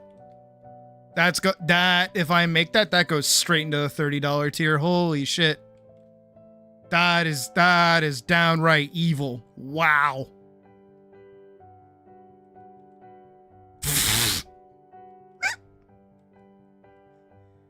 Why do I like it that much? Gee, whoa. No, the more I think about it, the more I'm like, I dig this idea, actually. I might make this happen.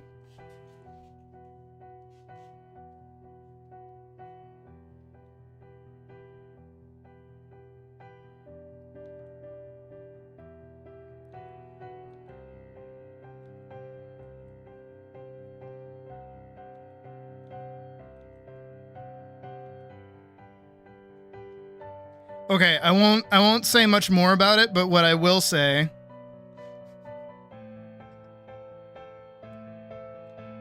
Goldilocks reference.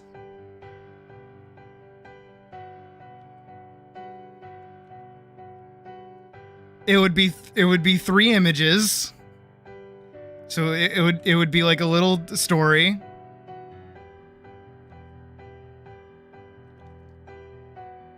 Too cold, too hot, just right.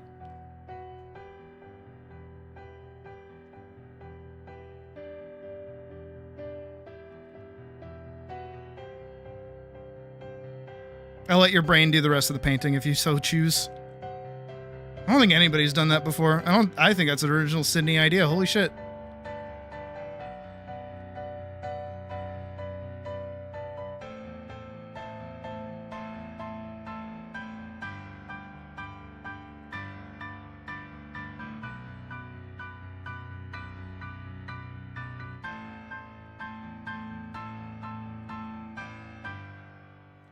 I'm like actually mildly proud of coming up with that. That's gonna I gotta write that down. Hold on. I gotta write that down. That's gotta go in the docket. That's gotta go on the things for me to do. I'm gonna mark it down as 18 plus idea.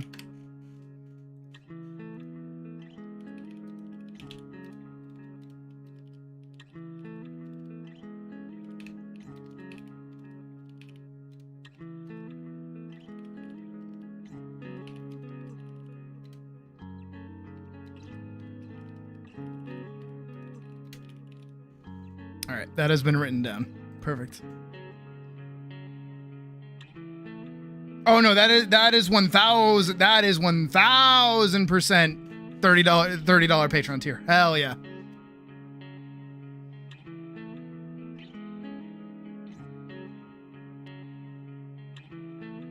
Well, that's cute. My mom's asked me to do that before.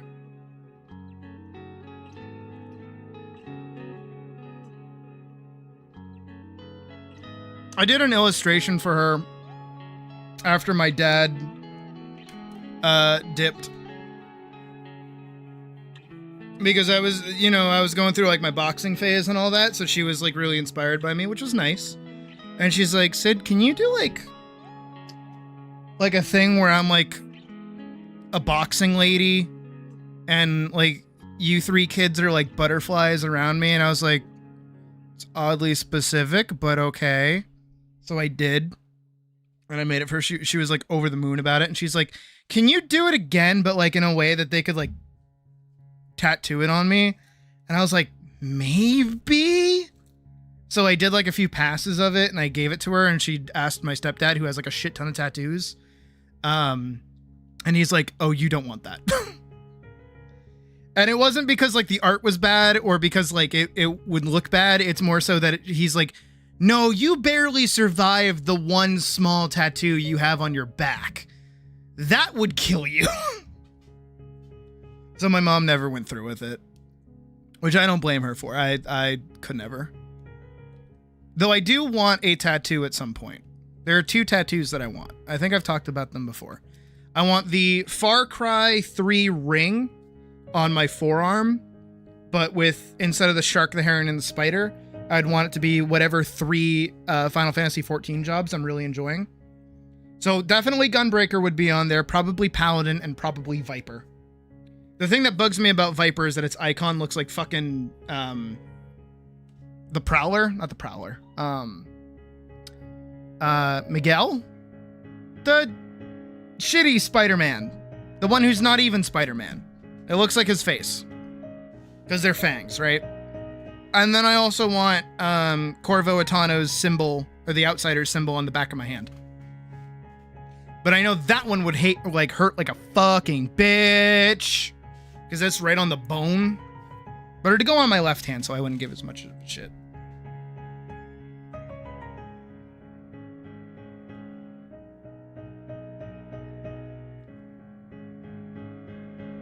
Miguel O'Hara, thank you.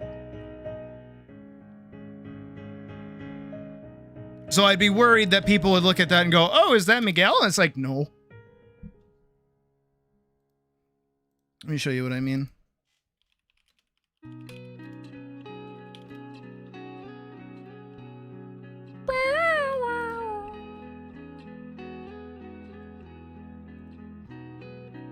See, it looks like that.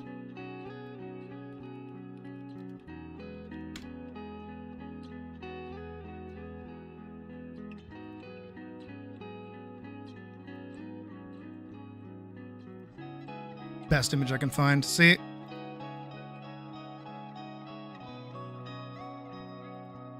See it? You see how it looks? Wait, you see it? See it?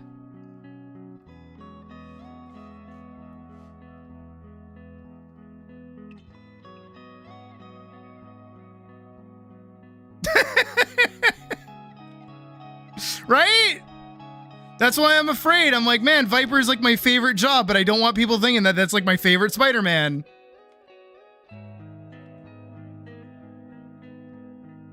Also, unironically, Miles Morales is like my favorite Spider-Man. But specifically the ones from the movies.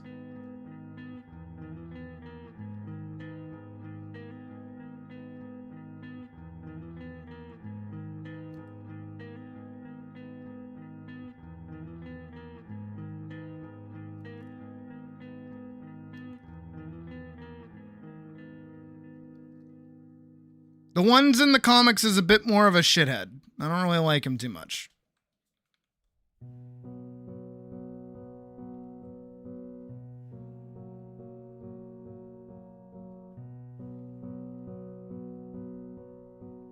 I said comics, right? Miles in the movies is like way better.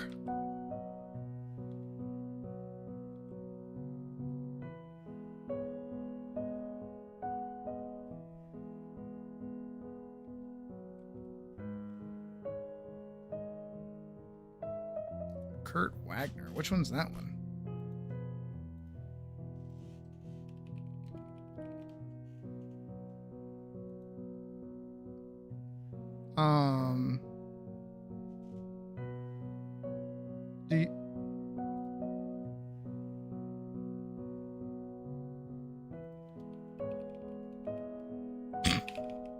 Was he Spider-Man?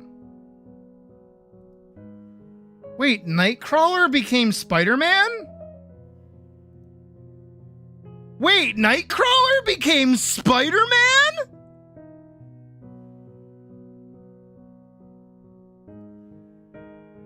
When the fuck did he do that?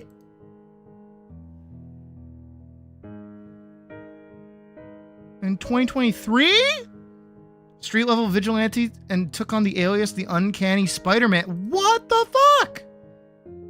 Fall of X event in the Marvel Universe, mutants that were actively hunted and framed for attacks to hide his distinct blue-furred, demonic-looking mutant identity in plain sight. He borrowed a modified spare suit from his friend Peter Parker. Only 3 fingers on each hand and pointing ears, Peter's costume seamlessly adapted to fit his unique frame. Red and blue were black and red. Swinging from Rebs, Kurt combined Peter's iconic costume with his own mutant teleportation. What? That's so fucking cool! When were you gonna tell me he was gonna do that? I love Nightcrawler. Are you serious? That's sick. What's up with Comic Mouse? He is just like a younger child, so he's like more annoying.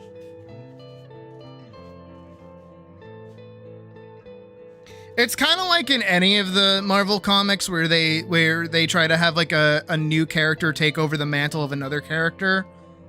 And it's always like they kind of miss the point of what the original character is meant to be.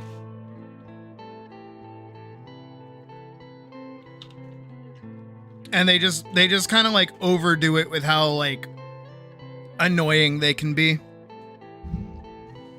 Kind of the same thing with Ironheart, sadly, because I think Ironheart could have been an awesome story. But of course they have to make the whole character's bit be, I have to be as cool as Tony Stark. It's like, no, just be yourself.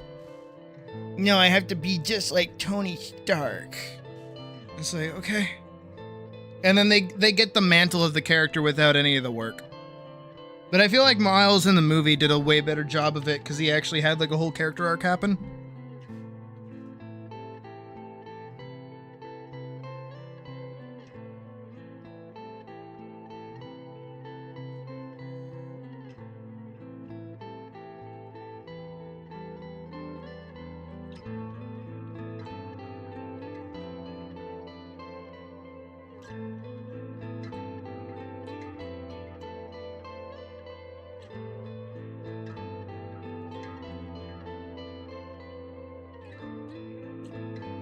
Nah, Spider-Man was always one of my favorite Marvel characters because he was Stan Lee's favorite.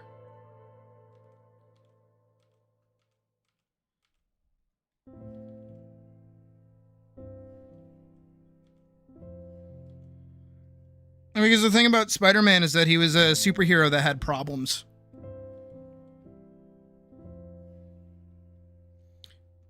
Too many superheroes, you know, that in that time period were very like extraordinary people. You know, they weren't you or me. They were people to live up to, people to emulate, right? And that wasn't necessarily a bad thing. Second generation had their own names, so they exactly. No, I agree, because I fucking love Nightwing too. Fucking adore Nightwing. He was always I loved all of his Legos when I was a pup. Genuinely loved all of his Legos. I thought Nightwing's design was like the coolest. I liked him way more than Batman, admittedly. But I always feel like those kind of characters get like the Gohan treatment, where they get their own stuff, but then everyone's like, no, we want more Batman, so they just bring back Batman.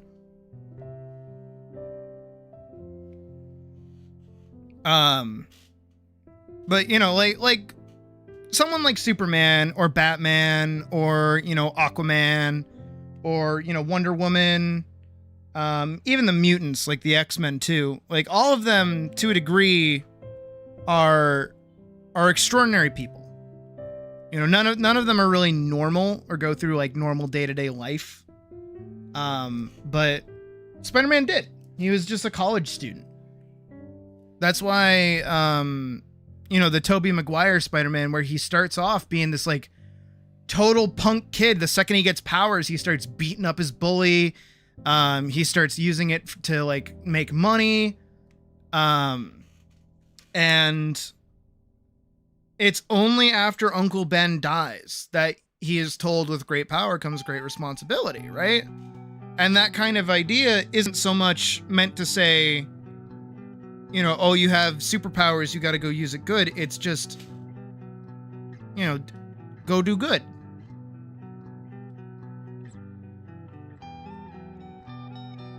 And I was like, oh shit, I have like these powers, I should go use them for something more than just selfish needs. But Peter Parker is a selfish character because he is just a college kid.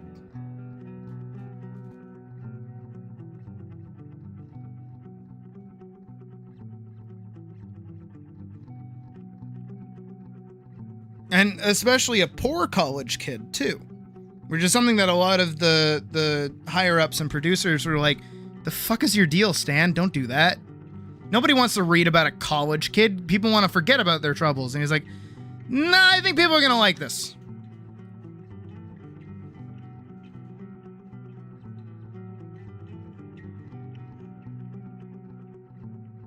Also, holy shit, I think I'm done with line art. At long last, I am free!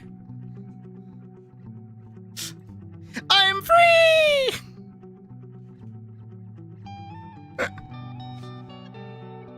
If I do that for real, like I go all the way up here, but then my paws stay. Do you think this would get me more views or less views? If I was just like a pair of paws up here.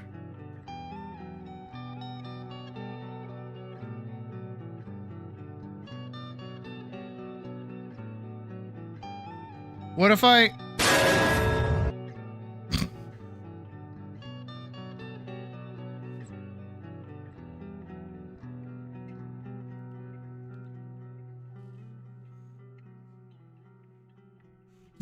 See, but I also feel like in a weirdish sort of way, they've kind of oddly undermined their own success. If that makes any kind of sense. The dogs raking people. The dogs.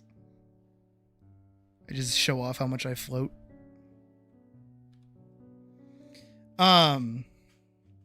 Because I feel like we currently live in this day and age of the relatable main character, right? But it's almost as though people don't know how to write relatable main characters anymore. So all they do is make them quirky.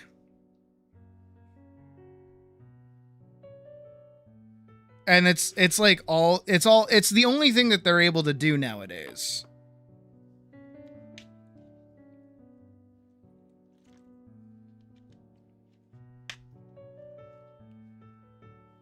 I think when it comes to making a relatable character,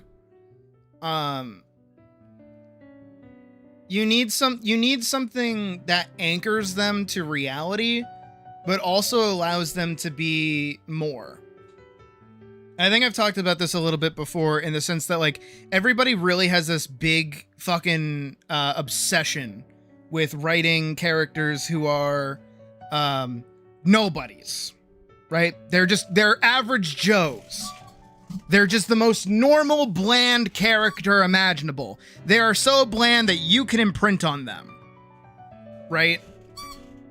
Or trauma dumping. Yeah, that too. And when people overestimate that, what they do is they actually stop making that character relatable. Because the most important thing about not only just like characters, but also the hero's journey in general is that the first step is into the unknown.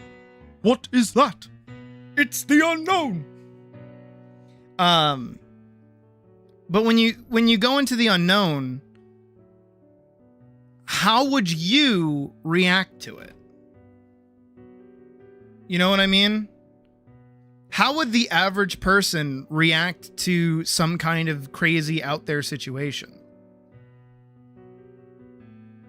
Make characters that everyone can... Exactly. And I think there are certain situations in a person's life that can be turned into a relatable situation, even in superpowered kind of angles, you know? But it's almost as though they still have to be extraordinary people in their own right. There was a video I watched forever ago about, quote unquote, beating Baldur's Gate 3 as like a regular person. So it's like somebody without any weapons training, so they don't know how to swing a sword. They aren't able to wear armor. They have no magic. They're just a regular person with very, very low stats. That's it. Right? And like going through the challenge run, as they're going through, they are the character, regardless of how ordinary they might be at the start. They are forced to make decisions and do certain things that make them an elevated person. You cannot go through an extraordinary event or situation in your life and not come out the other end being somebody different. And that's part of, I know a lot of people are going to have like a negative knee-jerk reaction to this, but I'm going to use a word. That is part of trauma. And I know trauma a lot of the time is talked about in this sort of negative sense. You know, it's, oh, something bad happened to you. Oh, something evil happened to you, right? But it doesn't always have to be something outright evil or something outright bad to inherently traumatize you. You can go through a situation and learn from it, or be forced to act in a way that you wouldn't have to have originally, but it didn't have to be necessarily a bad situation. But that kind of trauma and that kind of burden that you have on yourself, regardless of whatever that situation was, it changes you. It forces you to change. It puts you in a different situation. Which is kind of the most important thing about writing any character, is when you put them in a situation, what do they do? What would the average person do in a given situation, right? And then how can you exemplify the character's actions by having them react to the stimuli in the first place, right? And that's what I feel like a lot of people tend to kind of forget when it comes to writing characters in general, is that they are, first and foremost, they're tools. Characters are not people. Might leave a scar, but the scar doesn't always have to be. Exactly. Characters aren't people. Characters will never be people. They are a storytelling tool. They are a human element in a story, right? There was a lot of conversation going around at the end of The Boys, right? Where Homelander was defeated. Now, of course, the fight scene in which he was defeated, you know, you can talk about how bad it was all day, sure. But at the end of the day, Homelander was always going to lose because he was the villain of the story. He was the antagonist, he was the villain, he was the main threat who was meant to be taken down the entire time. The entire story centered around him being taken down in the first place. And for people to then get upset and go to the internet and say, it sucks that Homelander lost because of the plot, it's like that, you're watching a story, right? That'd be like getting to the end of like Return of the Jedi and being pissed that Luke, you know, manages to turn Darth Vader to make Darth Vader throw Sidious over the fucking edge, right? And saying, ugh, sucks that Sidious lost to this plot. It's like, that's the whole point. It's a story, dumbass. What the fuck?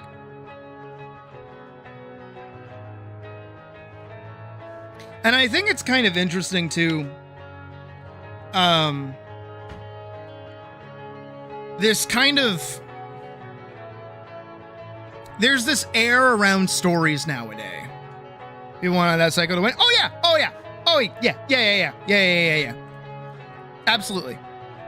But more than that, there's been this air around stories. If anybody's ever seen Randy Feltface, you might know where I'm going with this. Where in Randy Feltface, one of his specials, Randy writes a book, is that he goes on this long tangential story about how he bought a bookshelf on Gumtree. And he weaves this intricate tale of this person, Morgan, and how Morgan is going through a divorce with his wife, and he found out that his wife was cheating on him with his best friend, because he pulled up a webcam on his home computer while he was like doing a big presentation, which caused him to lose his job, also caused him to lose his wife. He's losing the house. He's miserable.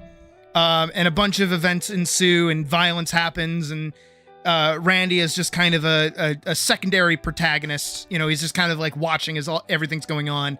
He's narrating everything. And the whole audience is wrapped and caught up in attention.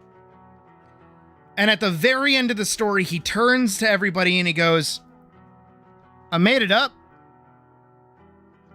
Yeah, all that shit didn't fucking happen. Morgan, not a real person. Never existed.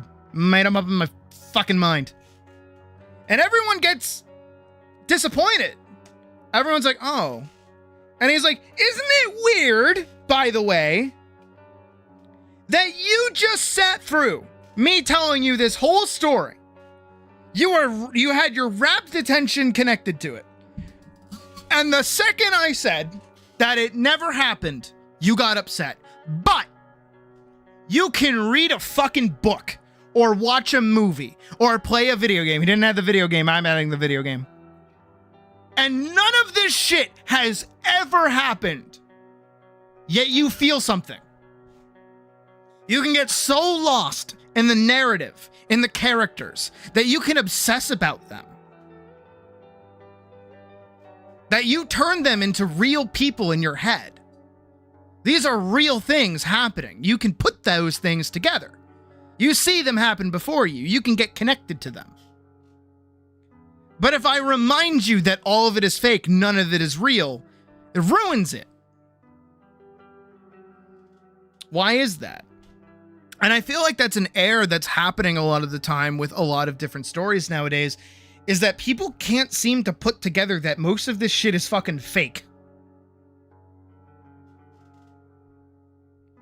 None of this is real. No, like, there's not a bunch of people trapped in a digital circus. You know, Homelander isn't actually sitting in the Oval Office. I mean, he might be, but, like, he's not.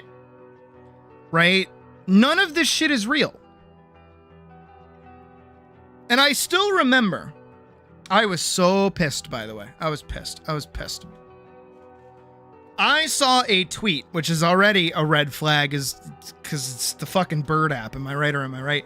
About Expedition 33, where somebody got to the big reveal. It's been long enough now. I'm spoiling the game. Fuck you. To learn that everyone in the canvas besides Mael is a painted entity. They're not real people. And this person, when they learn that, they're like, oh, why do I care? Oh, I don't give a shit. Why do I care about any of these characters? And I'm like, motherfucker, you are playing a fake video game. What do you mean? You cared about them up until you learned that in the video game itself, they were not real. What are you talking? They were never real. They were never real people. What is this? Where is that coming from? How are you that dense to do that? How are you invested in the story until the story made you remember that you're playing a fake game and actually puts in front of you the uncomfortable reality that is, ooh, are these people that I've grown to care about actually that important, even though they're not real, which is like the main point of the game. And you get that and you turn around and you get mad at the game. What is that? Why are you doing that? You're a dumbass. Who the fuck does that? And I think a lot of people kind of tend to... They forget that. They forget that stories are like... They're both for entertainment and also for like making you feel something. Hey, Killa. It was just like preliminary stuff, so we still have a bunch of things to fix. Still a little bit of hot in Topeka over here.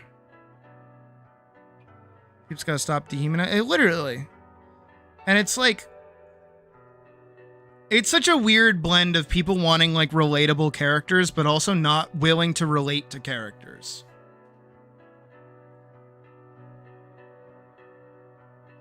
And I'm always confused because no one can really like formulate thoughts, and it pisses me off. Because I would absolutely love to have I want to talk to people who think this way. I want to have a conversation with them because I want to know at the end of the day where they're coming from, right? That's my whole thing. Is like, I want to know what in your brain is making you think this way, because especially in something like, what is it? What is it? The Superman movie, right? The James Gunn Superman movie. It's like people got really upset that Superman showed emotion and was like a person and failed and then picked himself back up and then like won the day by being a nice dude.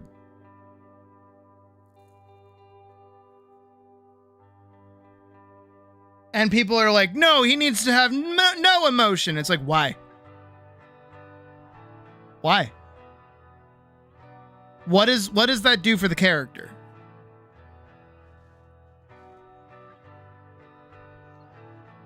As much as I do agree, Nay, I think it's almost this sort of... I feel like we're in an era of emotional stagnation. I think that might be the main bit. As much as media literacy is 1000% dying, I think it's dying out of choice. Take any psychology classes? Or is this interest in people? I mean, I took psych in, what is it? High school. I had to remember. I took psych in high school. And I did pretty good in it. But, I always said I would do one of two things. Three things. I'd either be a professional artist, a therapist, or an art therapist. One of the three. Probably the same people that think stoicism is expressing no emotions at all. Exactly, and that's kind of the bit I'm getting at there, which is like, I've noticed a massive dip in not only empathy, but also just like emotional intelligence, right? I think there's so many people out there that not necessarily don't know how to regulate their emotions, but they over-regulate them. They almost feel like feeling a certain way is bad. And I have to wonder if it's because of the thing that I had to learn, but nobody else got the ability to learn. And it's almost as though nobody really knows how to express their emotions in a healthy manner, which is the thing I had to learn. Because what is it? It's the Star Wars quote. What is it? What is it? Yoda said it. Leads to hate or something. Oh, here it is. Fear leads to anger. Anger leads to hate. Hate leads to suffering. Right? And I feel like that's the main thing that a lot of people don't recognize. And I feel like that's genuinely what's going on right now.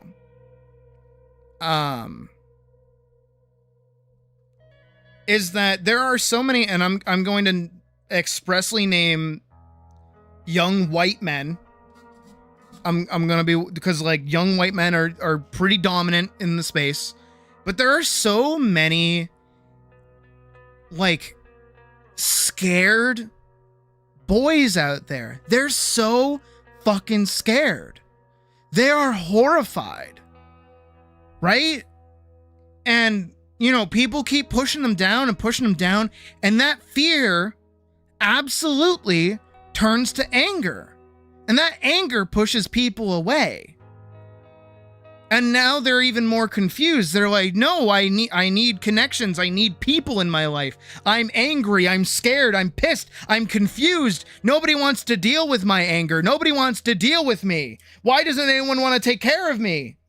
It's because of them. It's because of them. They're taking it away from me. Their problems mean that my problems are being ignored. How dare they? And they get madder and they get angrier and they get like hateful. And then because they have so much hate in them, hateful groups pop up and they're like, hello, child.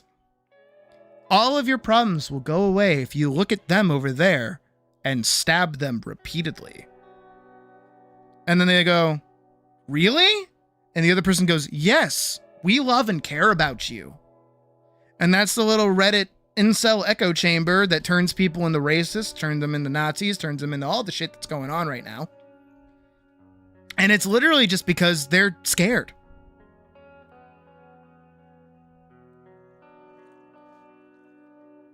And the worst part about it is there's nothing you can do about it because they are so far gone. Because if you, like me, have ever tried to have a conversation with somebody who is like that, you just blame your problems on bananas.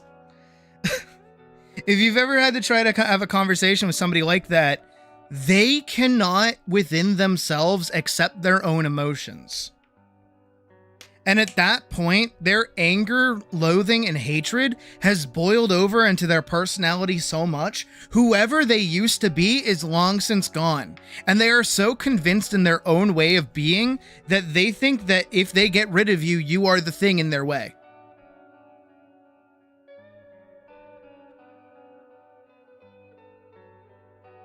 In reality, when you're not even doing anything, being angry is too exhausting. Exactly. Which is why most of those people who are that way are just... they're so tired. They'll hit a breaking point / rock bottom. They never will.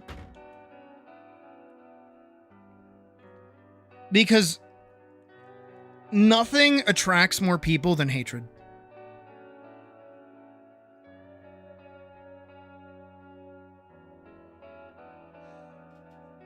And that's why, as well, most people who step away from the internet or find themselves in a community that actually, you know, appreciates them, they lose it.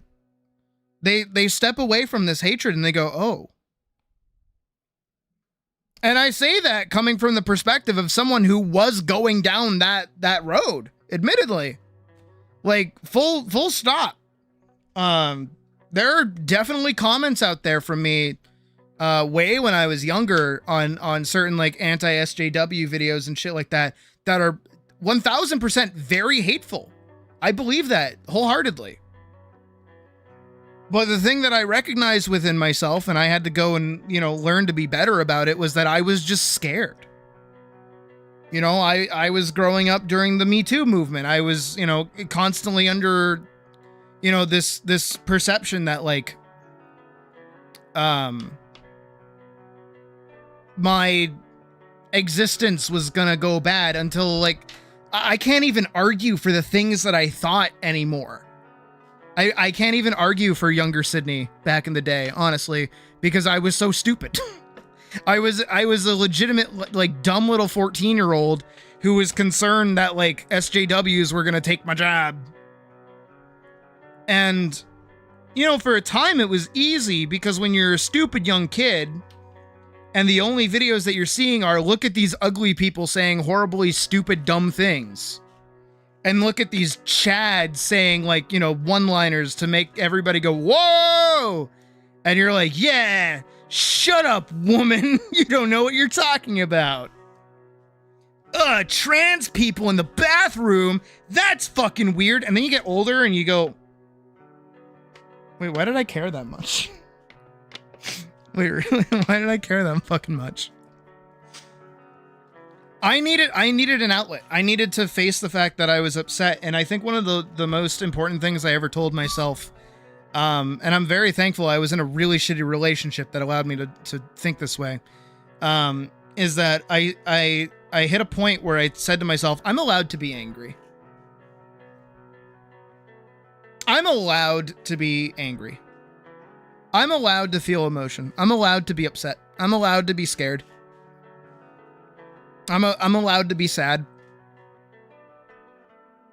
No one can stop me from feeling how I feel. The only person that matters to me is me. And I need to allow myself to feel things. I need to allow myself to feel the things that I'm going through. I can't keep shoving them down. I can't keep putting on a brave face for those around me. I need to break. And then I did.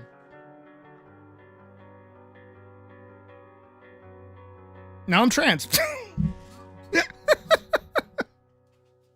Oh, the fucking the SJW hater to trans pipeline goes crazy. Am I right or am I right?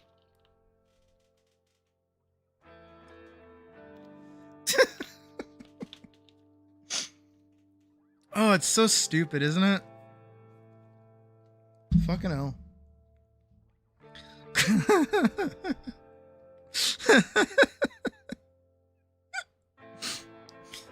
How dumb you are? No, I was stupid. I was such a dumb child.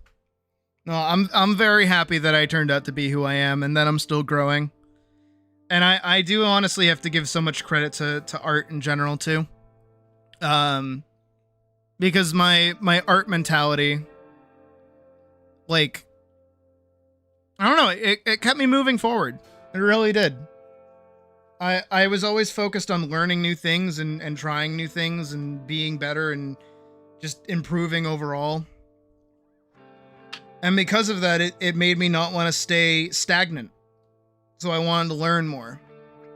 And because I wanted to learn more, I started learning more. And then because I was learning more, I actually was able to think for myself and not just like fall for all the fucking, you know, the early right-wing dog whistles and things like that like turn you over to that side. And it also helped that, like, as I was going through that, I ended up in the workforce, you know, doing jobs and stuff where I met people from other backgrounds. And I'll never forget, I've told this story before, but I'll tell it again. My friend Eric is coming up a lot tonight, I guess. That's cool. I took my buddy Eric, you know, the late Guatemalan. Do I have an extra stylus arm on? Oh, I do. Why is that desynced? That shouldn't be there at all.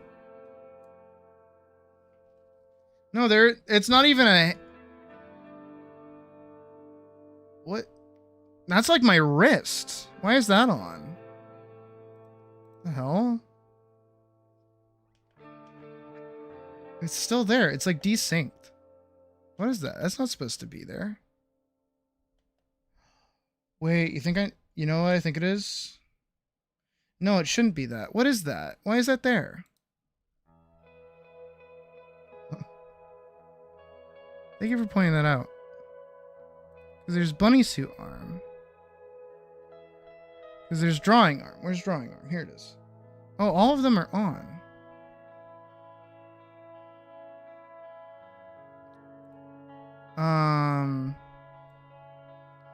Hold on. Where is bunny suit? Hold on, I have to go through. No, you're good. You're good. Please, if there's ever a problem with the model, let me know so I can go fix it.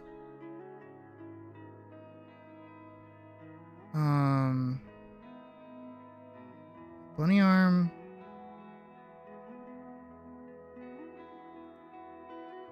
I don't know why that's not there. You know what? No change. I'm not gonna fuck with that. D arm. Here we go.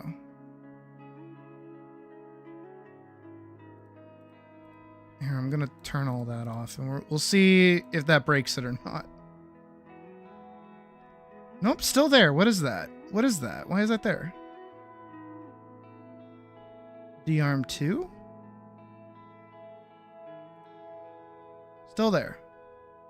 Where are you? Showing hand. Showing hand bunny. Bunny. Am I on the right thing? Yeah, I'm under bunny suit. Why is bunny suit not showing? Fuck. D-arm copy, no change here. Hide that one. It looks like I got it. That's weird. Hold on. Oh, hey! Hey! What are you? Where'd you come from? Hold on. Oh, I need to pull this over here. What are you?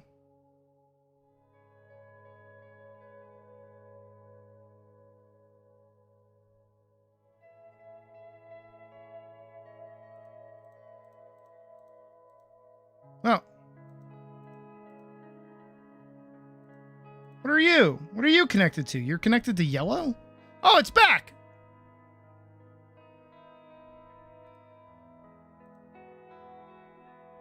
Yeah, you're connected to yellow. What the fuck is yellow? Oh no, yellow is drawing. Turn off. Why are you doing that? Yellow drawing is on. But how many things does it affect?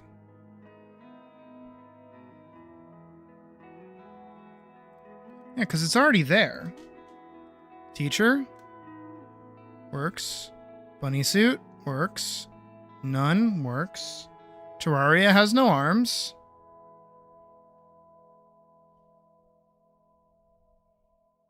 Well, my glasses turn on. That was weird. Okay, weird. No idea why that was doing that. Hopefully that's fixed now. Go over here. I don't know. Ever since I updated Raw YouTuber, it's been acting up weird. I gotta like... Okay. There we go. Fixed. What was I talking about? Oh, my buddy Eric. I took my buddy Eric to a restaurant that I really wanted to go to. It's called the Holy Grail. I don't live there anymore, so I don't mind doxing it.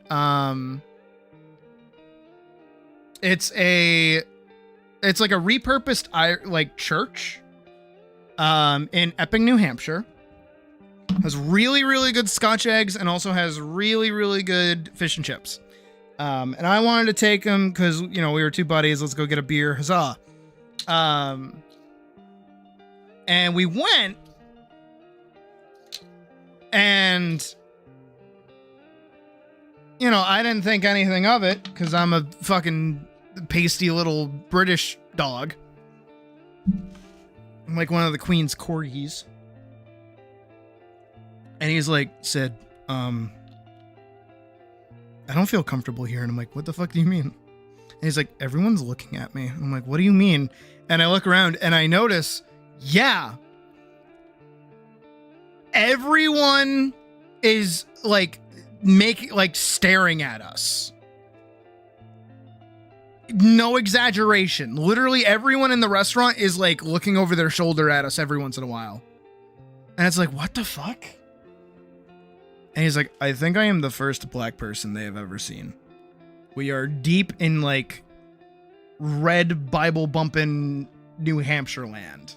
So I would not be surprised. And I'm like, really? They care that much?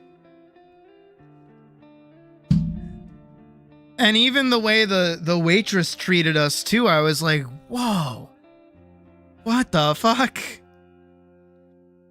That's not a thing. And that was like my first time, unironically actually, like experiencing racism. You know, not just hearing about it, not hearing about it secondhand, not, you know, some kind of anecdotal story that's like that like happened. And I was like, holy shit. I was like, dude, I'm sorry. And he's like, yeah, no prob. Like, I'm used to it. I'm like, you're used to that? And he's like, yeah. I'm like, that's nothing you should be used to. And he's like, I know. I am. And I'm like, fuck. So, you know, that's when that kind of like opened my eyes a little bit. I had never first-handedly experienced that before.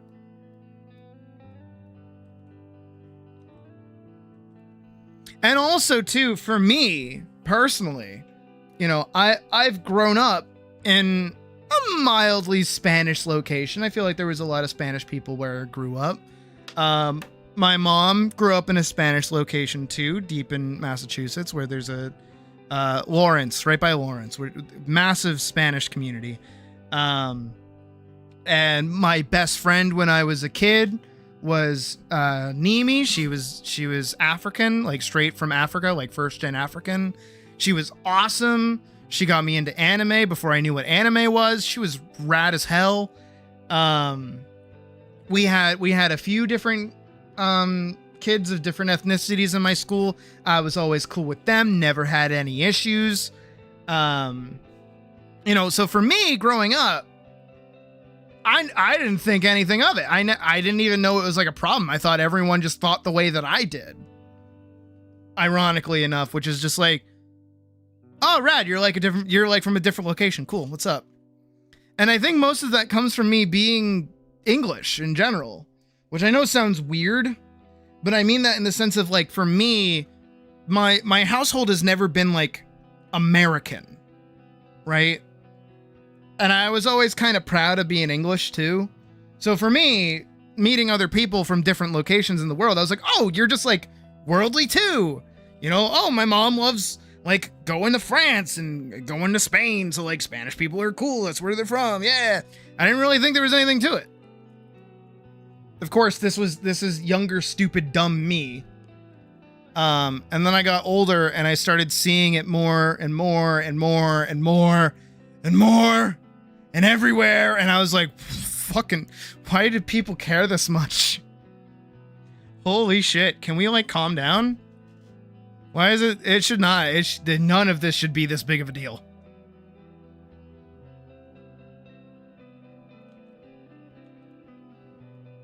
Like, wow, wow, wow, wow, wow, wow. But not everyone can be, I don't even want to say normal, but just like, I don't know, people care too much about dumb shit. I gotta cool it.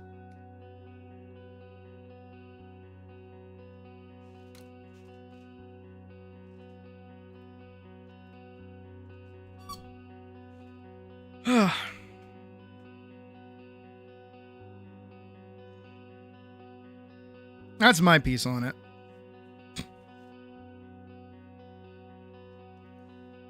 All right, let's go through and start coloring, baby.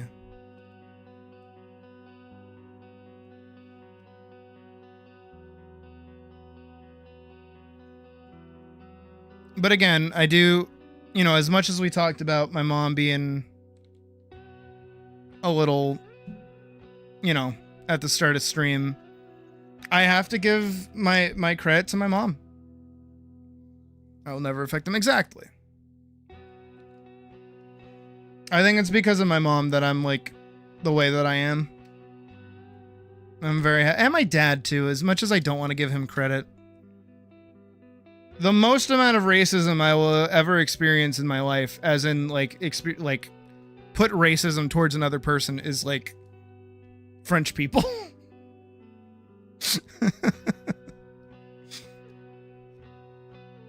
I do have a weird hatred for the French, admittedly. I don't know where it comes from.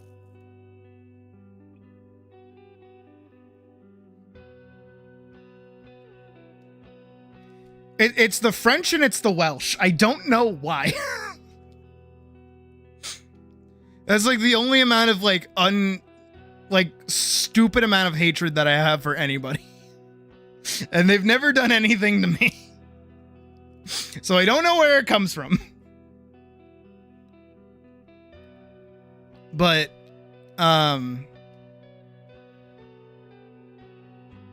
like yeah. But I think most people will agree with me on hating the French, right? I'm not that much of an asshole.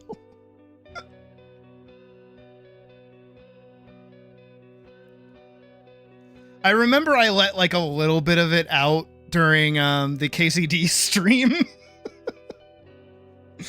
when with Brabant. And I was like, you French frog!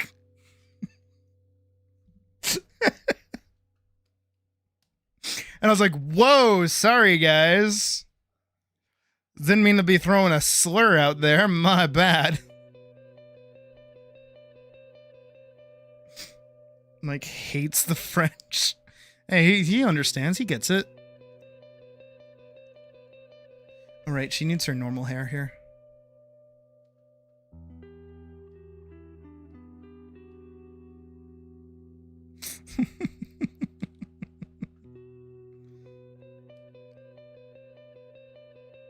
But no, trying to take this all the way back to where this conversation even started. Expressing distaste for the French. Oh, I'm just English. That's all. I grew up with my dad hating the French, so I just like boiled over into me. Same thing with the Welsh. It like admittedly it's just because like my dad would just like talk bad about them. So I picked up on it. That's all.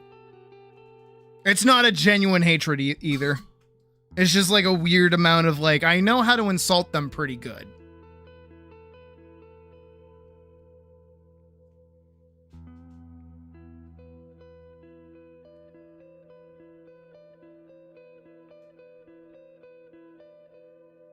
But I mean, that's predominantly how racism is actually communicated.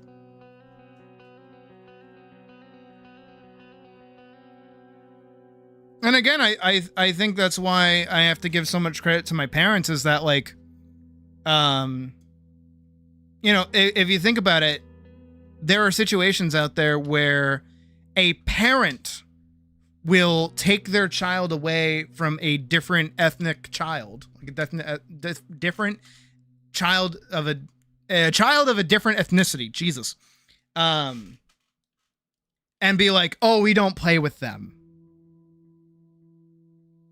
Right? And it turns into this switch in their brain of like, oh, my parents said don't play with this person. This person is bad to play with. You know, and my parent is the one that takes care of me and that I deal with all the time. So that means that my parents right. They are correct about this situation.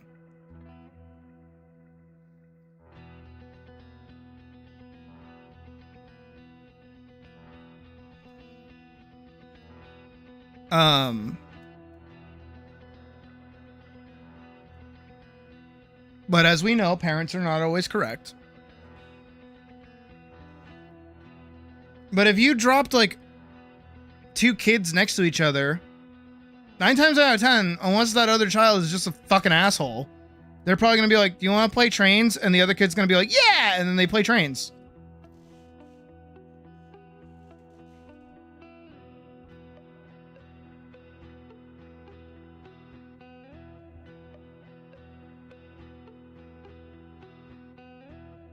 No kid gets popped out of the womb and is like, I hate those filthy Spanish dogs. No one does that. No child is doing that.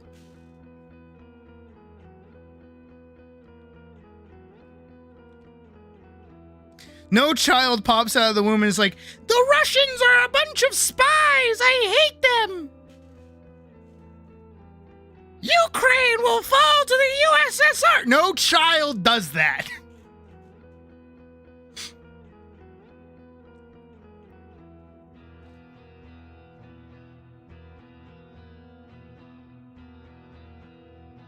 It's a learned behavior.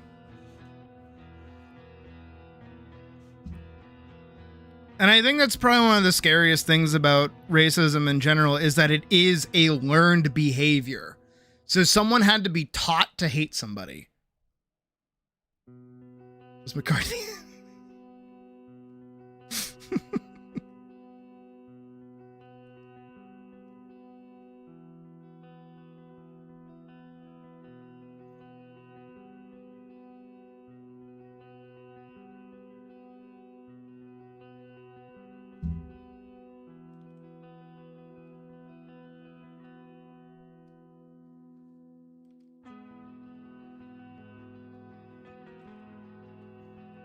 She looks so purple.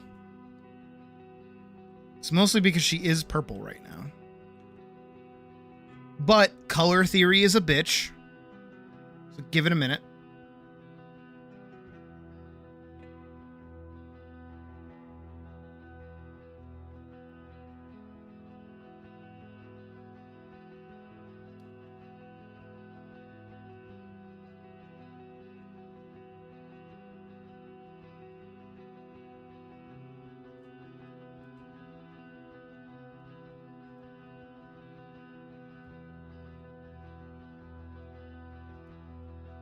Why are you blue?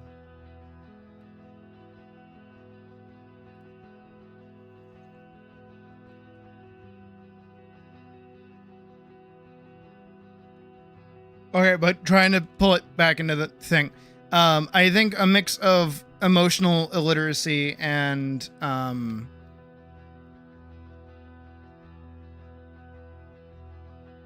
bad and racism literacy, and fail to see why those ideas should ever be valid. Right?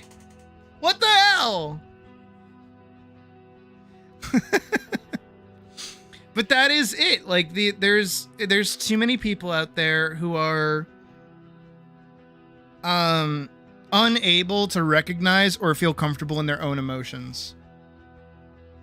And I have to wonder where that's coming from.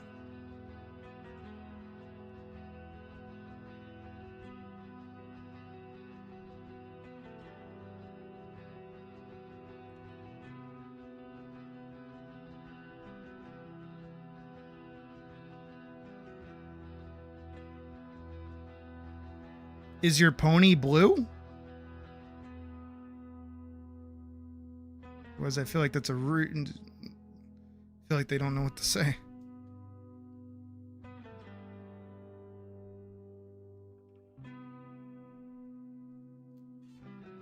Introspection can be scary. Oh yeah.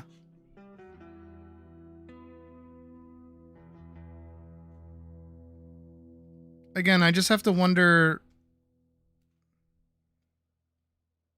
how those people can be helped.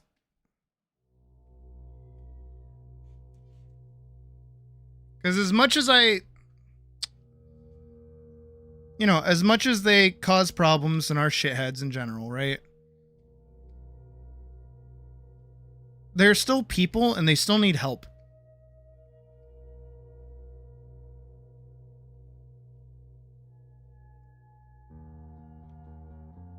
And it's why I would prefer talking to them than hating them. But the thing is that they never want to talk.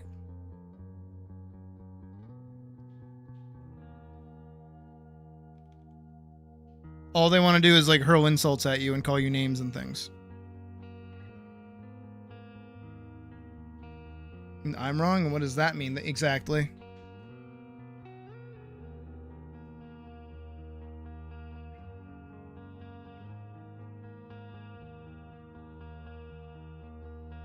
But you know what? I like it when I'm wrong. I like being wrong. I don't like being right all the time.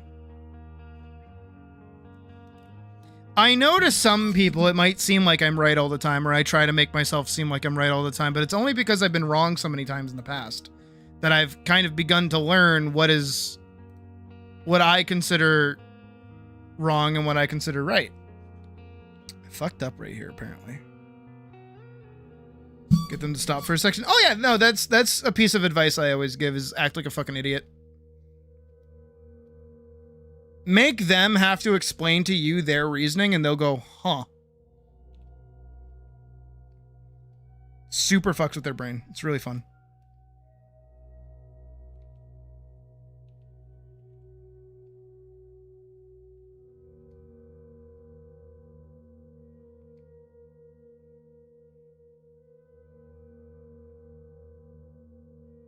Oh.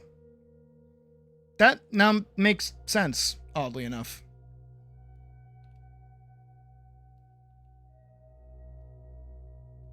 I don't know, another thing that I pick up on when it comes to people is like how they argue.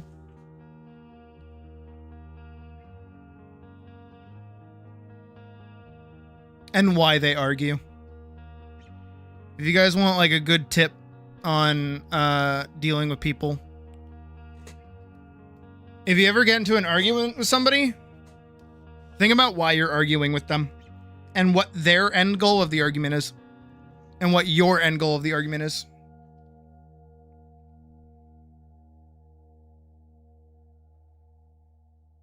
And combo is basically, exactly, yeah. See, you get it. We shouldn't have to get it, but we get it.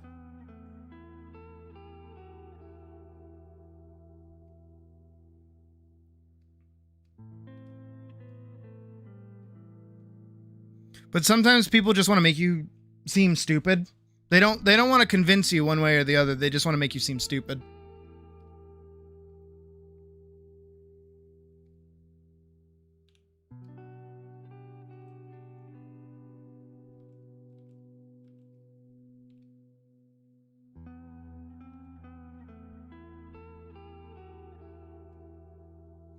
Oh no, so did I. Again, I did say earlier that I would have gone down like one of three paths, either therapist, art therapist, or just artists in general. Technically, the argument could be made I went for the second one. With how much I talk to you fucking goofballs about this kind of shit.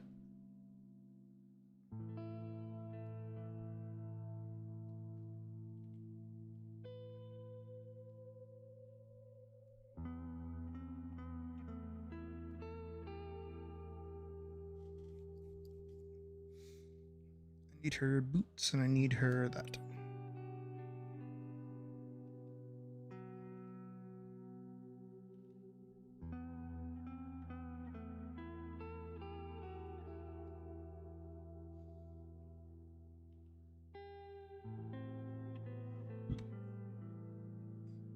Unless they want to make themselves, yeah. No, you know what they want to do? They want to like mimic the behavior that they've seen their like beloveds do, right? The people that they look up to. They just want to mimic that behavior. That's all. Because they think that's what's cool. They think it's awesome to do that, right? Not to be, you know, an ass. But I will bring up Charlie Kirk. I don't believe he should have been shot for his beliefs, even though they were shitty beliefs to begin with. Nobody should die for what they believe in. People should be willing to, but nobody should, right?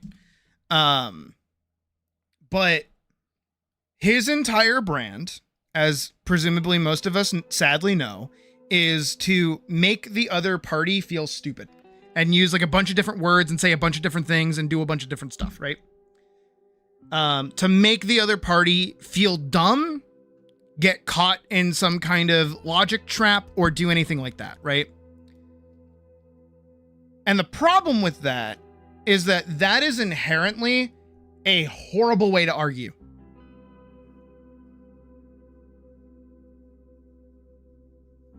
It is fundamentally a manipulative tactic to argue with somebody like that. And I've definitely seen people try to do that to me.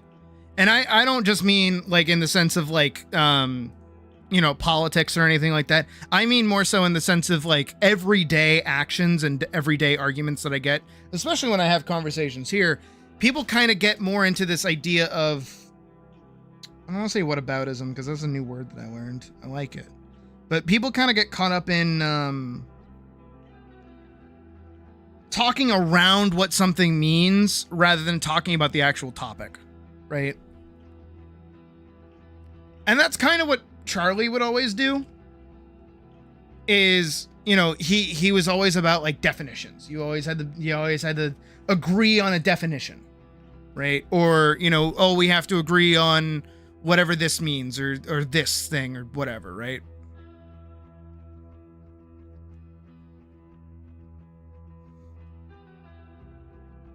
If you don't follow their idea, you should play. Yeah. Well, no, but yeah. But no, but yeah. But I'm trying to think of like an example of one that I've dealt with that's like similar, but not like as egregious. I'm trying to think of one. I actually can't. Pedantic, yeah. Where it's more like you don't want the conversation. You want to make the other person look stupid so that everybody around them goes, huh, that person's stupid. Oh, you know what it is? I'm going to get claimed for this. I don't mind one bit.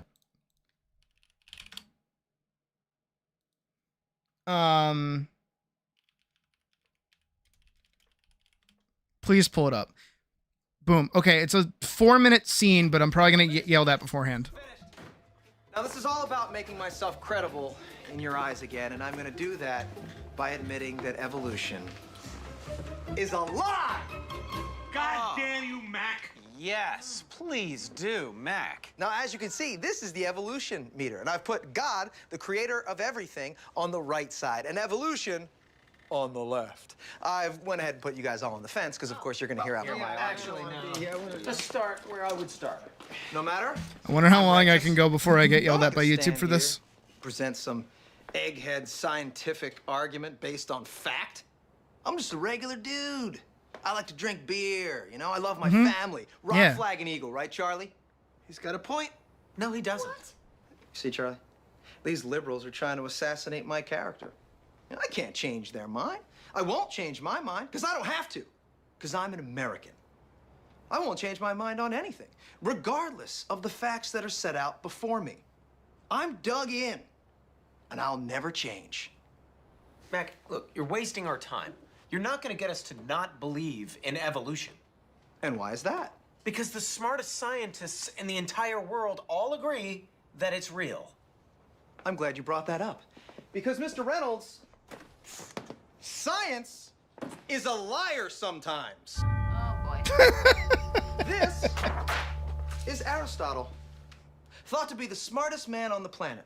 He believed that the Earth was the center of the universe, and everybody believed him because he was so smart. Until another smartest guy came around, Galileo, and he disproved that theory.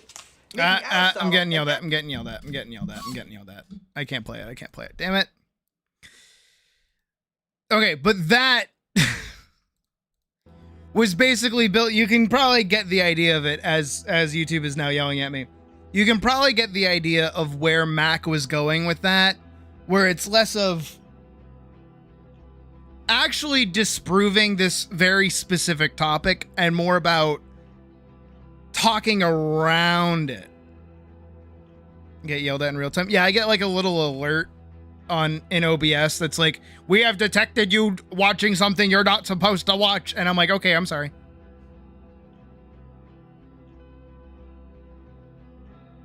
That's true, yeah.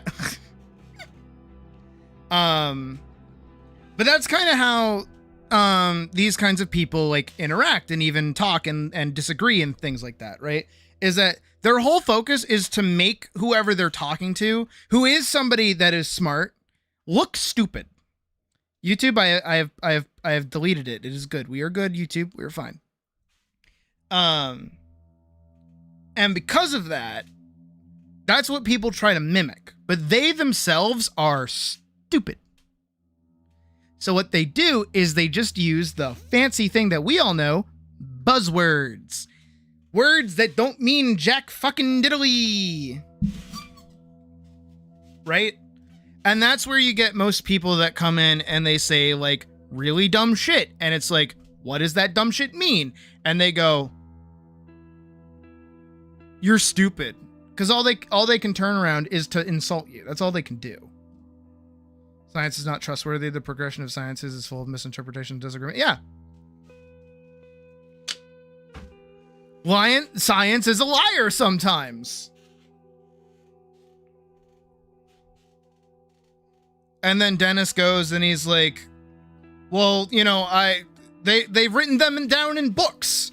And then Mac is like, have you read these books? And Dennis is like, no. And he's like, oh, so then would it be so far to say that you have faith in these books of yours? No different than I have faith in my God and my book? And Dennis is like, shit. And everyone's like, whoa, Mac just made Dennis look like an idiot. I agree with Mac. Actually, there's a way better example, and all of you have seen it, one way or another. All of you have seen it. Have you ever seen in TV or movies, in a school setting, very specifically a school setting, where there's an election going on? There's a school election going on. You have 1000% seen it in a kid's cartoon, at least once or twice. Maybe 3 times even. And the way that they win the election is not by having good, policies or educating the masses on the important things that they'll be doing. No. It's by a popularity contest and insulting the other party. you noticed that? Very strange that early on kids cartoons were able to tell the exact story that happened like 10 years ago. Ain't that weird? Ain't that wild? It's almost like they were warning us.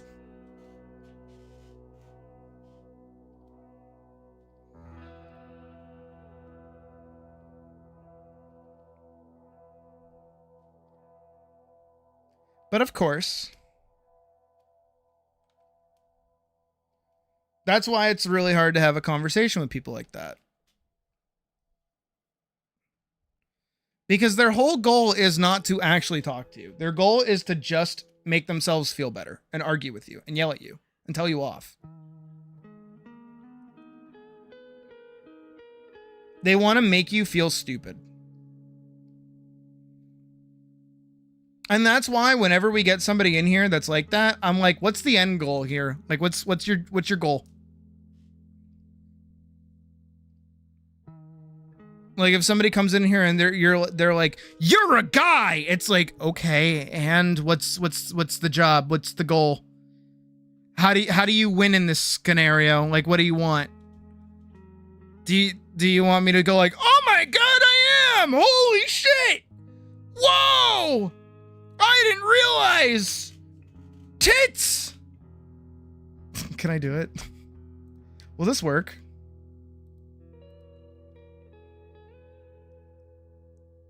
Whoa, I'm a guy! Oh shit, I can't hide it. No, let me hold on. Off.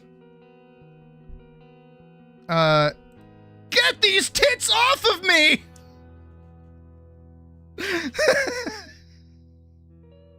By the way, yes, this is what's under the model. Oh, I'm free!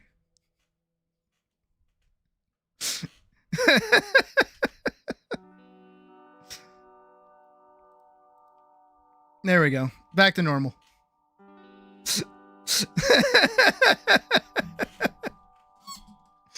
Like, is that the plan? Is that the goal? Is that what they want? Like, I don't...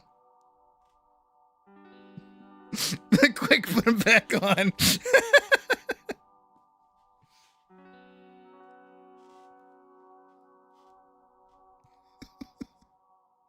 But like, really, like, what's the end goal there, bud? Like, what do you want? Come here, sweet cheeks. Give me a kiss.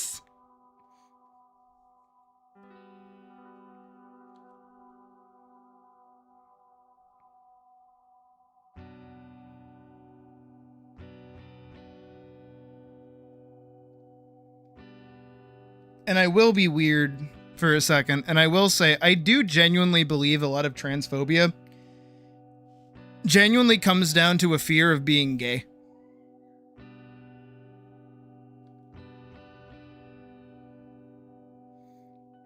I think people are actually so scared that they might be attracted to another man that they're like, no.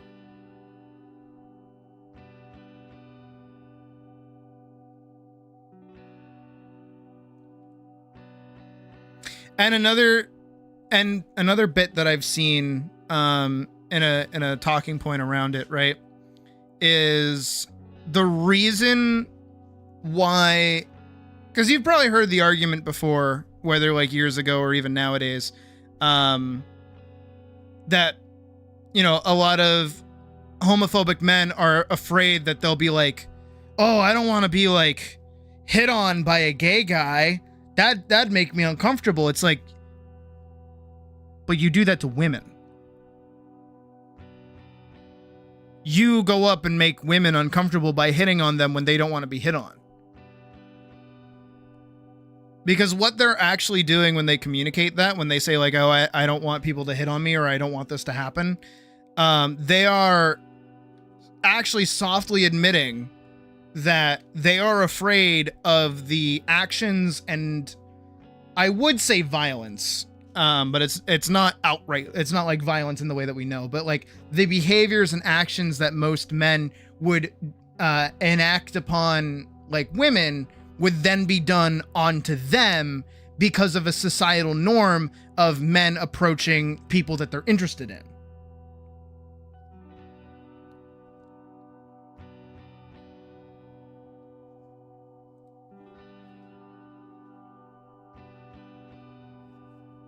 I mean, you don't want to be hit on. Men generally don't get compliments in general. Exactly.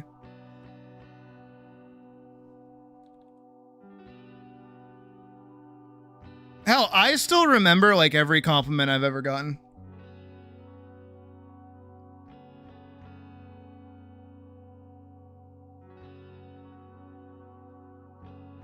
That includes from you guys, so compliment me, compliment me, compliment me. Tell me nice things about me. Say my boobs look nice. Say you'd fuck. Sorry. That was getting a little on the nose.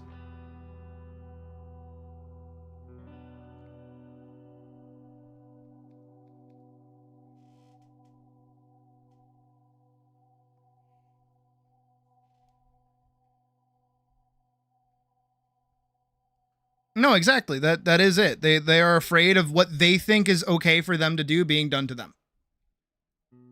Done to them. Done to them. Dan to Dan. I like that show.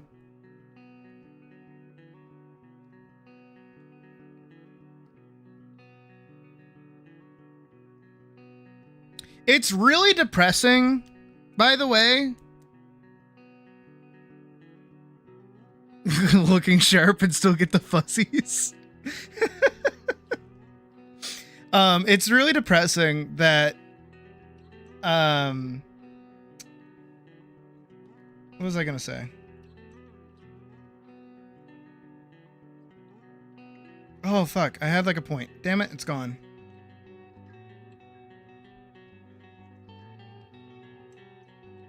Yeah. I had like a whole fucking point. Damn.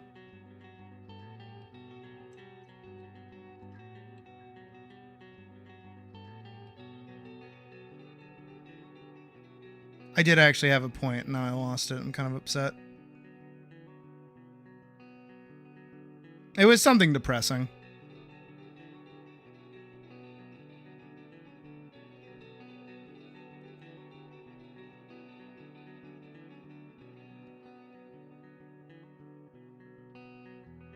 Oh, got it. Found it. It's really depressing that probably one of the most like gender affirming thing that a male to female trans person can go through is getting catcalled.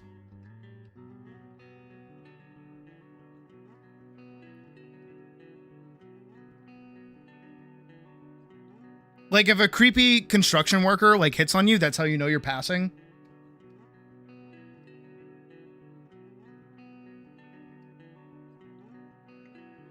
Like that's like dystopian shit. I don't think anybody will disagree with that.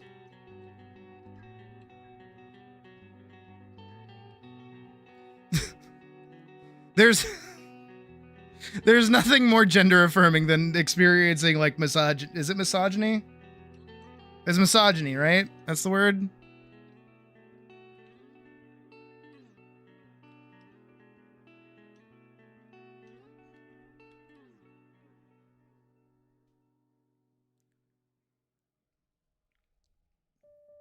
I actually saw a video earlier today of a girl playing, it was like Call of Duty or something. And it opened with like the you can always tell crowd sometimes can't always tell. And it's just a girl and she's like, "Hey guys, they're coming up on this end." And all the guys in the call were like, "Get better at doing a girl voice. You sound like a man." And the girl's like, "What are you talking about? I'm literally a girl."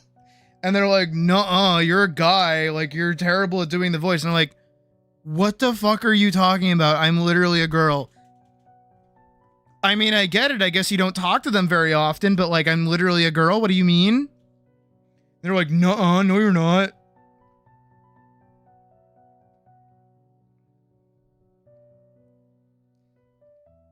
Like, I'm sorry. If I heard a girl speak in a video game, I would be like, oh shit, they're coming up behind. I gotta turn around and like shoot or whatever.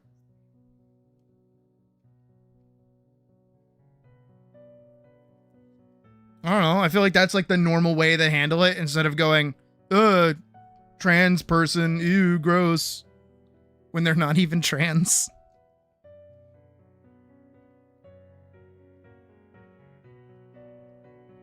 By the way, that is my feel free to steal this, by the way. That is my like goal. I want it to happen one time. I really want it to happen one time.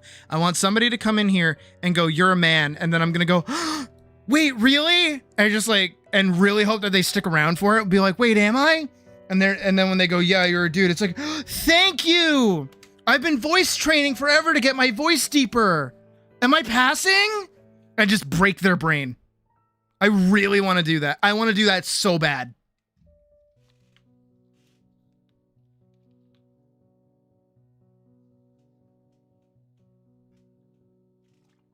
Feeling seen as a woman as soon as you're dismissed in conversations. It's so fucked up. Goddamn. And you know what's worse? You want to know what's really bad? You want to know what's really fucking nasty? Do you want to know what actually like swapped me over to being like a proper like feminist, like not hating women? Take one wild guess. I assure you, you will be wrong.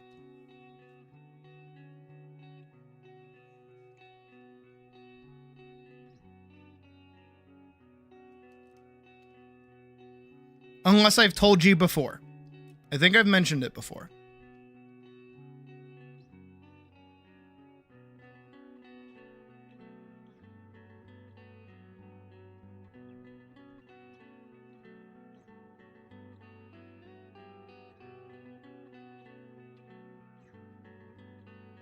I will let you make your guesses.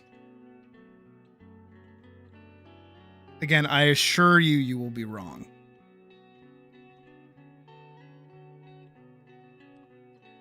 I'll give you a hint though. It's a YouTuber. It was a YouTuber. They said something and it hit me in a certain way and I was like, oh, yeah, that makes sense.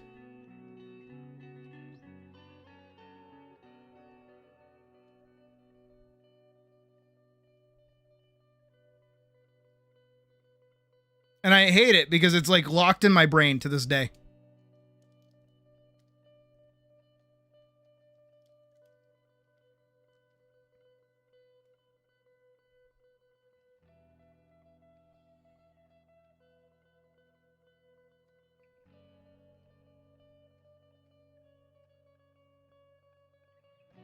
It's okay if you guys can't get it. I'm certain most of you have never even thought about this YouTuber in forever. It's fucking Onision. Do you guys remember Onision? Do you remember when he was like huge?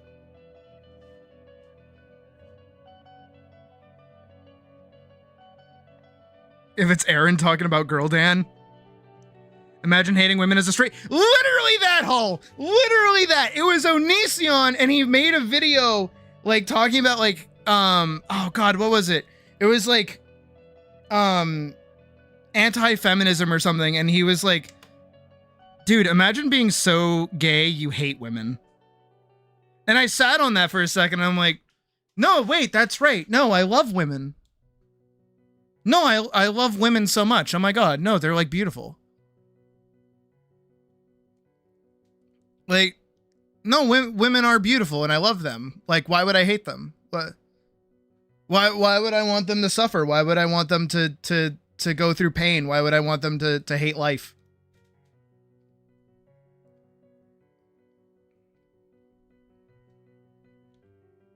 By the way, this Onision was an abuser, okay? He was like a Basherverse level abuser, if not worse. He was a horrible, horrible person.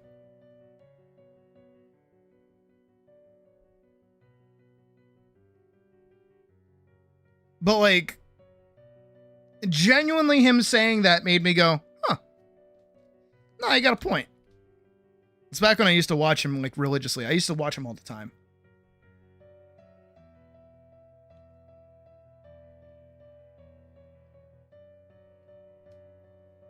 But that clicked in my brain. I was like, no, wait, he got a point. And nowadays, you know, I see it everywhere. It's like you have all these guys who are just like the rudest, most disgusting, most like horrible people treating women like trash. And it's like, dude, do you not want to like date one? You can't do that. If you want a girlfriend, you have to like be nice to them. Did you know that? You have to like care about them and like value them and like them.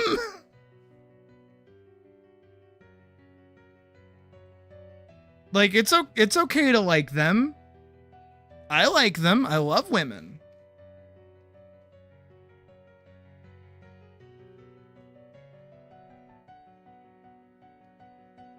It's okay. You're allowed. It's like you had a bunch of like little boys back in the day who would like bully the girl they had a crush on. And they never grew out of it.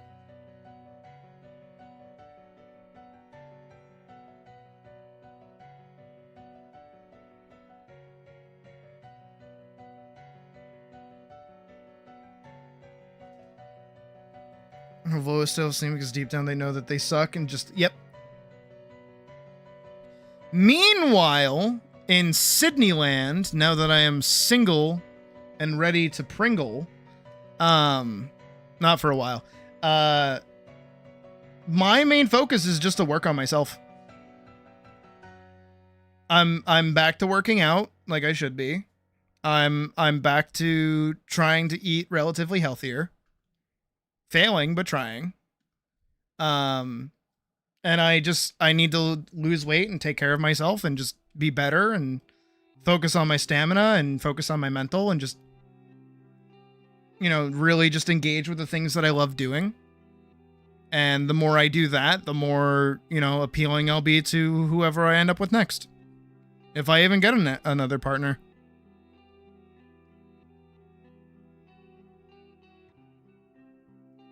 I like one. I don't like being alone.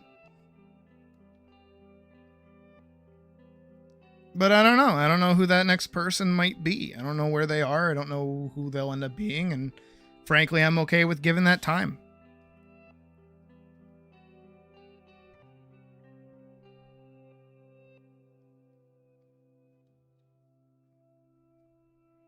I used to be the kind of person to like rush into another relationship immediately after. Or try to like rebound or something.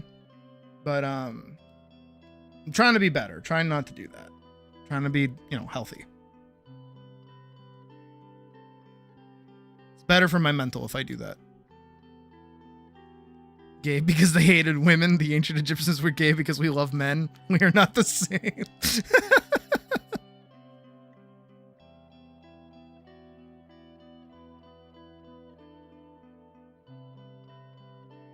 All right, let me put it into the universe. Wub wub wub wub wub wub wub wub wub wub wub wub wub wub. Okay, we're gonna do this together. Okay, we're gonna do this. We're gonna manifest it. Wub wub wub wub wub wub wub wub wub.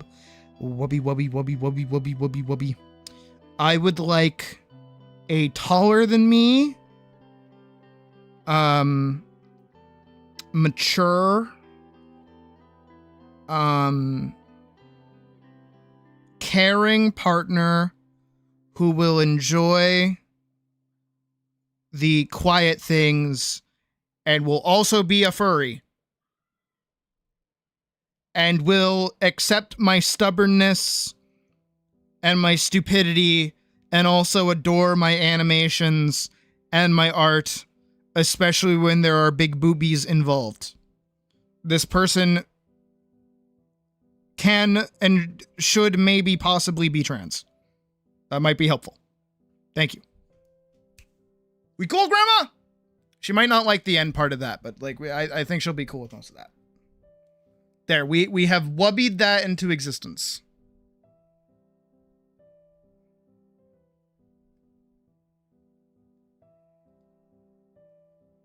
Oh, wub wub wub wub wub wub wub wub wub wub wub, and also online relationship, please, not in person. Thank you. There we go. Okay. We're good.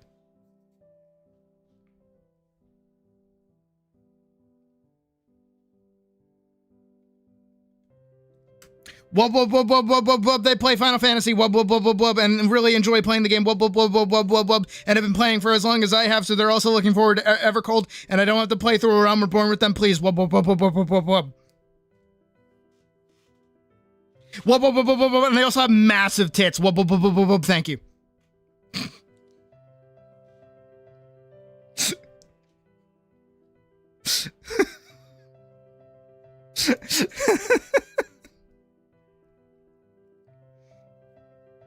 Oh, online is just easier for me.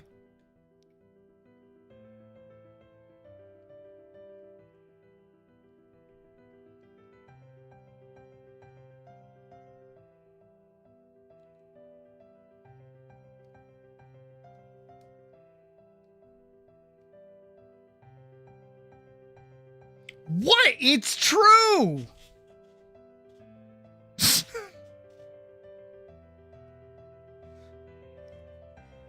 Should I ask for more? What else can I ask for? Wub, wub, wub, wub, wub, and she'll also be super rich. Wub, wub, wub.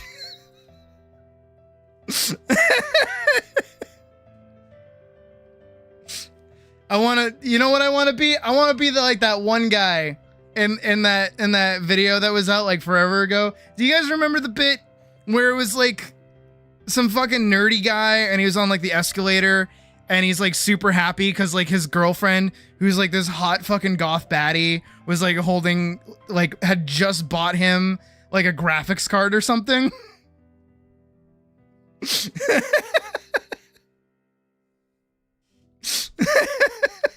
I want that. That's what I want. I would like that.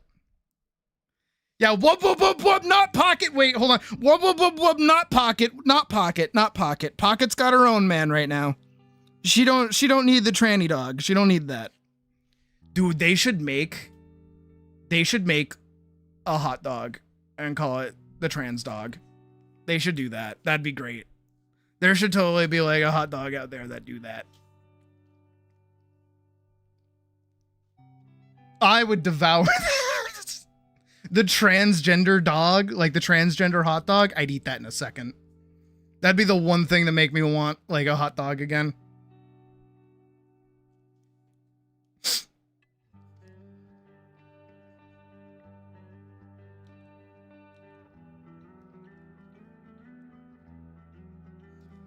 And okay, and I'll also offer this to everybody else.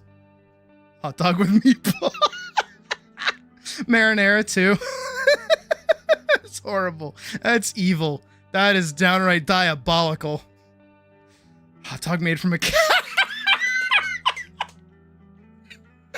Oh, all beef hot dog with 2 meatballs. That's fucking evil. Oh my god. But they need to make pink and blue condiments for it. Both. Trans. Yeah, both.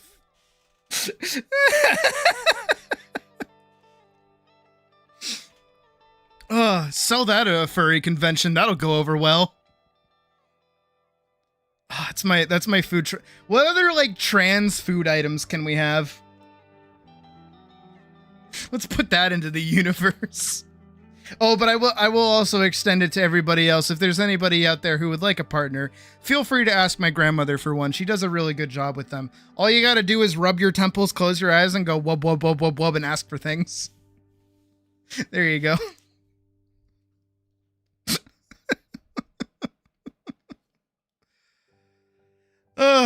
Don't we just have a time?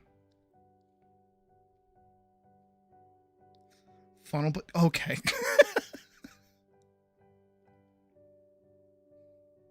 I immediately regret asking.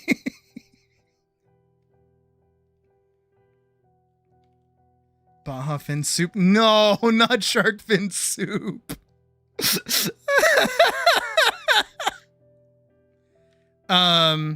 Oh, and wash it all down with a sunset sarsaparilla from Fallout New Vegas. Perfect.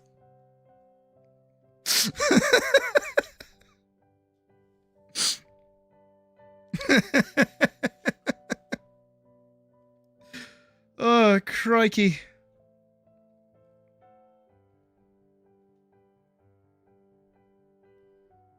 Oh.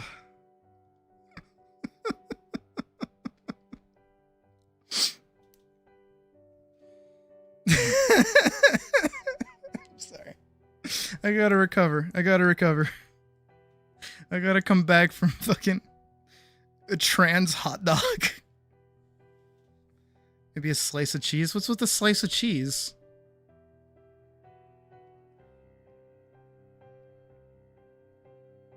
Oh, we need like hard-boiled eggs on the menu. 1000%. 1000% hard-boiled eggs. No, not hard-boiled, soft-boiled. I don't like hard-boiled eggs. I like soft-boiled eggs. I like them jammy in the middle. You're shaking your hands in that trans hot dog. What? You're telling me that you don't want... Hold on, can I like... Let's map this out, right? So you're gonna do a hot dog, right? A hot dog sided with two meatballs, right? There they are. Those are meatballs, totally. And like 2 hard-boiled, soft-boiled eggs, and a sunset sarsaparilla from Fallout New Vegas.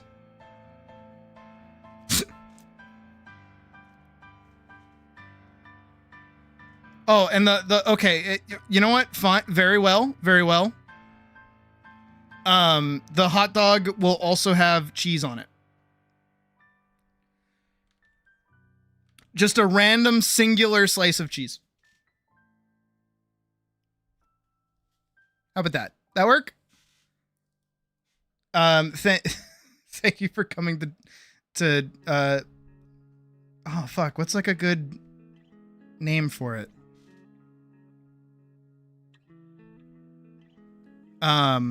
Burger Queen? Slay it your way.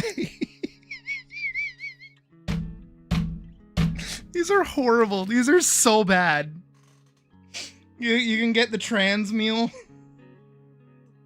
How much should it cost? It's free if you can provide your estrogen prescription.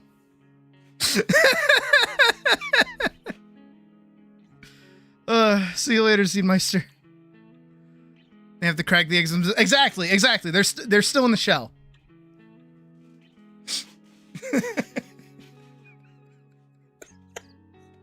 This is terrible. This is downright evil. Oh my god, don't cracked combo. Oh my god. Yeah, you can just get the eggs on the side.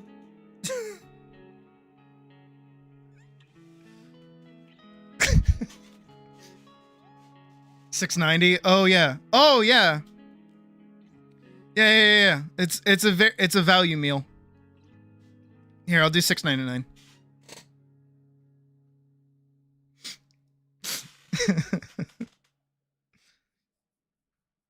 You're not trying to laugh at a bonus. Yeah, the one where you got that like.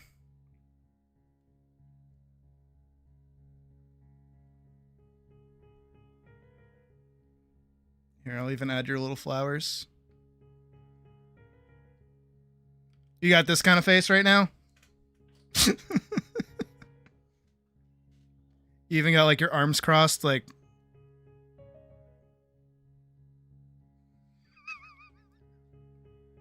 The HRT special. That if you get the HRT special, it comes with a copy of Fallout New Vegas.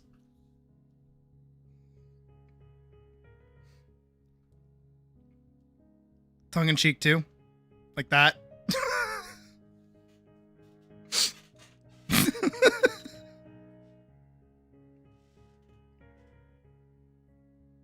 You're making the face that they do in like Soul Eater whenever Excalibur is on screen.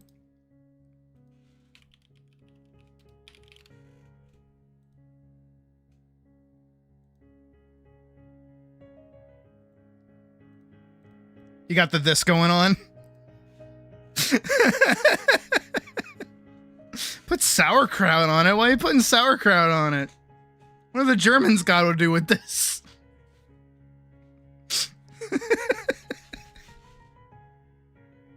The Transformer toy of your choice. Yeah.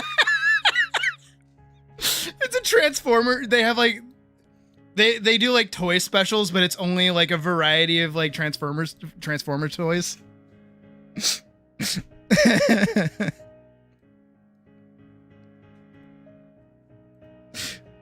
This is like a fucking, you know, the like $30 margs.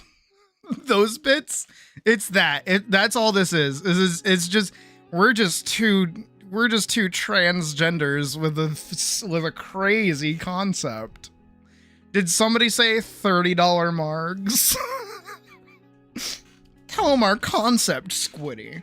Well, you see, when I decided to transition, I thought, man, I sure would like to eat a hot dog and also some eggs right about now. And I'm so infatuated with this slice of cheese. So I said, why don't I start a business? I just so happen to also be going through my transgender surgery as well. So we decided to partner up and put all of our life savings into this restaurant.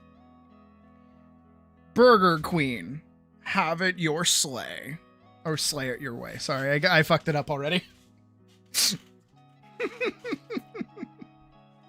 Wait, what's wrong with sauerkraut? Wait, what's with the why is sauerkraut a thing? Oh, and of course, obviously, because this is like the best place ever, right? Of course they're gonna have brisket. Of course they're gonna have brisket. Right? Of course they're gonna have brisket. What are you talking about?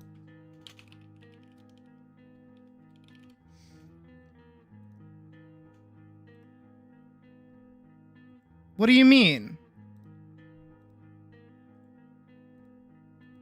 Of course they're gonna have brisket. Are you kidding? And it's gonna be the best. It's gonna be the best brisket imaginable, okay? It's gonna be some of the most delicious brisket you've ever eaten in your fucking life. It's gonna make your clothes pop off like mine did that one time.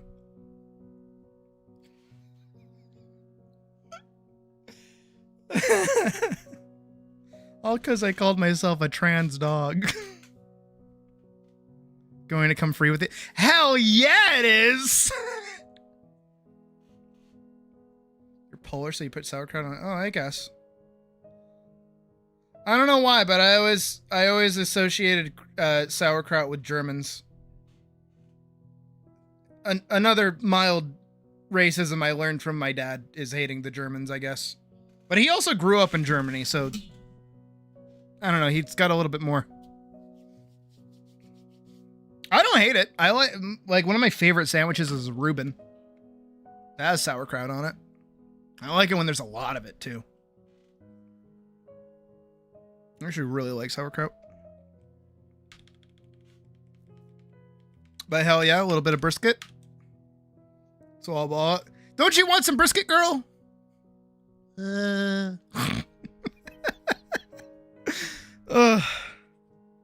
Jesus Christ.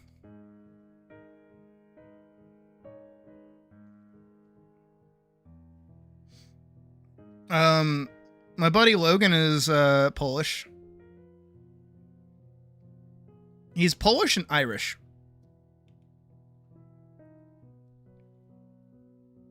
So he really doubled up on the old immigrant status.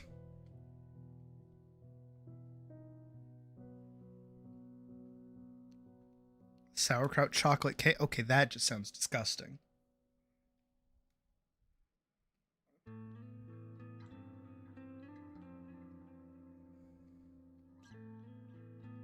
What's a Rachel?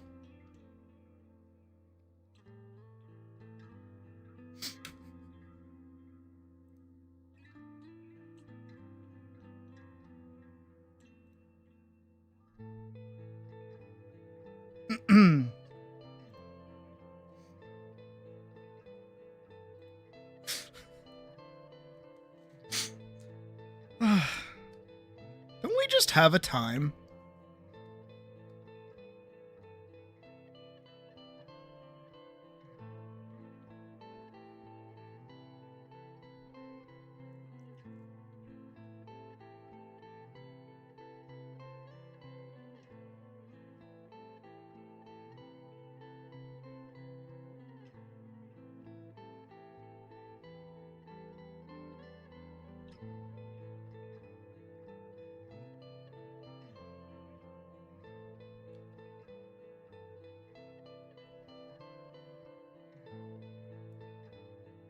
Tasting like coconut cake.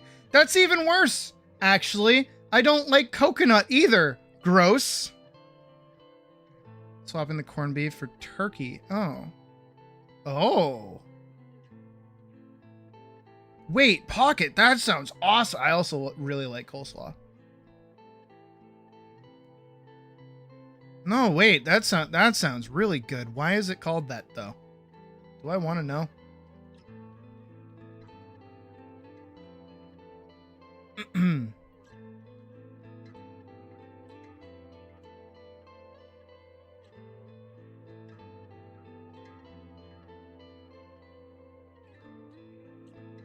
No, it does sound really good. Like I would demolish like 7 of those at least. I really like sandwiches. I like Cubans. I like Reubens. I would most 1000% really like a Rachel, I guess.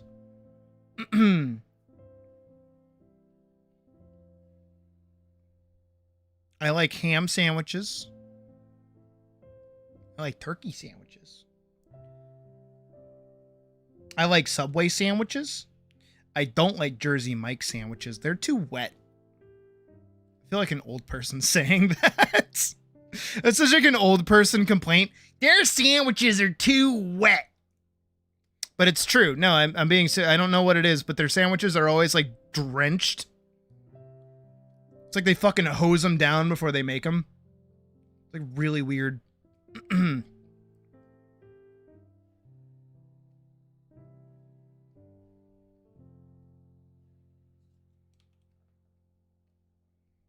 Invoking all of the gods. You finally fixed it. Yay!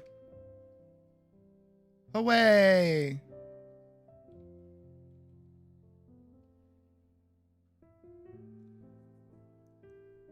Was it not creepy?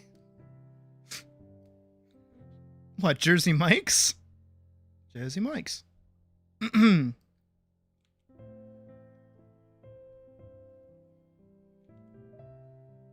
Is it like a permanent fix or is it just like a tonight fix? Is it it's gonna get fucked up like tomorrow? But for now you fixed it. Or is it like a perma?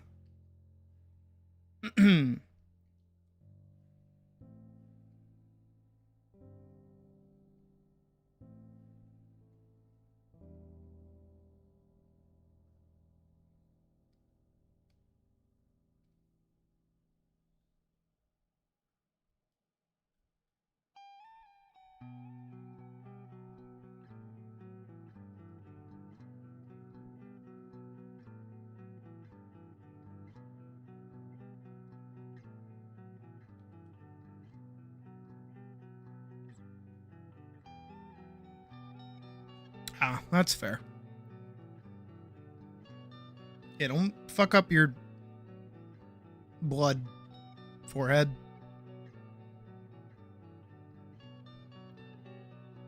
That's like in your body and important. All right, actually that does need to be this.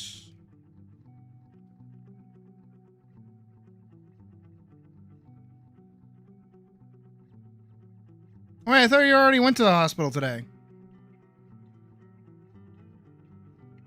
Or was that yesterday? That was yesterday, right?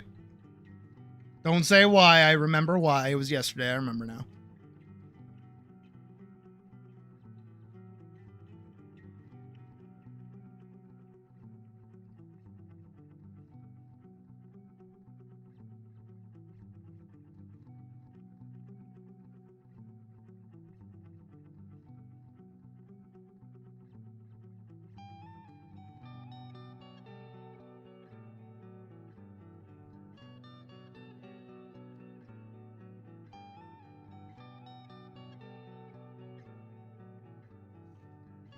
Alright, I think I've done pretty much everything, so I think I'm ready to start doing her. Yep. Nah, I'll just do her pattern for now. It's fine. It's whatever. It's whatever. Shut up.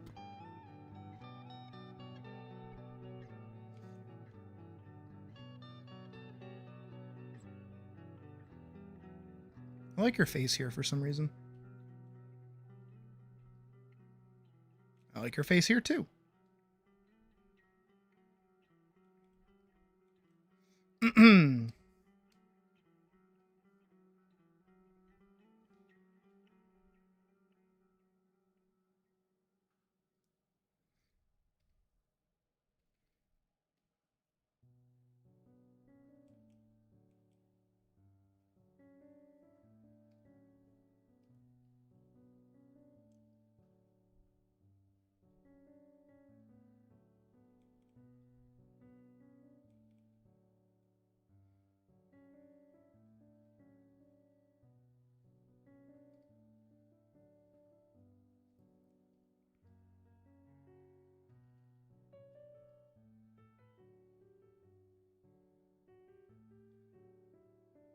My poor girl. Look at her get fucked up.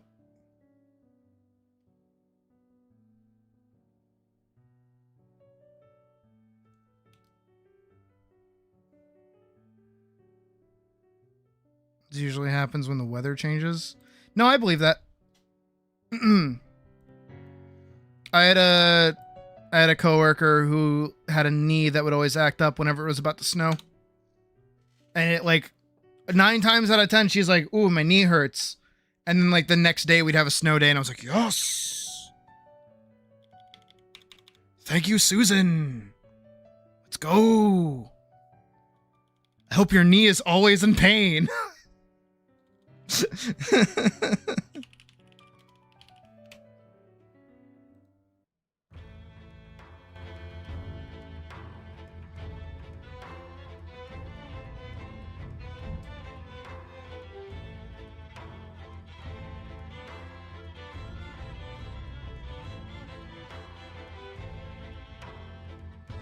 I do have to wonder how many of those like bodily tingles that happen that like let you know about changing weather and things like that are just like not superstitious but like totally real, because like your body is somehow like in tune with nature.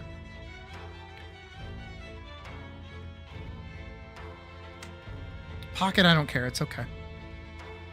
I don't think anybody else cares either. Because you know how like birds just know when it's time to fly south? Same deal. Has to be. Same thing with fish too, is that they have like electromagnetic shit in their bodies that tells them the distance between them and another fish. And it's just like, that's so cool. That's so neat. That's like rad as fuck.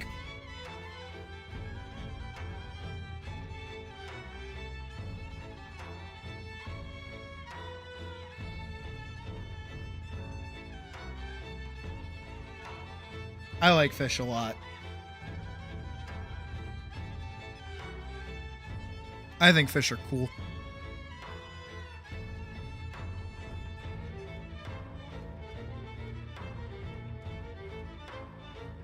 Well, that might just be like phantom limb syndrome. Whoa.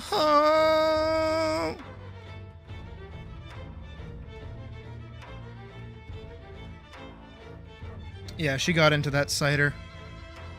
Oh, yeah, that's a question. Now that like pretty much everybody with a rabbit character is here, what's your rabbit's choice of drink? Elise is 10,000% just me. She likes cider.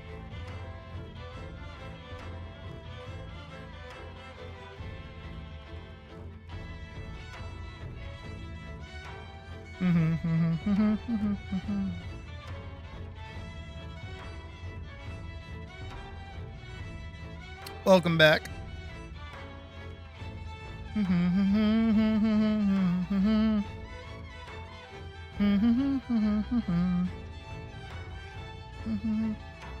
Cranberry juice.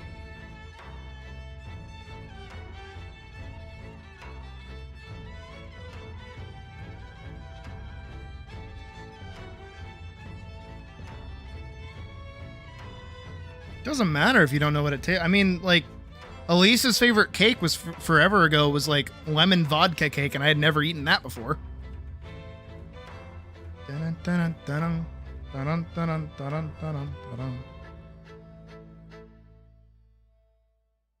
I needed like an alcoholic sounding cake.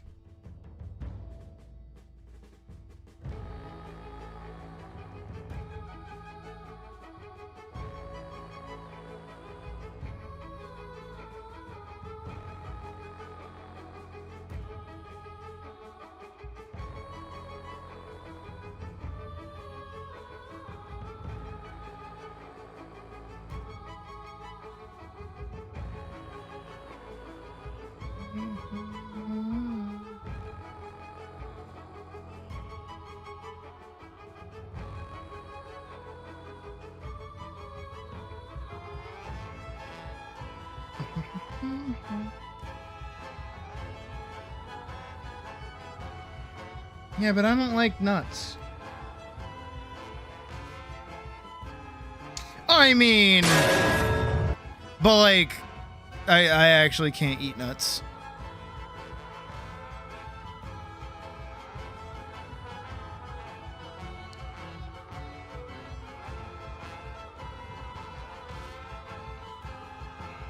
Called the Drunken Goat? That sounds fucking delightful. What does that taste like? I want it. Use your government cheese cutting connections to get me that.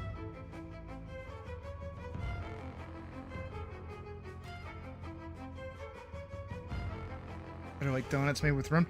Oh, I can eat that.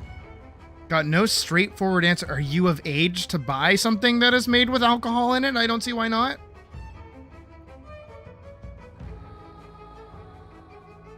Angry Orchard cider. Brother, let me tell you about mead. No, Angry Orchard is like the bottom of the barrel when it comes to cider, admittedly. Some of the best alcoholic cider I had was like a really local chain, so I know I can't recommend it to you. You're 24? Oh, then just buy it, forehead. Oh, you see, I am not allergic to nuts. I am allergic to trees. Yeah. Thing is, you were at work. Oh. Anything dark and hoppy? There you go. That's a good rabbit pun. So there's a protein. I think it's a protein. It's some kind of fuckery bullshit in like everything that grows from a tree, from a leaf, from a vine, that I can't eat. I like my mouth is like, it hates it. Right?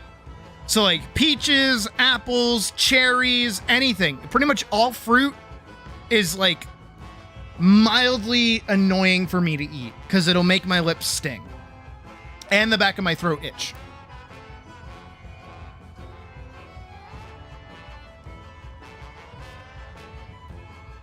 Flavor is reserved, but thanks to the ooh. It's just cheese soaked in red wine. They do half the work for me. Cheese and fine. Yeah, the French return.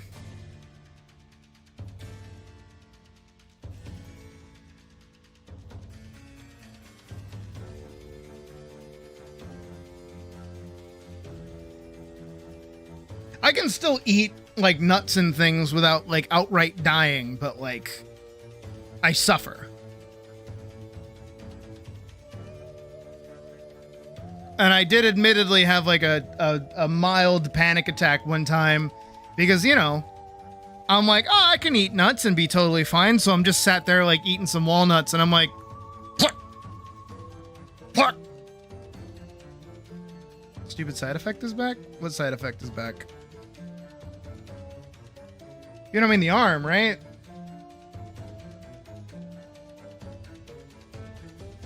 What side effect?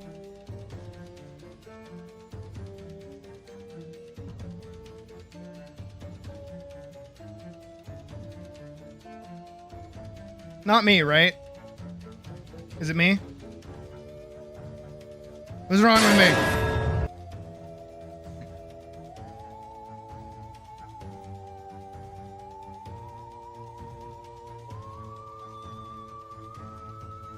Oh, okay. Not me. All right, good. Don't make me worry like that. Jeez.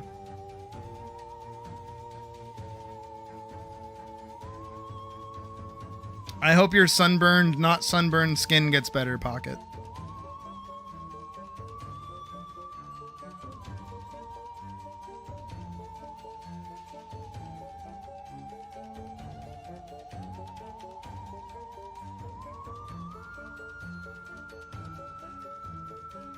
You have a phobia of potatoes? What? That might just be trypophobia, honestly.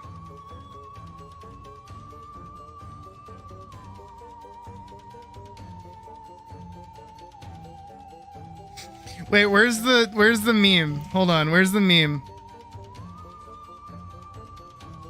How many videos teaching anatomy? I have a few. They're old, but they exist. Hold on. Can I find the meme?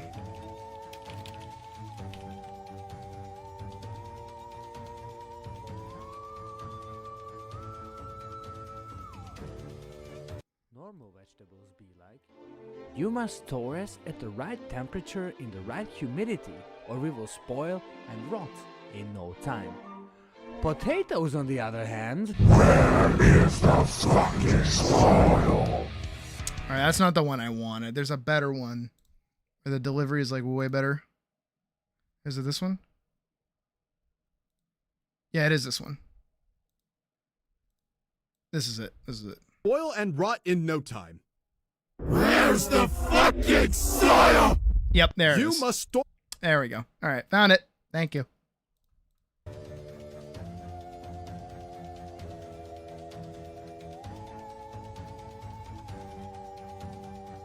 Pocket, you're gonna make me spit up water again. It's allergic to pollen. Oh yeah, no, same.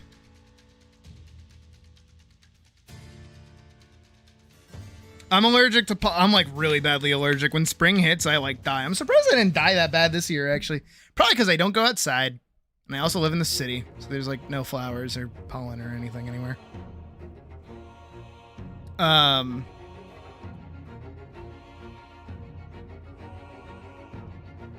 Well, yeah, no, pollen's really bad. And my brother actually has like a pretty nasty, what is it? Like an allergy to dust. Poor kid. And guess what? He went into construction. You just let a potato do its own thing. Oh, it'll be fine. Oh, it'd be absolutely fine. That thing would flourish.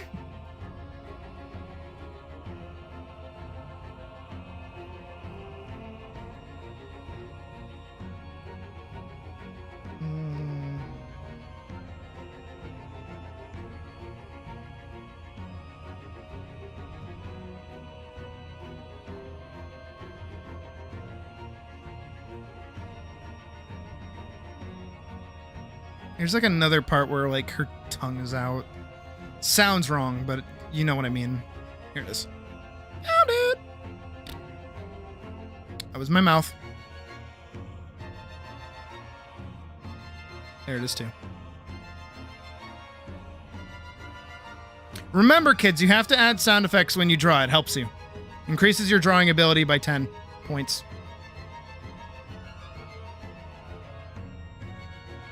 You guys hear how often I go shwoop? That's not just me imitating Stardew Valley, that's me making sound effects to draw better.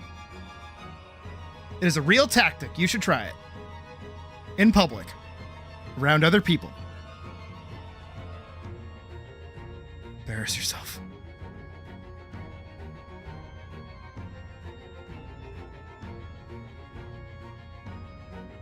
Oh, do you do... Do you do the fucking, like, imitate the sounds of... Yeah, you do the bit from Dragon Ball Z Abridged, where he's like, pew, pew, pew, pew. Are you making laser sounds? All the time in my head. Why, is that weird? Pew, pew, pew, pew.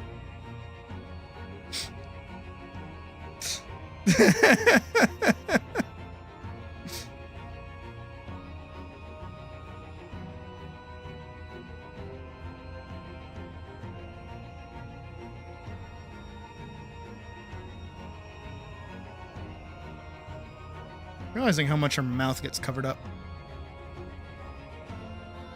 I guess technically that's a good thing.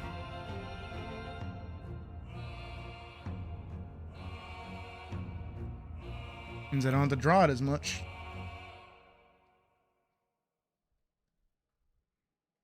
Whack!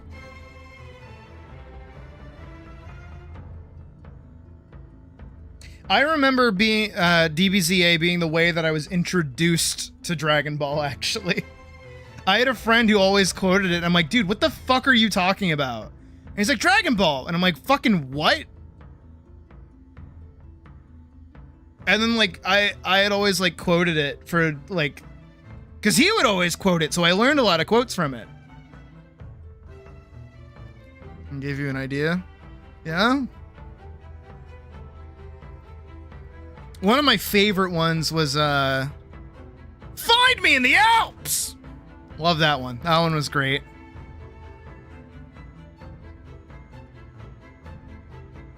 All right, y'all better turn... No, y'all better duck because I'm about to turn left and I want to hit you with my dick.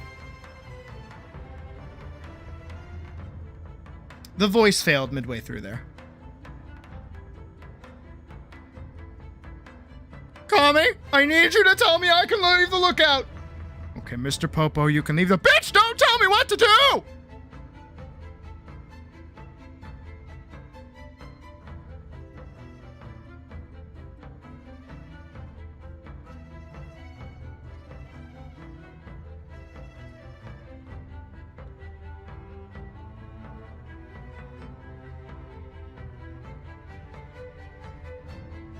The Goshen. I mean, it added to it a little bit because they made a joke about it a lot. But I feel like that opinion had been around for quite a while at that point. All these squares make a circle. All these squares make a circle. No, it doesn't bother me. It's fine. It's fine. It doesn't bother me. It bothers me. It bothers me a lot. And that one's still green.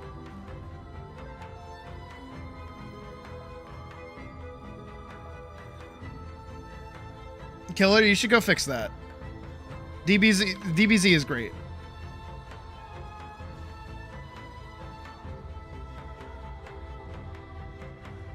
Actually, it's thanks to DBZA that I'm able to scream as loud as I can.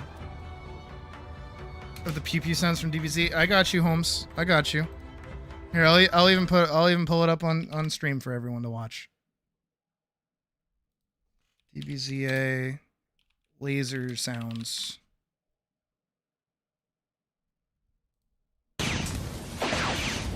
You know, I sometimes complain about our lifestyle, but honestly, shooting lasers is fun. Yeah, I'll put it in share other people's stuff. Are you making laser noises? All the time in my head. Why, is that weird?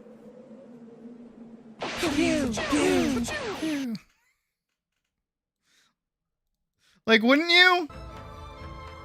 Come on, if I could shoot lasers, I'd be making laser sounds all the time. It's the same story as with Ewan McGregor and oh, what is it? What the fuck is his name? What the fuck is his name? Who played Qui-Gon? Please. Liam Neeson. Oh my god, why did I forget his name? In Star Wars, when they, in the first episode, and they finally get to use their lightsabers, they pull them out and they're like...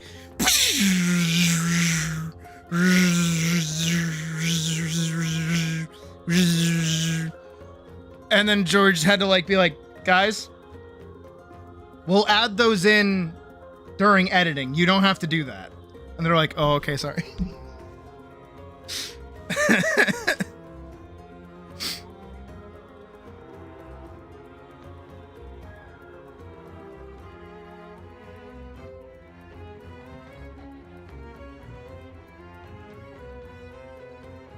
I mean, the lasers still make, like, sounds, but they just go, like, pew, pew, pew, pew, pew.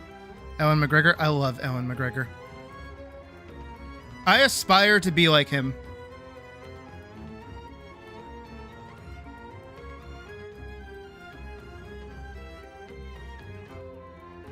I'm very happy I get to lean towards him a little bit. If I lean more masculine, I'm very happy about that.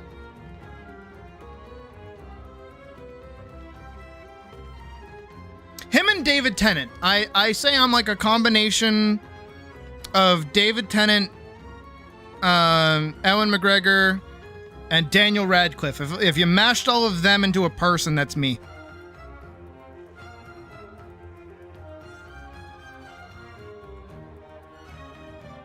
Ironic that only one of them is English and the other two are Scottish.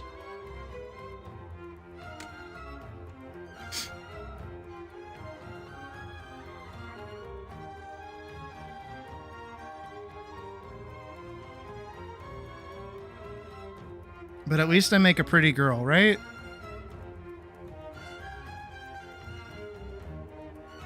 Can I find the clip?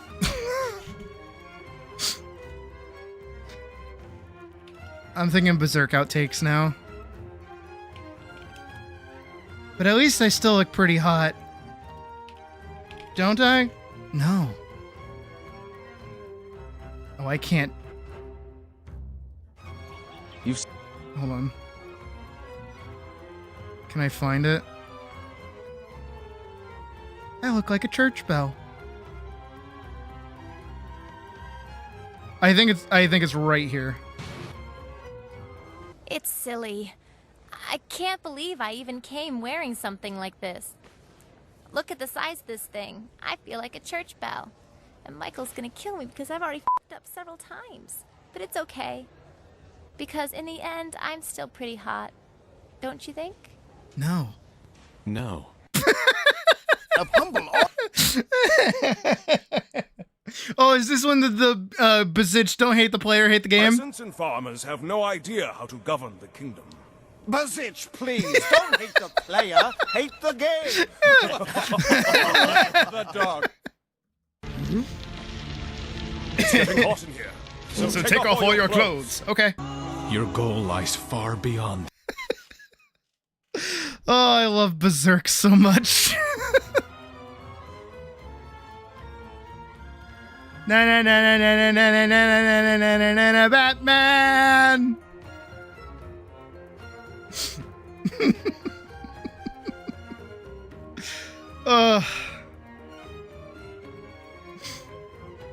I think they did outtakes for the movies. I think. Can't remember. I don't think they were as funny though.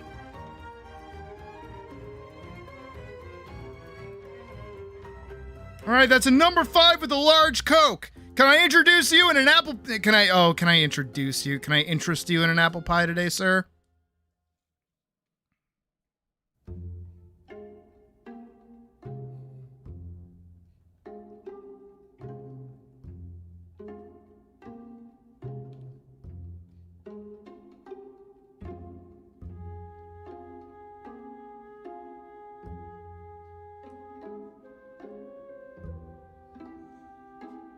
You know, as much as I like how a lot of VAs have like online presences nowadays, like all the ones for ZZZ, where they're just like able to hang out with each other and goof off and goof around.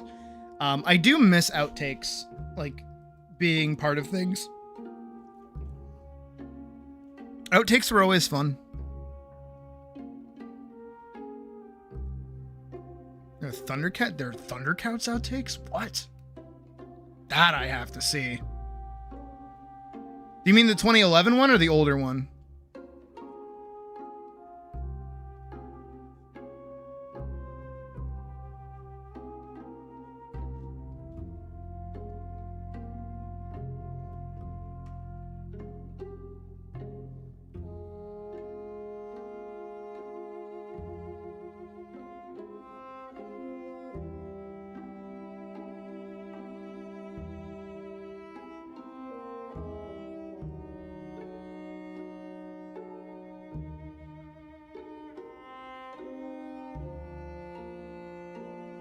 Swoop, swoop, swoop.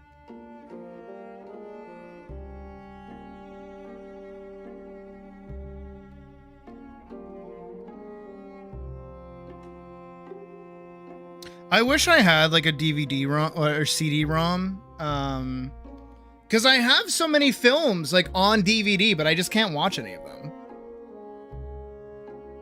Cecil and Invincible Versus. Oh, that's cool. The fuck is a camouflage?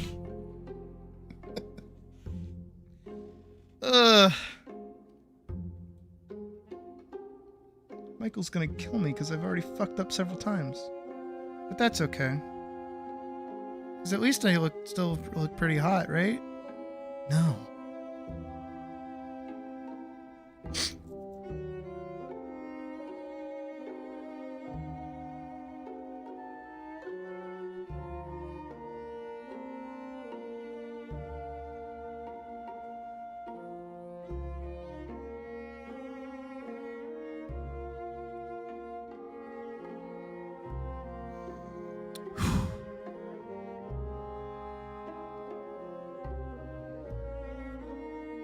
You have some backups. That's good.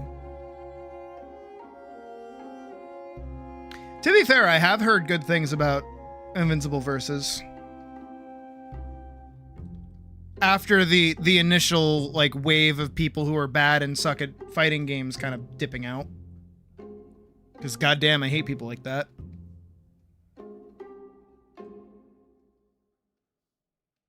It's always going to happen. It's going to happen every time. It doesn't matter what series it is. It doesn't matter what it is. If there's a fighting game for a video game, people are going to pick it up, try playing it because it's their favorite IP, and they're going to go, I don't like it. Fighting it. Shut up. Shut the fuck up. Shut your mouth. Shut your dumb, stupid, dumb mouth. I don't want to hear it. I don't care. Shut up. My God. It happened with Dragon Ball Fighters with a Z at the end. Who's messaging me right now?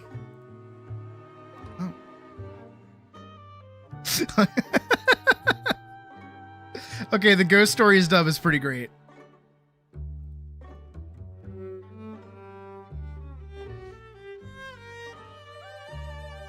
But it happened with Dragon Ball. It happened with fucking pretty much everything. Hell, even Guilty Gear was like subject to it. Can't stand that shit. Because people saw like, ooh, pretty anime characters in a fighting game. I want to try it. And then they played it and they're like, it's bad because I suck. It's like, shut up. My God.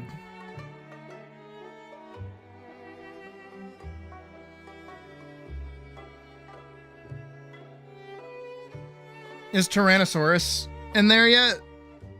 I can't imagine they can't put him in that game. That was a double negative there. That was 2 contractions and a double negative. That is good English right there, let me tell you.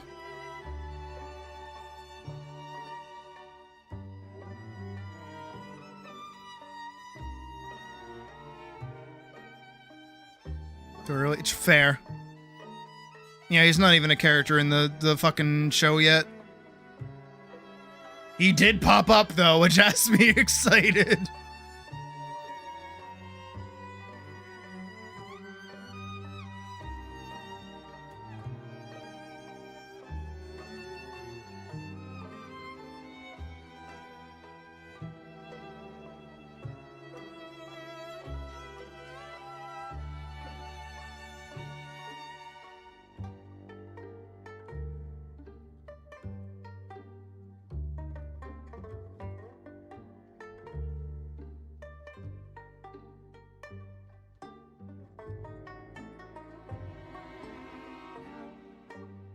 I can kind of play Hollow on guitar. Which makes me happy. I was playing it actually earlier today. I hit like a flow state too when I was playing Good Riddance. I was actually really proud of myself. I'm like, shit, maybe I'm not as washed as I thought. I just can't remember songs that I like playing.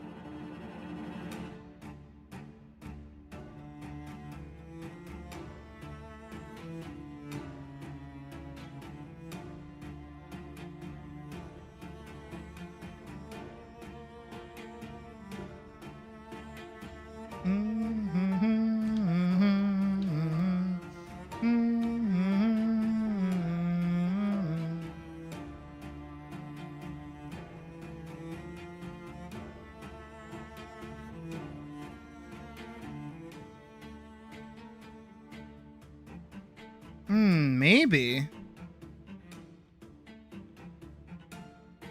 I feel like Invincible is definitely one of those shows to set up like a one-off character, but then have them like play plot importance. But at the same time, sometimes they don't do that at all, like him going to hell and nothing happening. And actually kind of ruined the flow of the story. He was supposed to just go to space after that.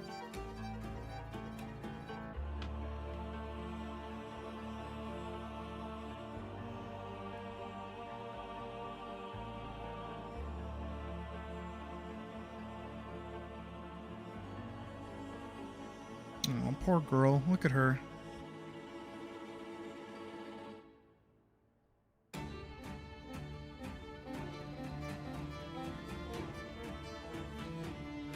Maybe? Give me a sec. Let me like re-listen to it. I'll pull it back up. I definitely have things like it.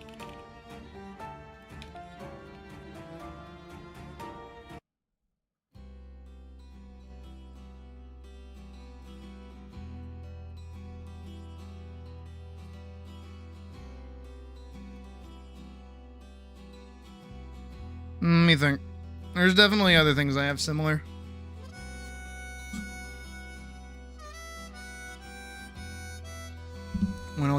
What was his name? Please don't say Jamie N. Commons.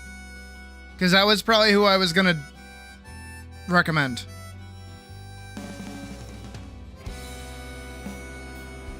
Even though his song is a little bit Jesus-y. The one I'm thinking of.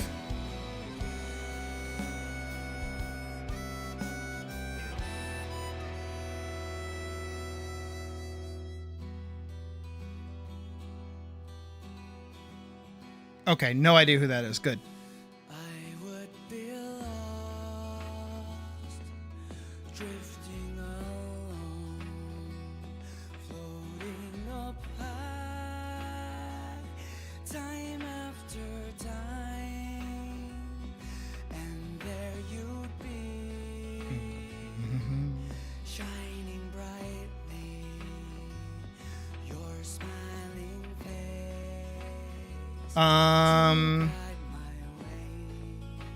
Maybe Still Here would work for you, maybe?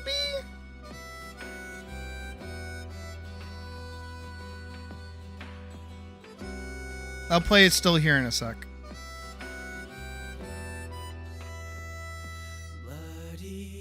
I'm definitely thinking The Preacher from Jamie N. Commons, and I'm definitely thinking Still Here from Treasure Planet. That's just who I'm thinking of right now.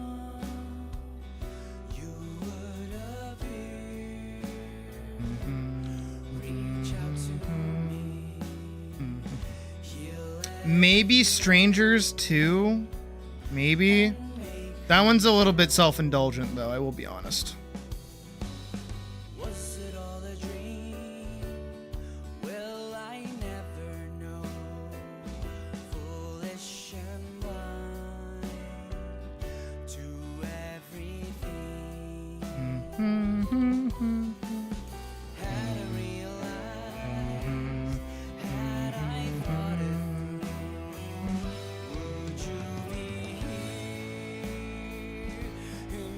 Second Coming of Christ. I got it. Understandable.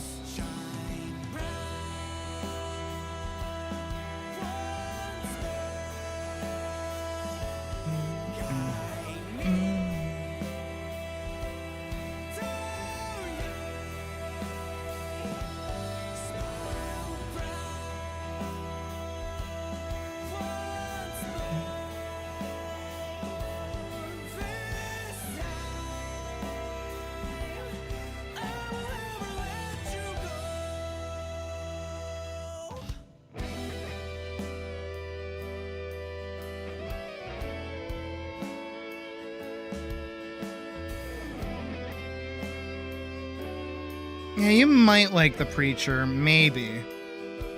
Emphasis on the maybe.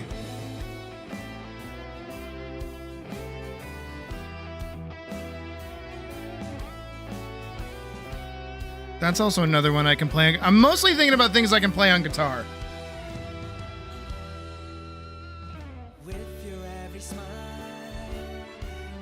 You might like also Sois de Simmer, maybe.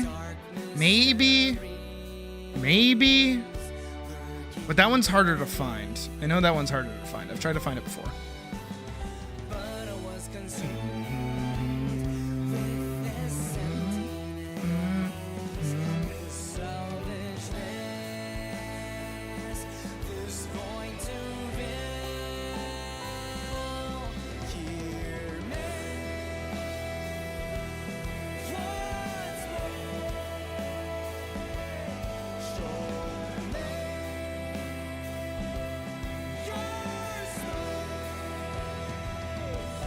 Oh, I also need her to be bloody. That's right.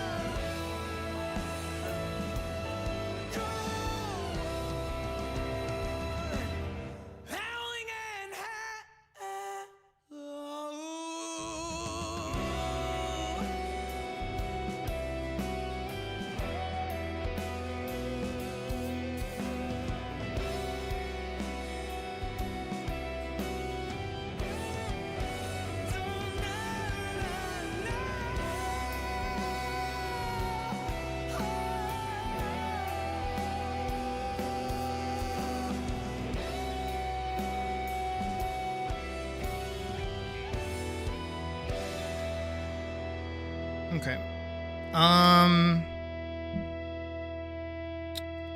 If that's more what you want, I think the Preacher might be good.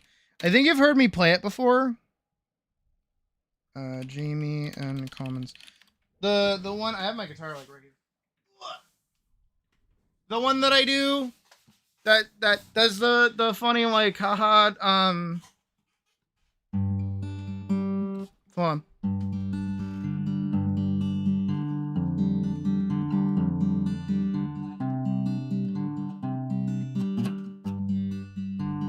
That one?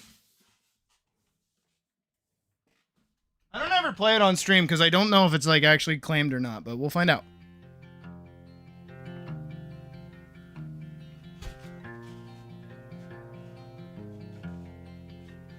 I do really like this song, and I heard it first in a Dark Souls advert on fucking Toonami of all places. Up in the north where the cold winds blow over the prairie gold, there's a church bell screaming out. Combien es-tu? Comment allez-vous? I don't know, I heard like a big slam. One hand on the trigger, one hand on the cross. Jesus and his family are two things he's lost. It's a little teensy itty bitty religious, but it's not at the same time. Came out from the crowd. There's blood in their eyes and blood in their hearts for the blood turning down his hand. With one hand on the trigger, one hand on the cross. Jesus and his family are two things he's lost. Cries, oh Lord, what have you done? You won't never see heaven or kingdom come. Cries, oh Lord, what have you done? You won't never see heaven or kingdom come. I'm gonna post it because it seems like Pocket likes it, so that makes me happy. Ew.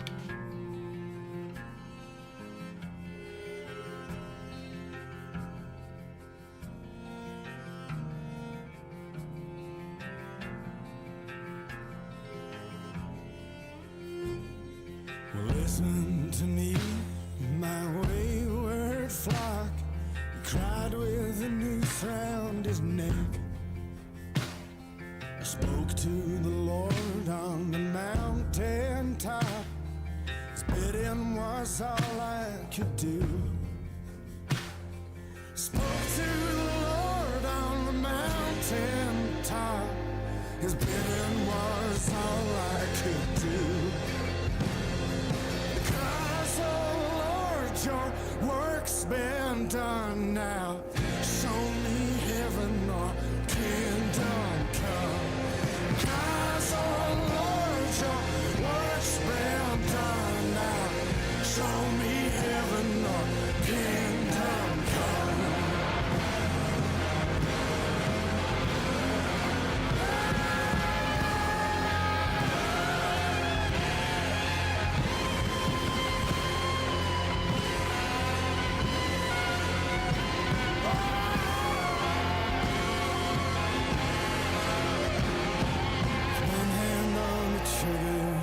One hand on the cross.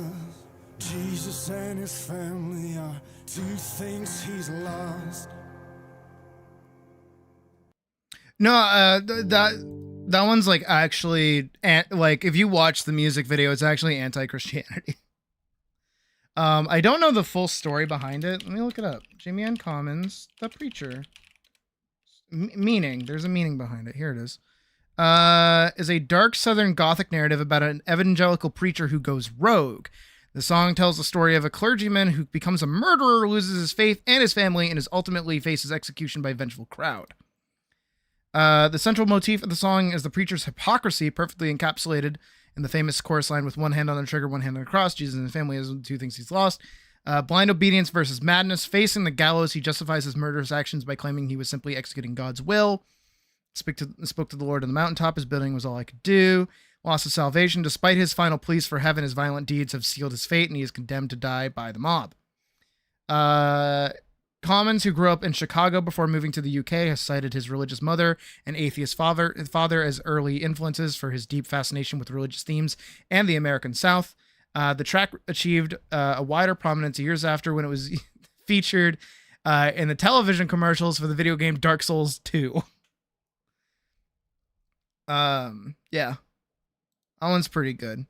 And then also the one that I'll probably get yelled at for actually playing, but I don't care because I like it. This is from Treasure Planet. Old Time Religion. I feel like that's another streamer played that. I have not.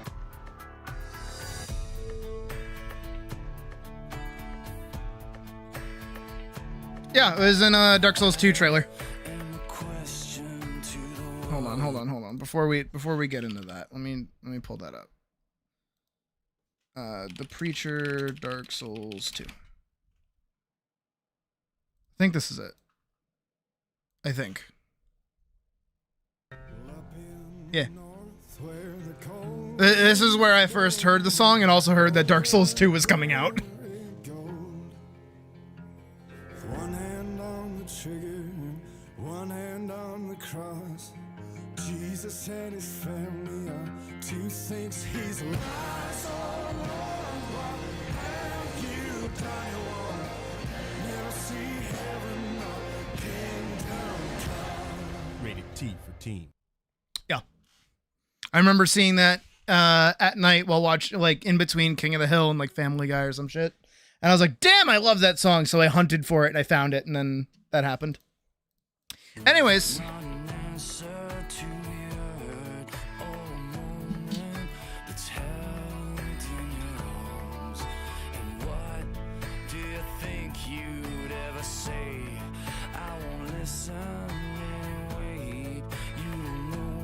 I don't know if this is what Pocket is after or not.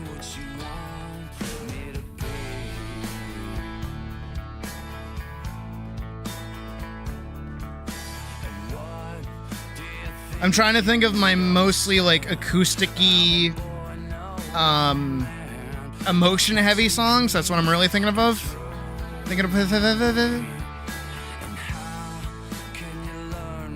Working with what I got.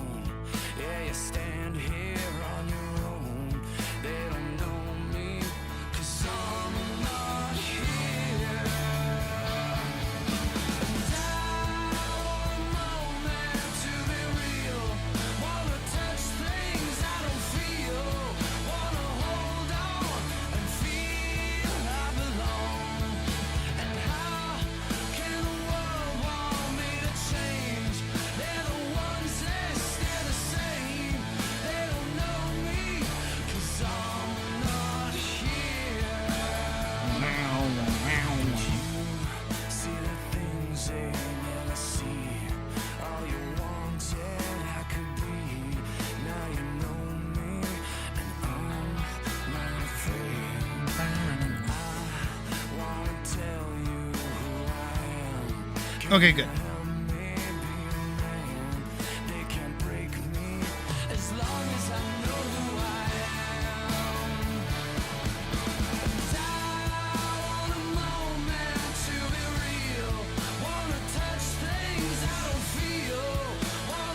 And then I have like 2 more. So Is the Simmer is going to be hard to find.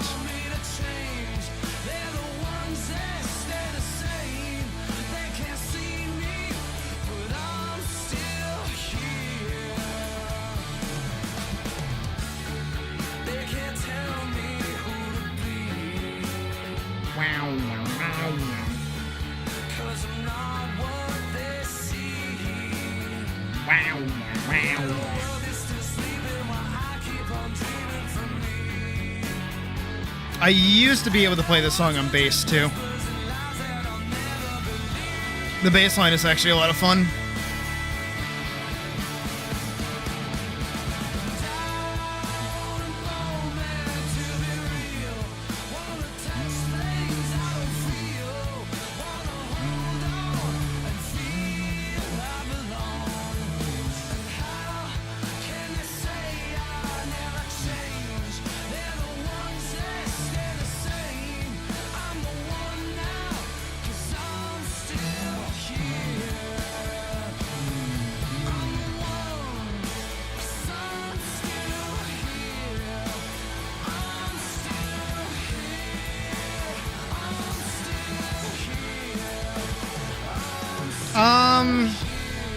I don't think so. I don't think we've had any more goofs or gaffs just yet. One's probably on the way though, definitely. All right, Pocket, if you can handle like a little bit of German, I think I have one for you. Maybe. Depends if I can find it. This looks like it. Yeah, I'll turn it way up. That was way easier to find than I was expecting. I was so ready for that to be like a nightmare.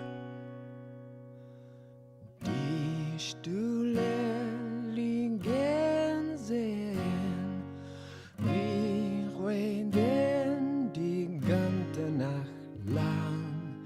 Dieser niedrige Raum ist nicht schlecht. Wir können uns gut verstehen. So ist das immer, unser Licht ist nur das. Trinken und singen, wir begrüßen morgen. So ist das immer, unter ruhigem Meer. Leben zusammen, die Nacht ist lang. This is from Attack on Titan, by the way. Da die Sterne nicht leuchten, da der Mond auf diese Stadt nicht scheint, schauten wir das Licht selbst an, singen wir unter dem Sternenhimmel.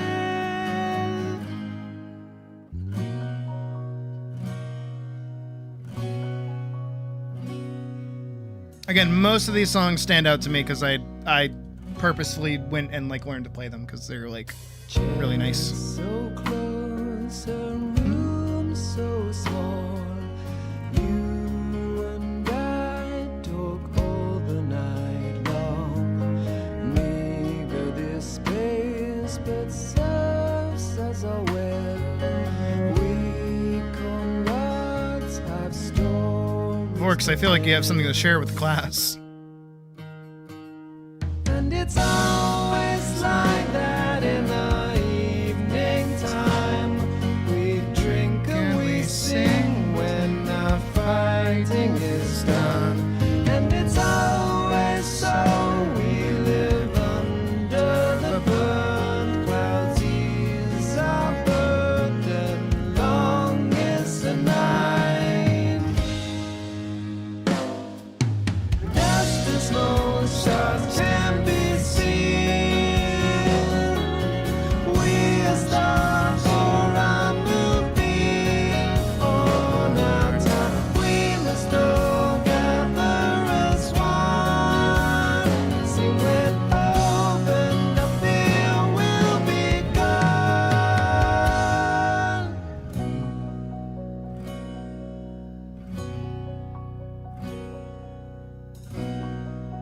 Nah, Pac, I totally get that.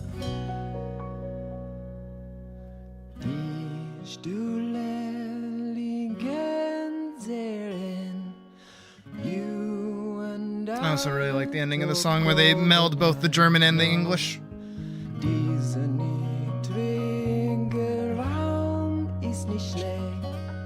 We comrades have stories to tell. So is there simmer than ever evening time?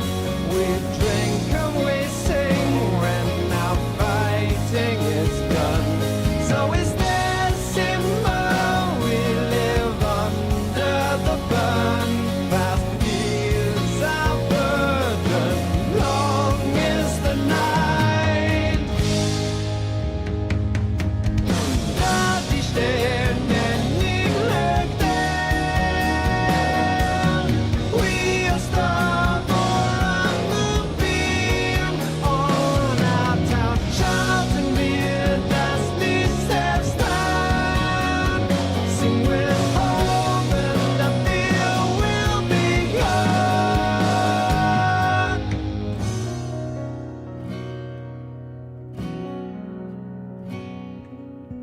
Finding it was, yeah.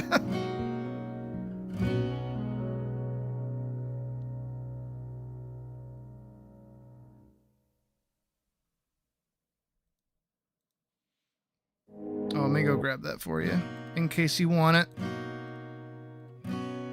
Ew. Let me type thank you. And then also, the last one that I have, this one's a little bit more self-indulgent. It might not be exactly what you're looking for, but still, I like it.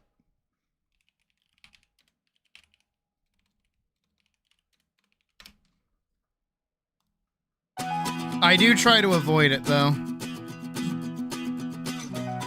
In case you like it. But this one's a little wildly different from what we were just listening to. It's the same vibe-ish. It's my self-indulgent one. For obvious reasons. Save me. I'm drowning so deep in the darkness. I'm waiting for your touch to stop this. There's smoke blinding us with goodbyes. And I keep hope. 'Cause this feeling's different and I know I've staggered so long that it can't go. Alleviate me, I'll be fine in time. Please remember that I miss you. If this fact is not fun. Reckless, what did we do? Broken promise, gone forever. Maybe one day we'll get better. Right by your side, that's where I'll be in a heartbeat. If you ask me, let's stay strangers like we're meant to. Oh, I wonder if you miss me too.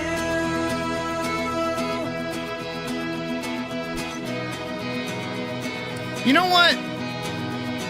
I am a pretty good partner. Self-indulgent music will make me feel that way. Nah, I'm pretty good. Nah, I'm pretty great. I'll pat myself on the back for that. I don't feel guilty. I'm pretty awesome. They pray for me, ignore their eyes. Just try. We're dancers, and I'm big battles looking for answers. And I've received these edges from chances. Indelible, but I'll be fine in time. Please remember that I miss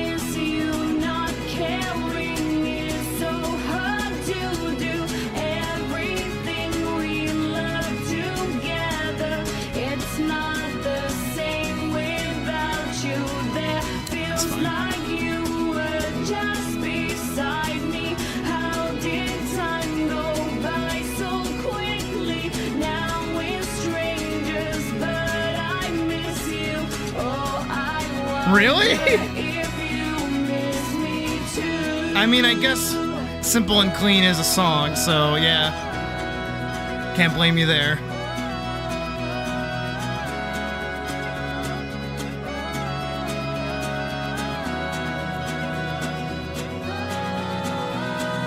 Please remember, don't forget who we are. Believe despite us, burn our bridges, our new skills. They're all these endless circles. Do not get don't know. Why can't just let you go? Oh, EXO, welcome to the stream.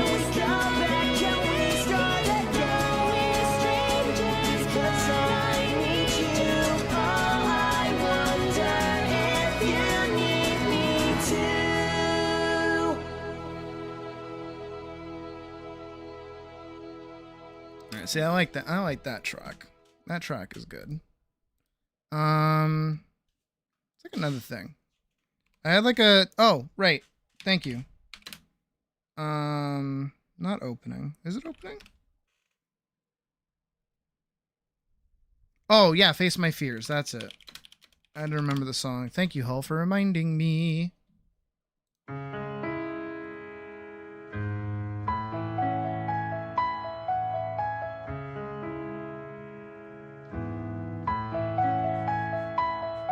Squeaky, squeaky. Should I take a deep faith? Should I take a leap? Taste what a bittersweet. Oh my. Next year we'll get to Kingdom Hearts 3. This year is going to be Kingdom Hearts 2. Let me face my fears. Oh, let me face my fears. I'm almost here. Watch me cry all my tears.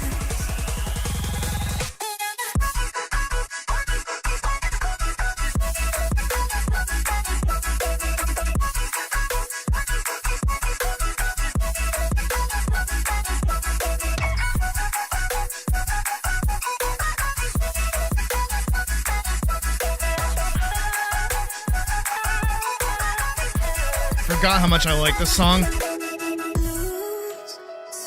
Kingdom Hearts 3.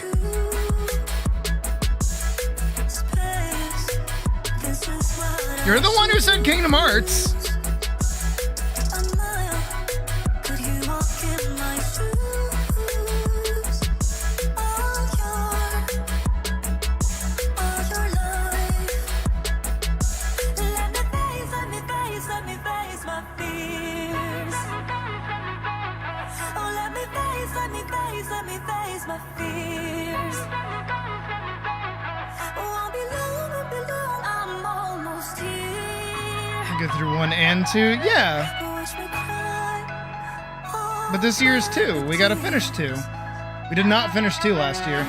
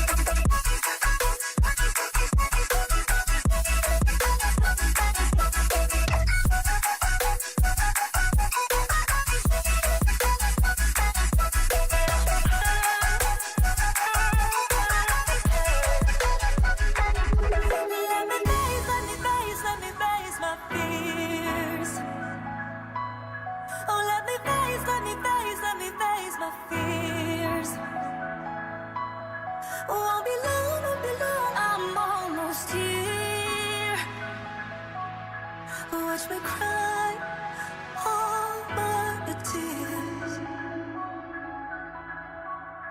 Do I have any more like emotional techno like that? I'm kind of vibing with this a little bit.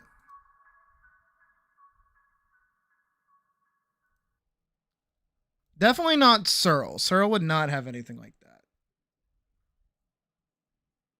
Trying to think.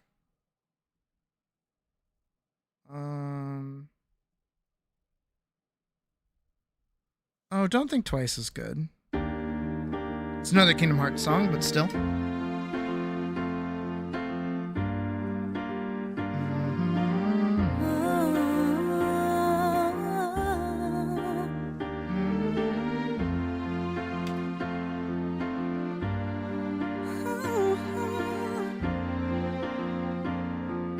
How did I live in a kingdom of thieves and people who say things they don't really mean? What? If you say chicken butt, I'm killing you. You're dead. You're only everything I ever dreamed of, ever dreamed of. You must be kidding me. Did you really think I could say no? I want you for a lifetime. So if you Oh, you bastard. Chair. I want brisket. everything is just right. But if you're gonna think twice, baby, I don't wanna know, baby. I don't wanna know. I really don't give what everyone else believes. So why do I say things I don't really mean?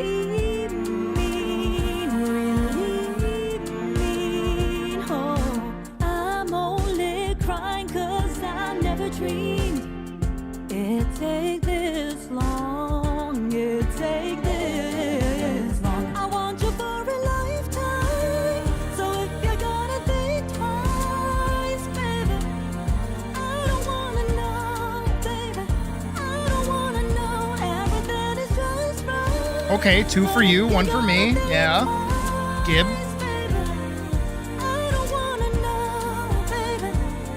Do you want my clothes to fly off or not?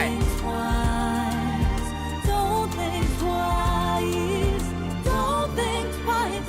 Baby, don't think twice. If you wanna take it to an even higher level, all you gotta do is say the word, you know I'll follow. If you wanna take it to an even higher level, I don't. But if you wanna make it happen, nothing's impossible. All you gotta do is say the word and walls will crumble. If you wanna make it happen, nothing's impossible. I want you for a Technically, it is. That's some of the most, like, most romance, like, out of any game, really. everything is just right. But if you're gonna think twice, I mean, the whole game centers around poor old Sora trying to reunite with his girlfriend. kiss me once, kiss me twice, kiss me 3 times, cross the line. Don't think twice, don't think twice, don't think twice, baby, don't think twice. Kiss me once, kiss me twice, kiss me 3 times, cross the line. Kiss me Within reason, yeah. kiss me twice. I mean, have you seen Riku? He's kind of hot. Only when he's a teenager, though. Not when he's like a toddler. Don't think twice, baby, don't think twice. I say that as a teenager who had a crush on him, not as a almost 26-year-old adult who now much prefers all the Organization 13 members. I'm sorry, Terra? Beautiful man. Love him. He is on the board. I am allowed.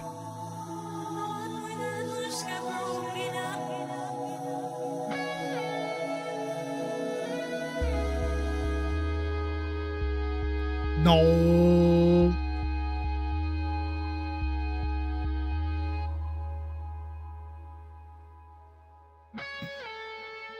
Pocket, how's my horse?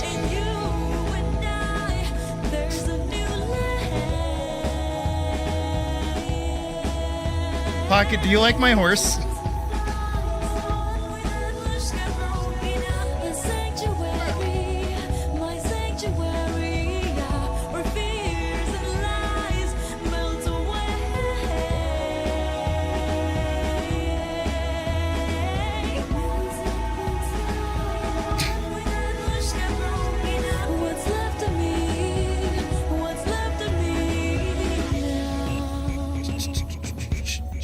The fuck is that?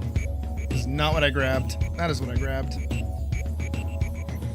I watch you fast asleep. All I fear means Pocket, it's called the magic of I'm gonna... This is protected audio?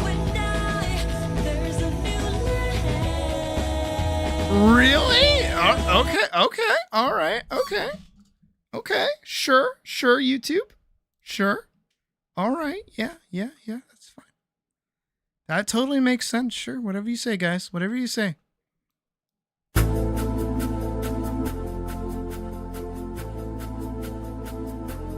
Very well. Fine. Whatever you say, YouTube. Sure. Zemnis inside. Really?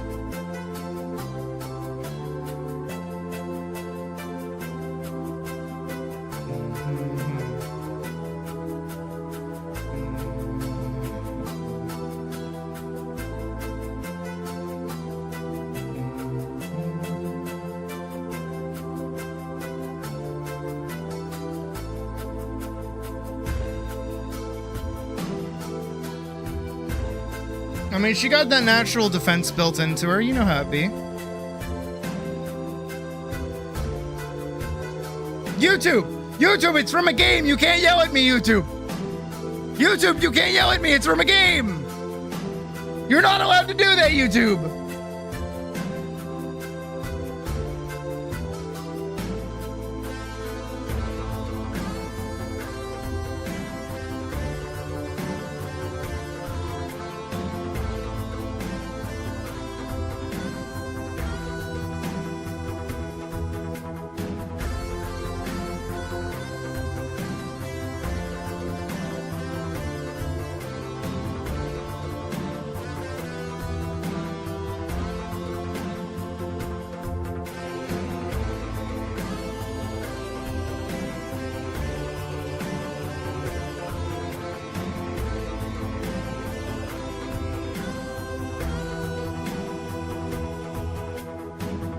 YouTube, we're literally playing music that's in a video game. You can't yell at me right now.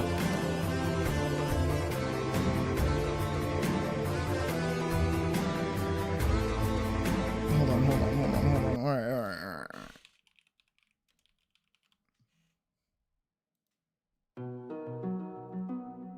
Can't yell at me anymore. Fuck off, YouTube. There you go. Yeah, get out of here. Yeah, you can't mess with me when I'm playing Stardew Valley music. Nuh-uh. Concerned Ape said I could play his music whenever I fucking wanted to. And any content that I make, YouTube, you can't yell at me for it. Suck it, YouTube.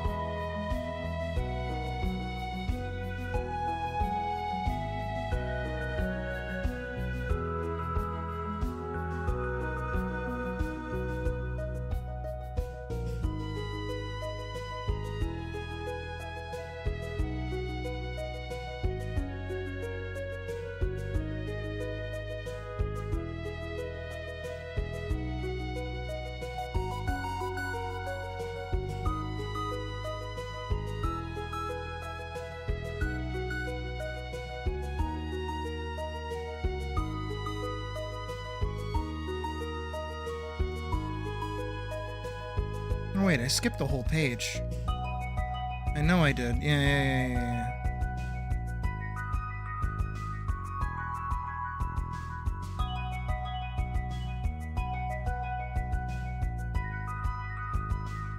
Oh, you fucking asshole. So not only do you sit over there smugly eating your fucking brisket, not only do you threaten me with the fear of a jump scare, but you also taunt me holding the brisket. Oh, that looks scary but good. It's the lighting. It's the blue lighting that scares me. Fucking asshole. I want brisket. Man. I want some fucking brisket. I love brisket. Brisket's like my favorite character in Guilty Gear Strive.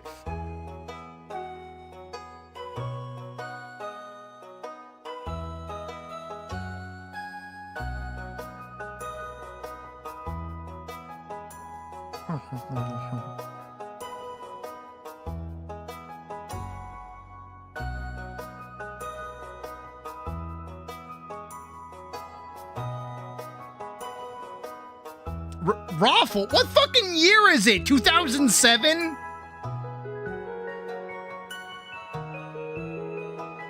I'm just giving you shit for the sake of giving you shit. Oh, I did skip over this whole page, yep.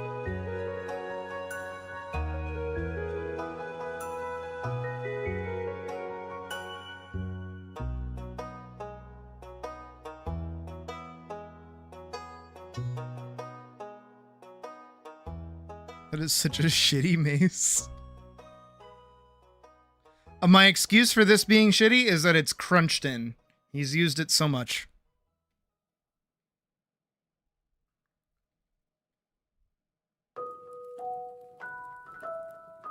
Ah, yes, Grandpa. Bucko needs like a new bed.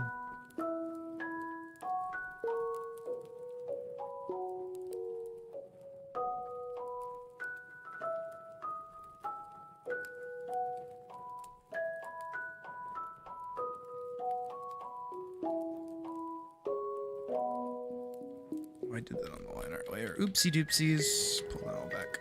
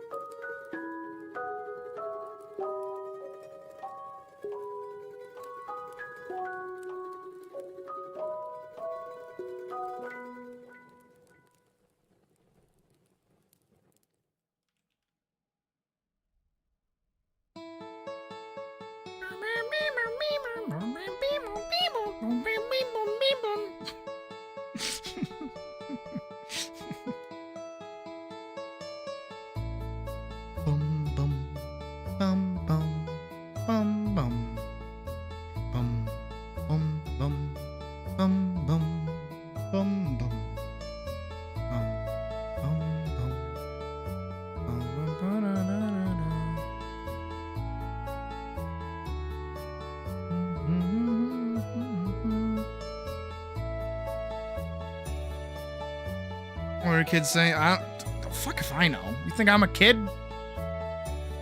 Last time I checked, kids were saying like,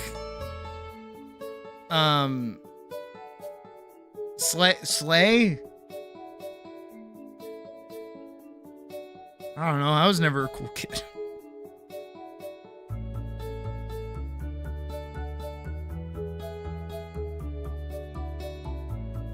Actually, I kind of like how this looks. This is like weird. Oh yeah. Whoa. I like that. Wait, I like that a lot. That was like a last second little detail, but I dig that. That's cool. Glomps you. What fucking is it? 2013? What the hell? Stop turning my bones to ash. Jesus. Man, I remember having a friend who would unironically do that. Actually, you want to know how much of a nerd I was? Back in high school, based slays your slaps goes hard. Hull, are you having a stroke? Do I need to call an ambulance? Are you okay? Blink twice if you need help. RAR XD. Oh, fuck off.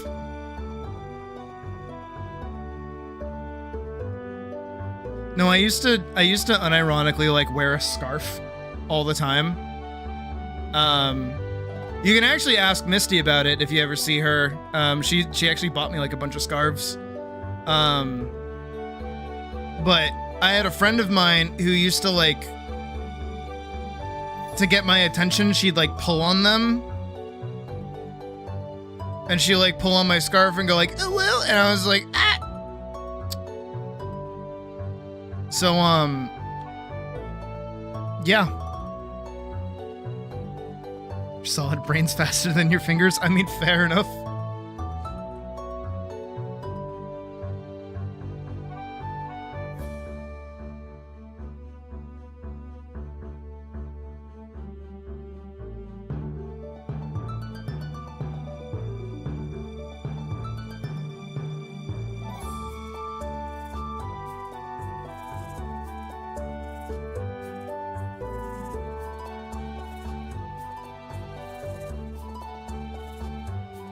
I still have all of them, by the way. They're sitting in the closet right now.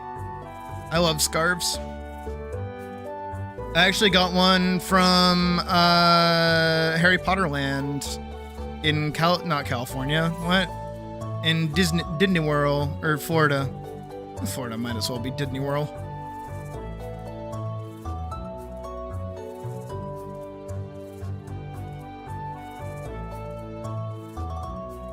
But when I went to Orlando, I got a Harry Potter scarf.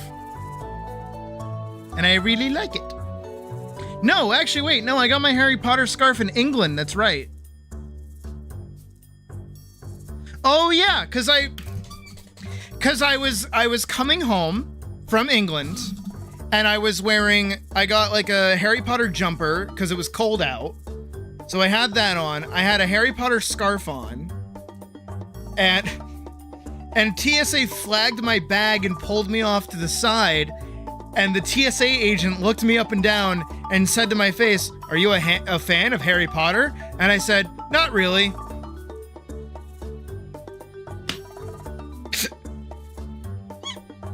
As I've sat there and fucking Ravenclaw everything. And the reason they flagged my bag is because I had a Harry Potter wand in there that the program flagged as a knife. So they had to pull it out to check it. So I'm there like, yeah, I don't really like Harry Potter too much. As I'm like the most decorated fan imaginable. But I did answer honestly. I was not a big fan of Harry Potter. I just so happened to have a bunch of very warm clothes that fit. And also I wanted to buy a wand. So, yeah. You have no idea where to start. I have one. Honestly, the best thing for like messenger bags is just go get a laptop bag and just repurpose it. That's all. Everything will fit in there to begin with. That's what I have. Somewhere in here. I've had it since high school, actually. And it survived through high school into college. I really liked it. I also remember I used to like wear it on my head. I would like, you know, like balance it on my head. And I had a teacher one time ask me in Spanish, I was in French class, why did I have a bag on my head? And I was like, And she's like, okay, cool. She asked me because me and a friend of mine were walking around in the middle of the hallway during like class hours. So they're like, aren't you supposed to be in class? And I was like, I don't have a class during this period.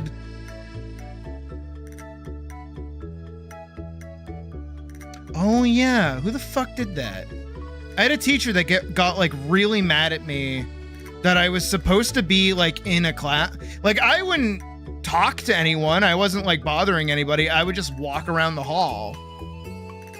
and like get my steps in and shit during the winter. And I had a teacher that like freaked out on me because they're like, "Why aren't you in class?" And I'm like, "I don't have a class." And then I had another teacher be like, "Sid, just go sit in the cafeteria during that time so that they don't like tear you apart." I'm like, "That's stupid." The cardigan and scarf. As much as I hate to say it, maybe just go thrifting. That might be the easiest way to find it. Or a Kohl's. Or like a Macy's. Or online. Thrifting might be your best angle, even though thrifting is like really expensive.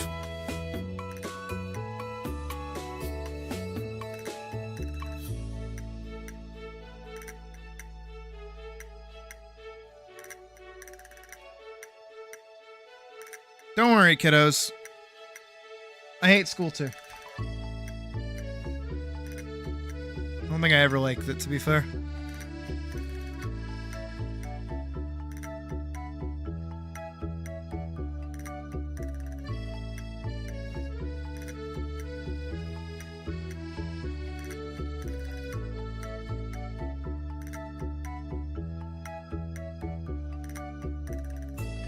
Nope, not anymore because of TikTok. There's actually a whole video on it now.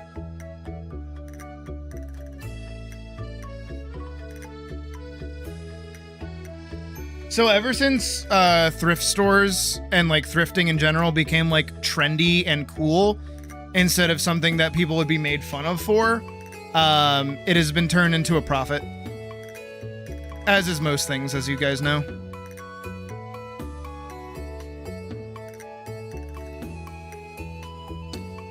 There's also like a whole, it's not really a conspiracy because it's like a thing that they actively do. So, Goodwill now actually has a website where everything that is somewhat valuable will get put on that instead of inside the store. So if you go to a Goodwill and you walk through and there's like garbage everywhere, that's why. All of the good stuff that gets donated gets put on the website and way marked up.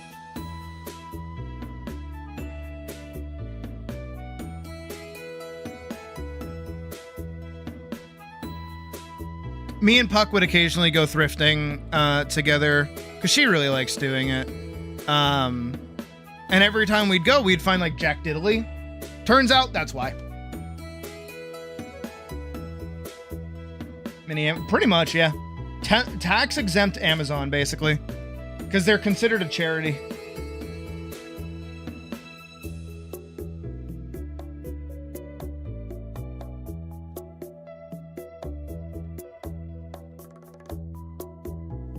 They're a non-profit that makes a profit. Ain't that weird?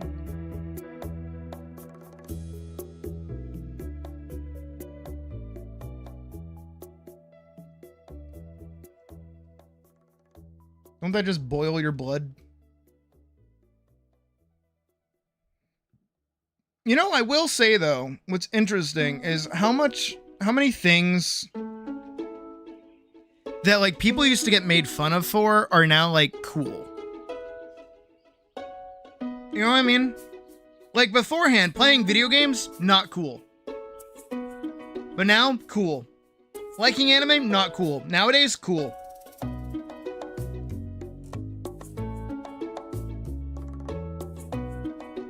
Freedom Plaza is not common. You know what? You got a point there. You got me there.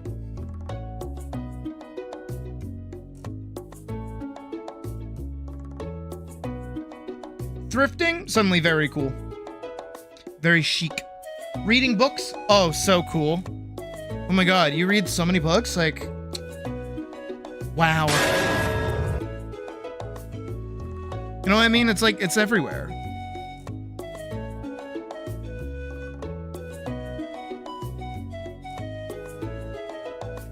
Well, it gets made into a profit. That's the weirder part, you know?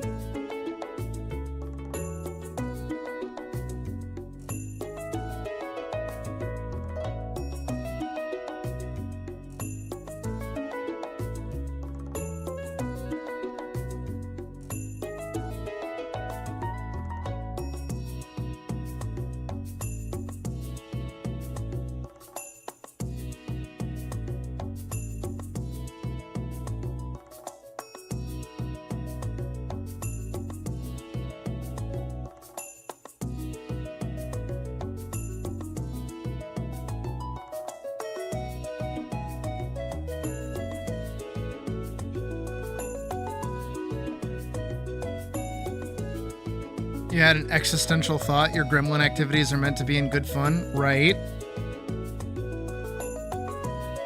And yes. Go on.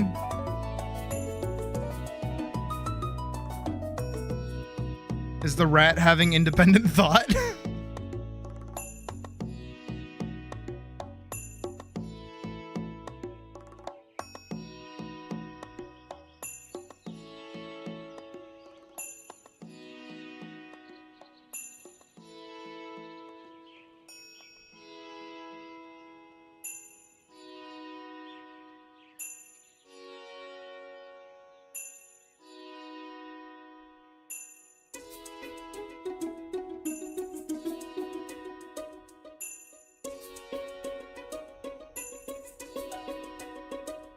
Did Vorkson and Badger allow you to borrow the brain cell for a moment?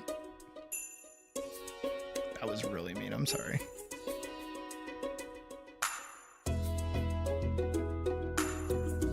The communal brain cell. Wish I had access to it, I'm just an idiot.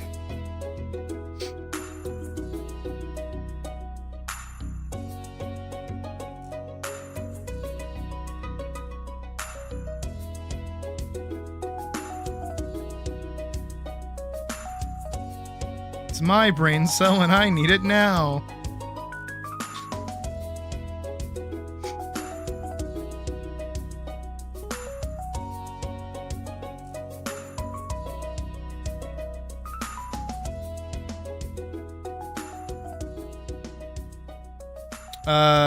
Think of juice. That'll fill you up. Or sorry.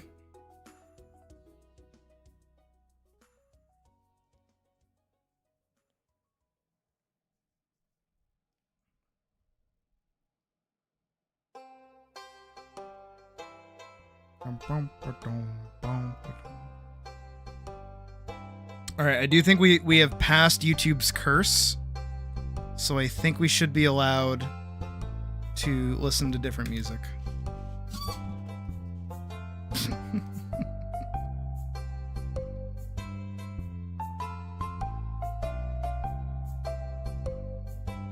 Here, let's do Crooked Moon again, because I really like this song.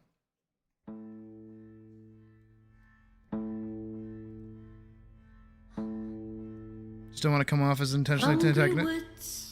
Killer? How many times have I threatened to kill people today?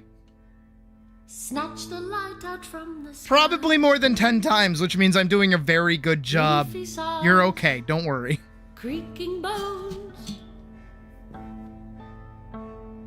Pray you don't get If I hated you, you would know.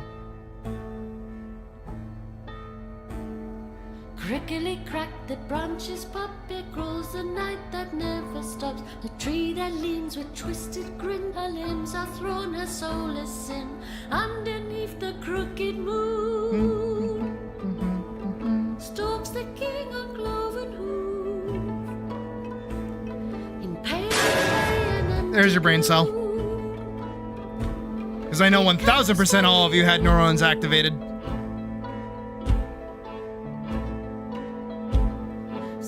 His crown, his kingdom all. For life delicious heat his call. He carries 6 of sword and seal. Once wayward souls the fallen kneel.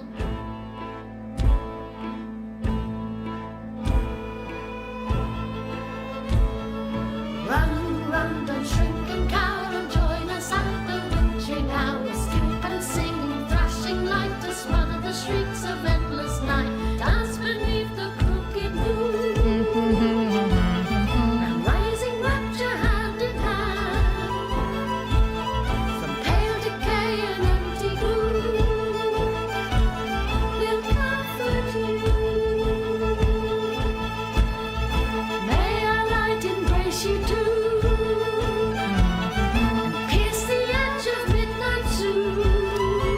too. I still have that written down.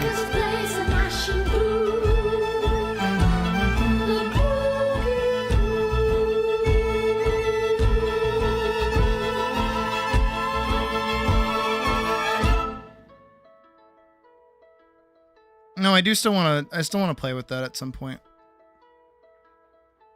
I did actually really like that idea.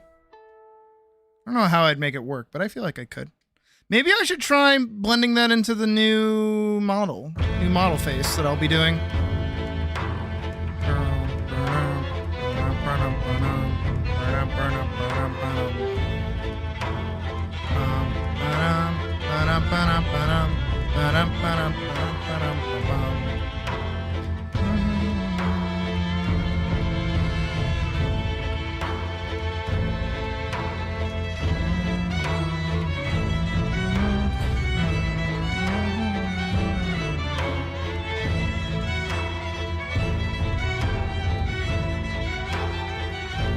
What happened, Pocket?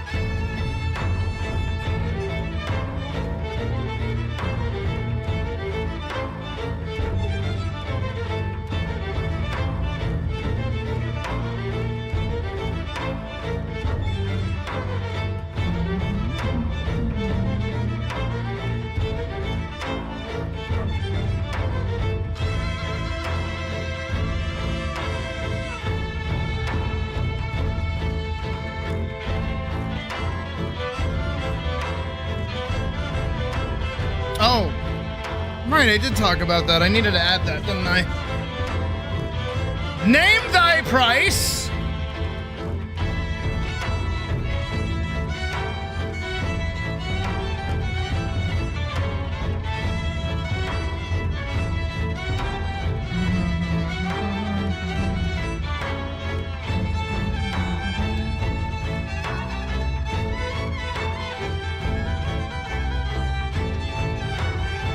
Pocket, it sounds like you've hit a thing that you have to learn in order to draw your character. It's almost like it's time to go study something that you haven't had to study before.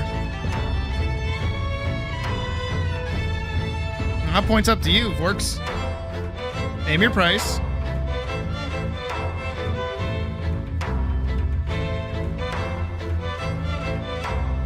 Or we can have Hollowed name the price. Hollowed knows my price point.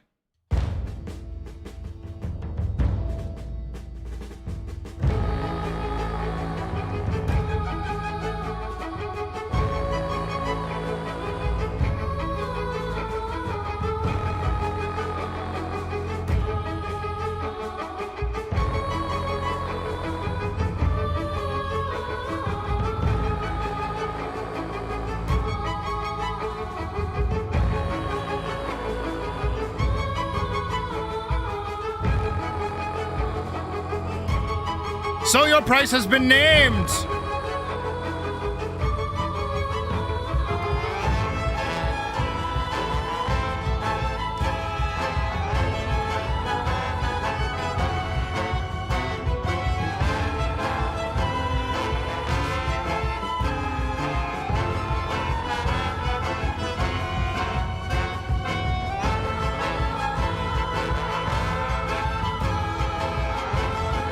Yeah, I figured.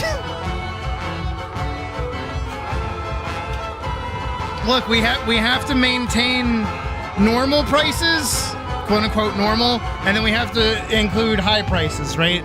You gotta add the chasers. Like Werewolf Sid. Come on, everyone's gonna lose their mind over Werewolf Sid. That gets to be a high price.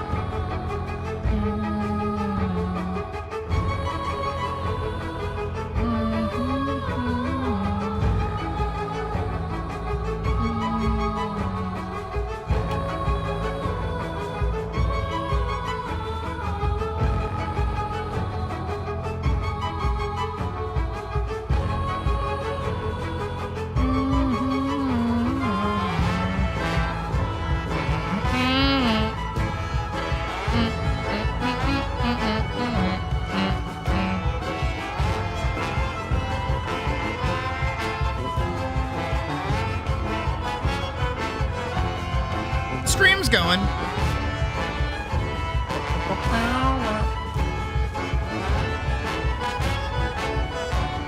Yes. And I will actually play through the whole thing. DLC included. Because I want that fucking gun sword. If I'm doing it, I'm going for that gun sword.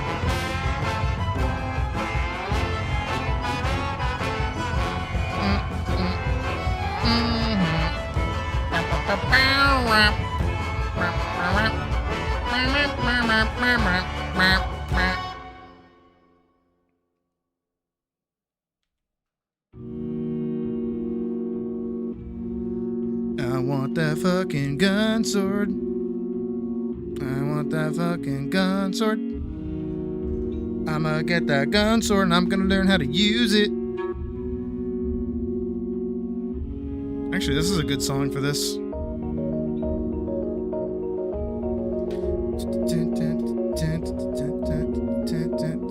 Don't show any smut. Gotta be careful with that.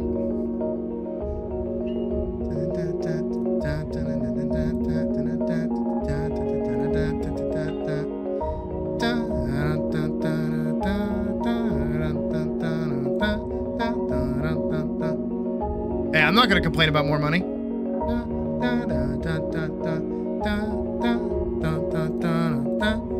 I got you holding.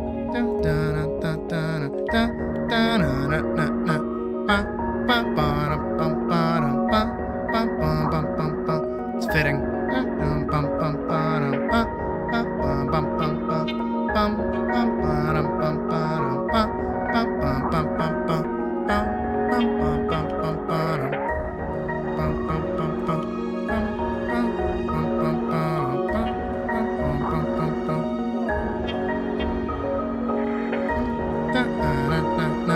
Wonder who read Vanguard, fucking Vanguard, fucking Vanguard.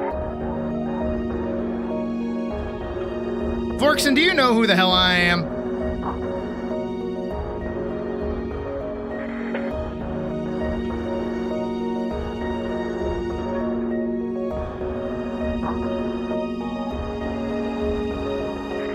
I am one of the worst video game players of all time.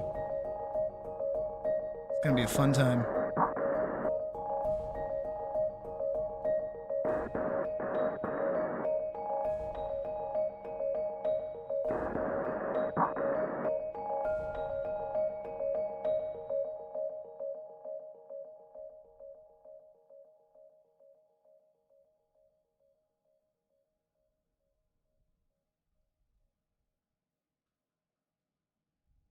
Ever changing idea? Really?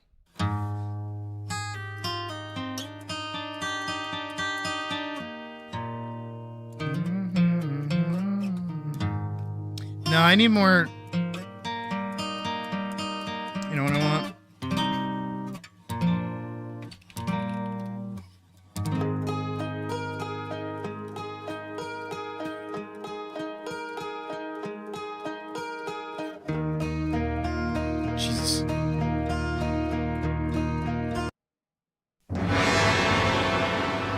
Not that one. I want the one. I want the baby. That's what I want. The baby. Where the baby at? Give me the baby. Yeah, give me the baby. Give me the baby.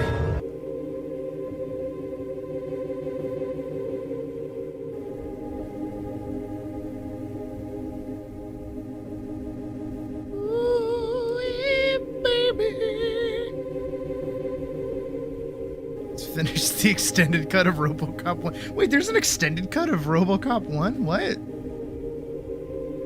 I like RoboCop.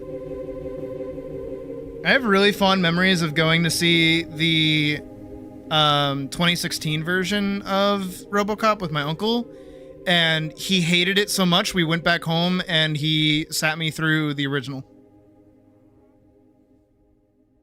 It was really fun. How can I make her feel more like there's light on her?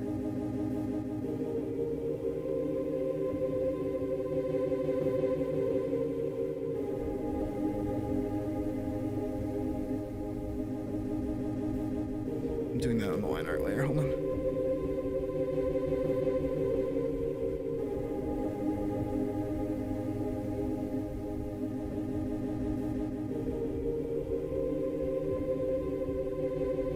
Which do I prefer? I like the originals.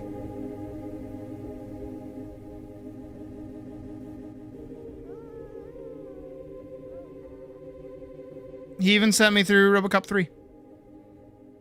Which is like arguably the worst. Pulling from the others. I don't even think we had like an outfit vote yet for that, to be fair. I think that was still in the early days when we were just like coming up with random ideas, and then after the nun outfit we had like a shit ton more.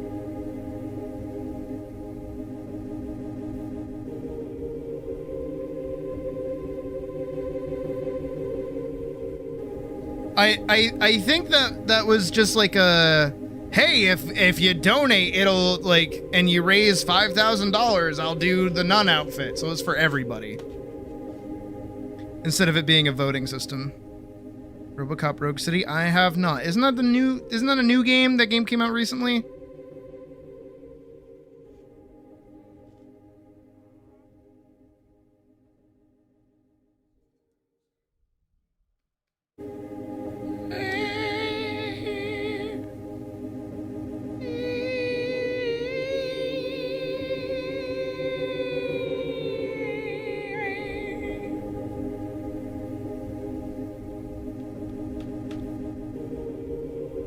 On its own layer so I can like adjust the opacity of it.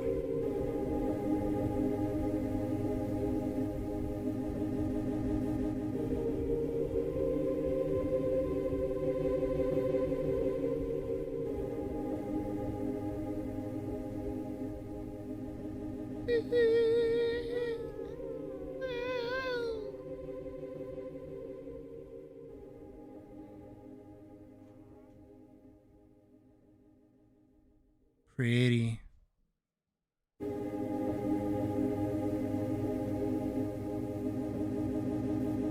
And she goes, huh?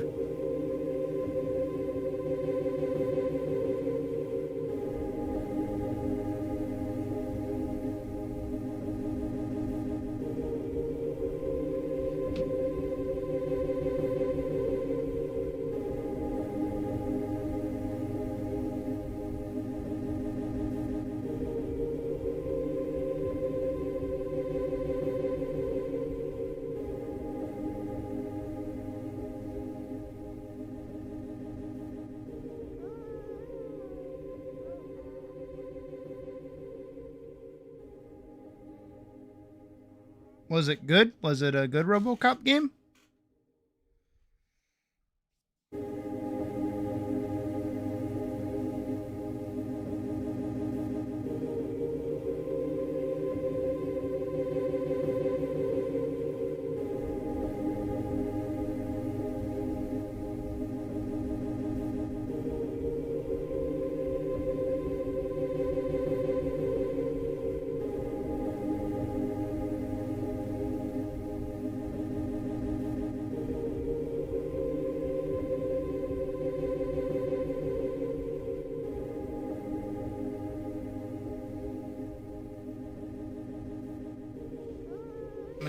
itchy. A little itchy paw. Okay. I believe that's pretty much all of them colored, but it's not consistent. I know it's not consistent for a fact. Just kind of pissing me off a little bit.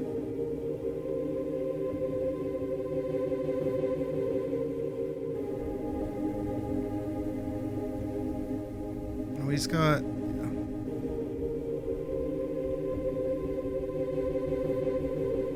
How did I do his smashy smashy? Okay, black and red. So it is this red with some black. Gotcha.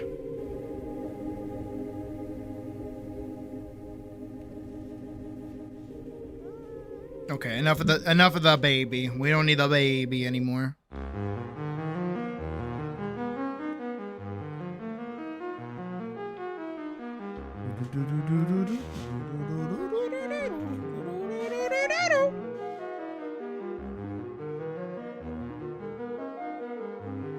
Nice, very nice. Sweet. Ugh.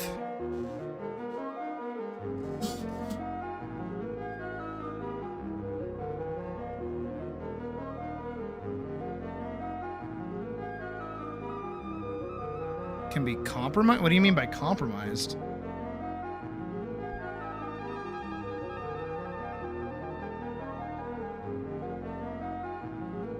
All the time.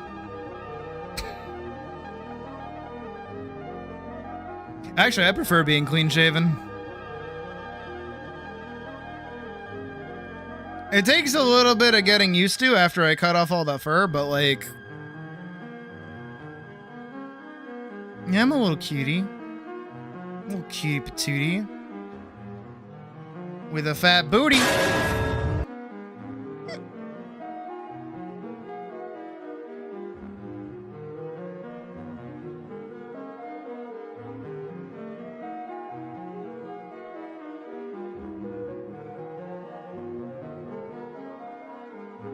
I mean, technically, when it comes to Atlas, all of my characters are pretty easily, like, recreatable in it, to be fair.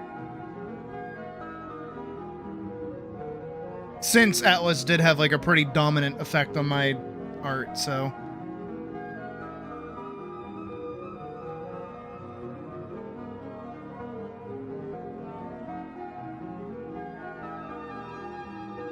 Can I just say how much I love this? That is canonically what my ass sounds like now. Colonel, I'm trying to sneak up on the enemy, but the clang of my ass keeps alerting the guards.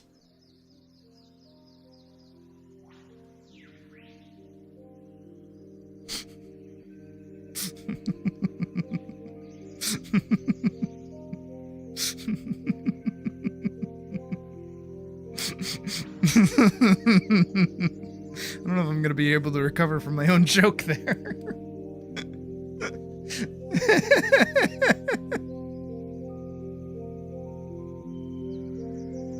Sorry, what was that? I can't hear you over the clang of my ass.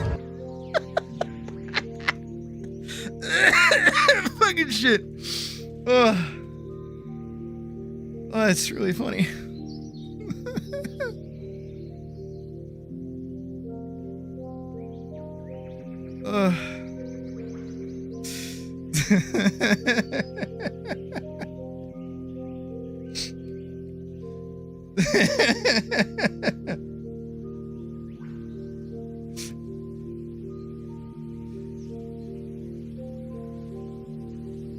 Over on the $30 Patreon, all you hear is...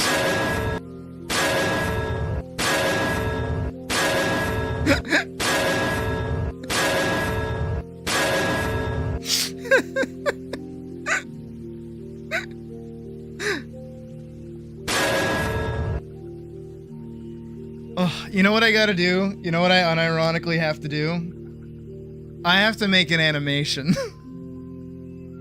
I have to make a very similar animation to the Elise one.